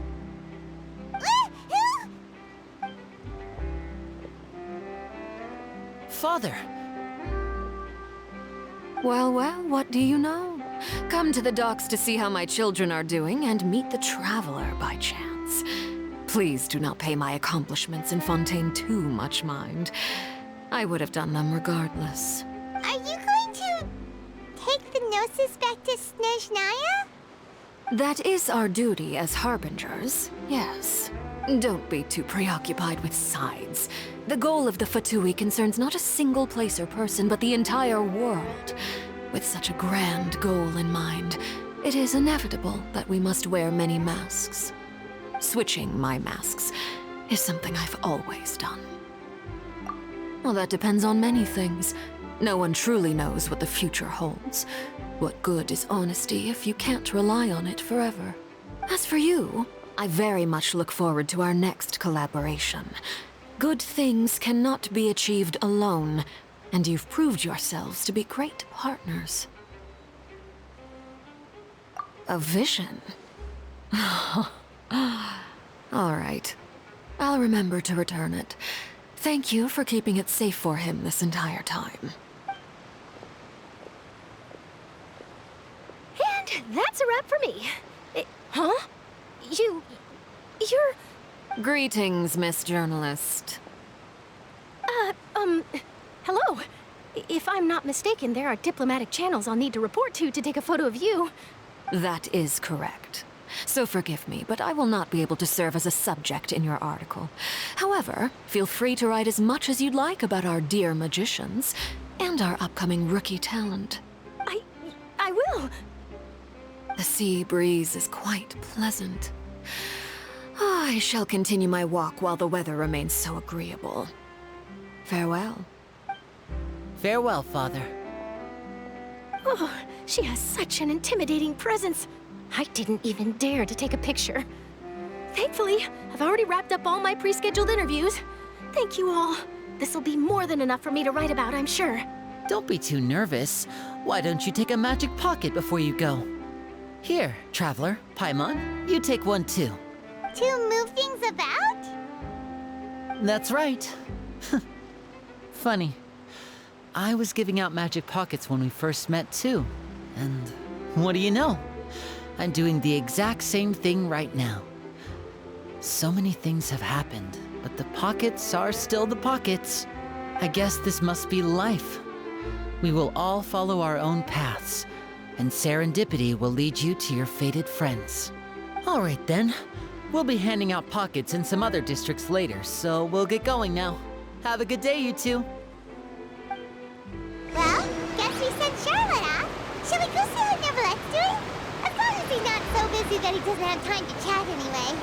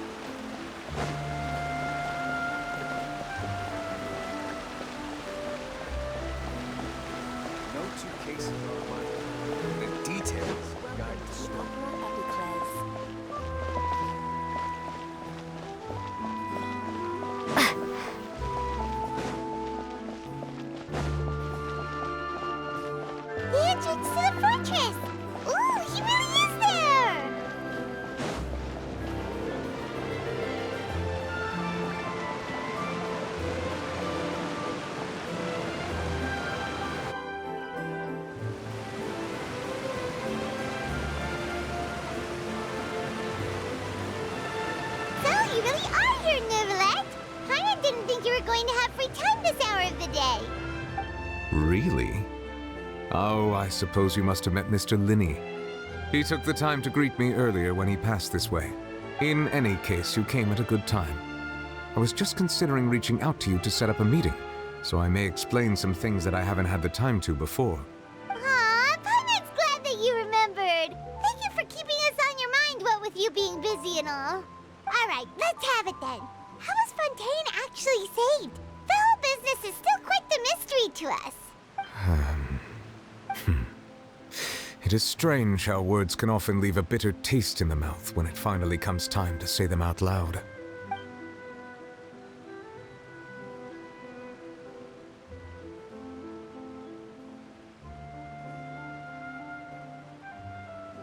Whoa. So that's what happened?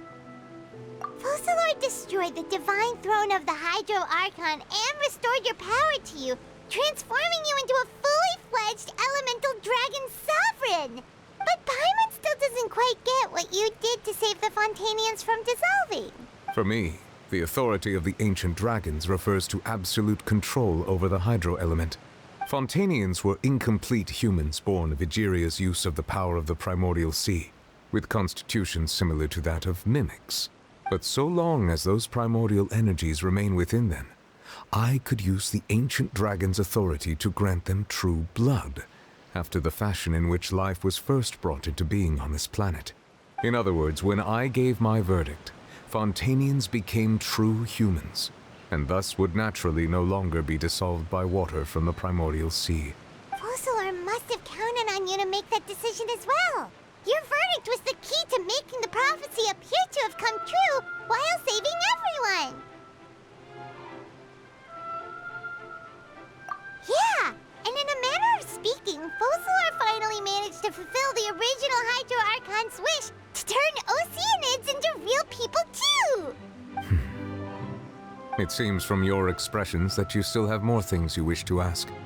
Ask away. I will tell you the truth as I know it. I have investigated his case along many avenues, and I have learned that he once fell into an unknown chasm when he was young. There, by chance, he awakened the all-devouring narwhal. But whether it be by sentiment or reason, that should not have been enough to consider him the root cause of the disaster. At most, he would have had tangential liability. As for the judgment passed by the Oratrice during the trial, whether it was due to that liability by association or Focalor deliberately using him to buy time for us on the assumption that he would be able to hold the creature off, I cannot say. Guess Focalor had Fontainians in mind the whole time. In the end, it was thanks to her that they finally became real humans.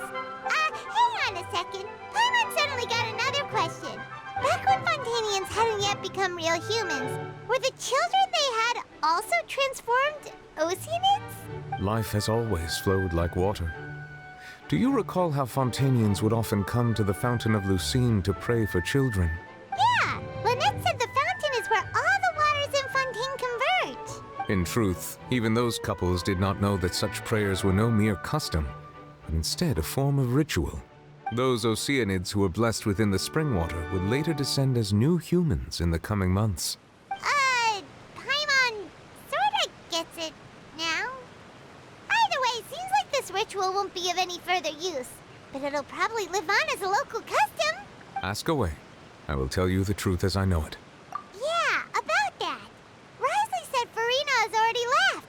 What's that all about? Ah, Lady Farina.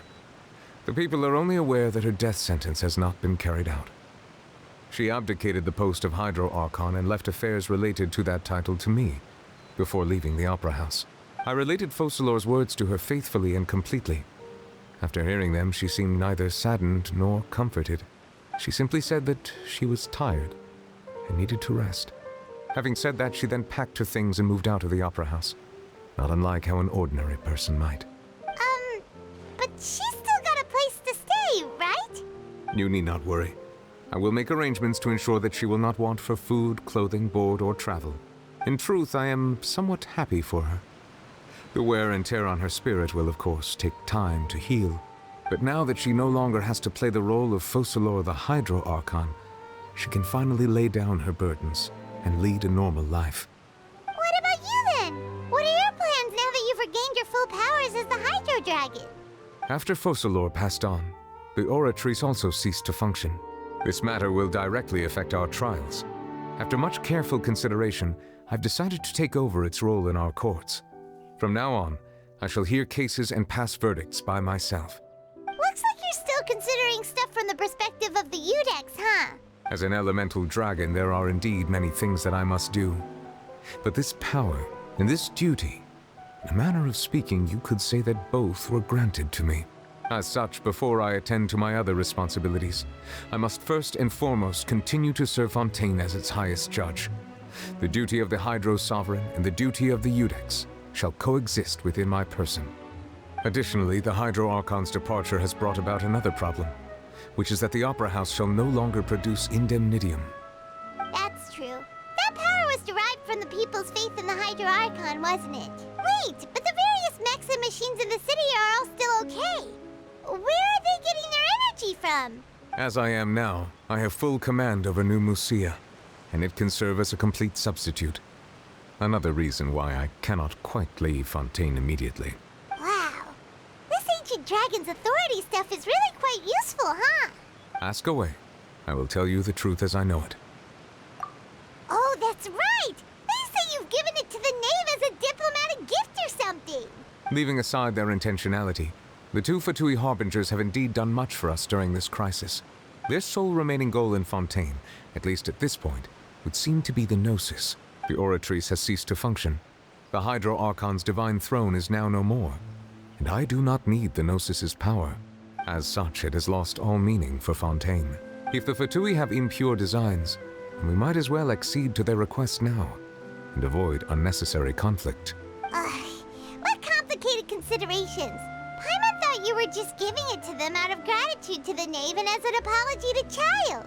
Ask away. I will tell you the truth as I know it. You will soon be heading to Natlan, I presume. I'm afraid that I have little talent as a travel guide, so all I can do is tell you what I know about that land.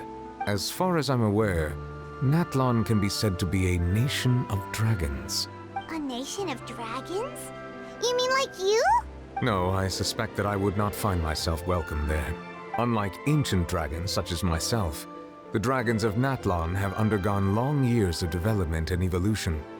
Large numbers of them have entered a form of coexistence with humanity. Natlan is also the nation of war. War ravages those lands like an undying flame. There is one other piece of information I got incidentally from my negotiations with the knave that I believe may be useful to you. The Harbinger known as the Captain has thrown his hat into the endless ring of war. The Captain. Sounds like a real tough customer. Seriously, everywhere you look, there's a Fatui Harbinger doing their thing. I suggest that you fully prepare yourself before going to Natlan. In the meantime, Fontaine's doors will always be open to you. Ask away.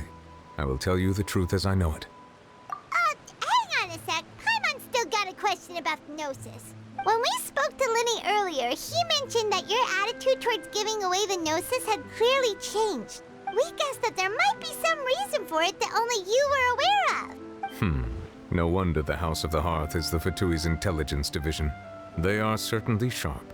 So regarding this specific issue, I was just getting ready to share something with you. What is it? In truth, I exchanged some further words with that lady named Skirk after sending you two back to the surface. It went something like this.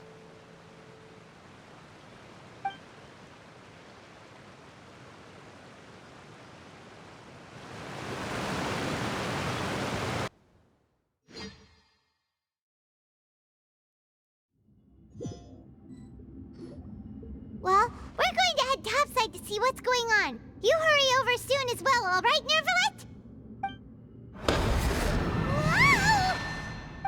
What next?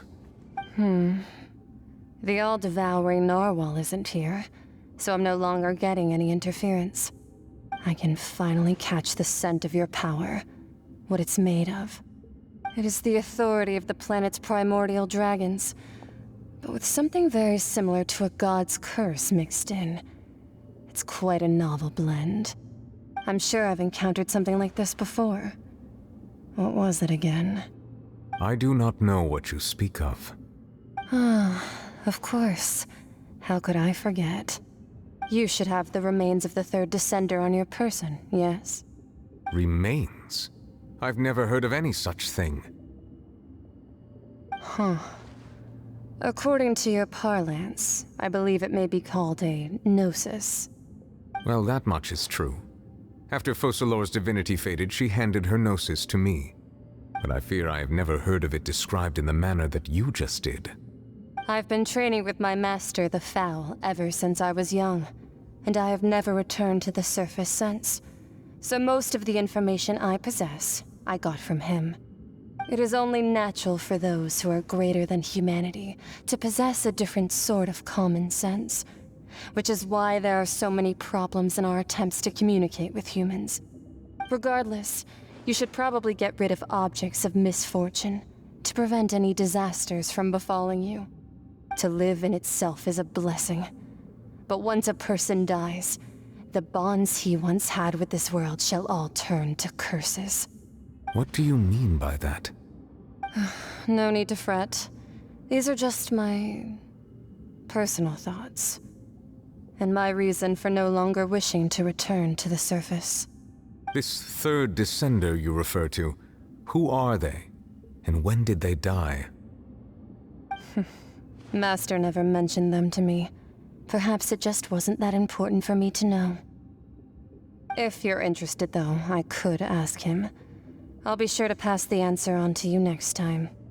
Next time? You believe we will meet again? I do. Wait. I have a disciple of my own, don't I? He can be the messenger then.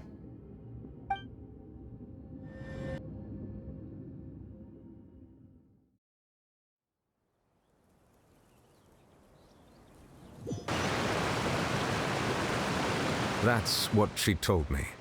Whether it would prove useful or not, I wanted to pass that information on to you. The remains of the third descender? So that's what the Gnosis actually are. Paimon just thought they looked like chess pieces. How could they be a person's remains? All the same, assuming that there was no misunderstanding or special metaphor at play, that is what she meant to say. And she said that it would bring misfortune and that you should check it, which is why you gave it to the Fatui. If she speaks the truth, then I would simply be putting Fontain at unnecessary risk by keeping it here.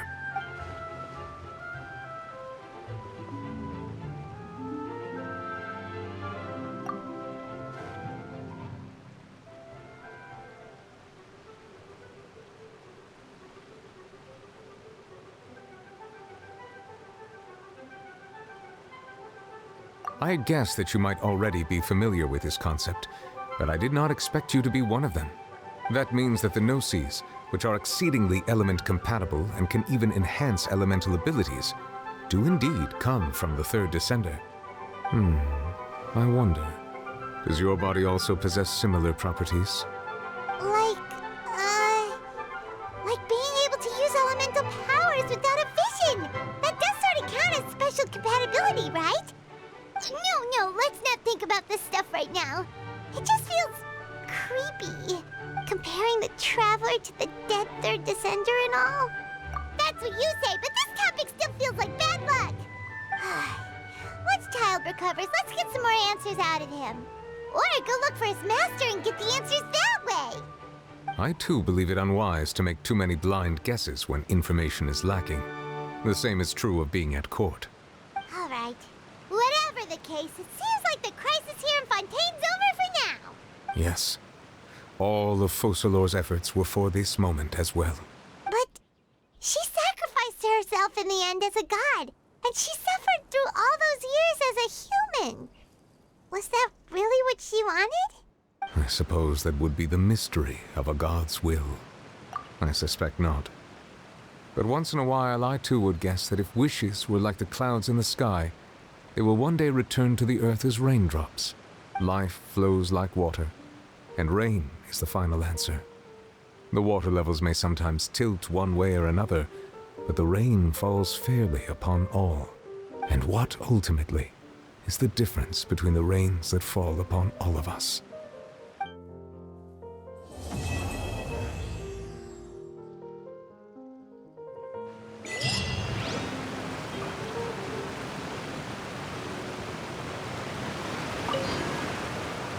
It seems from your expressions that you still have more things you wish to ask.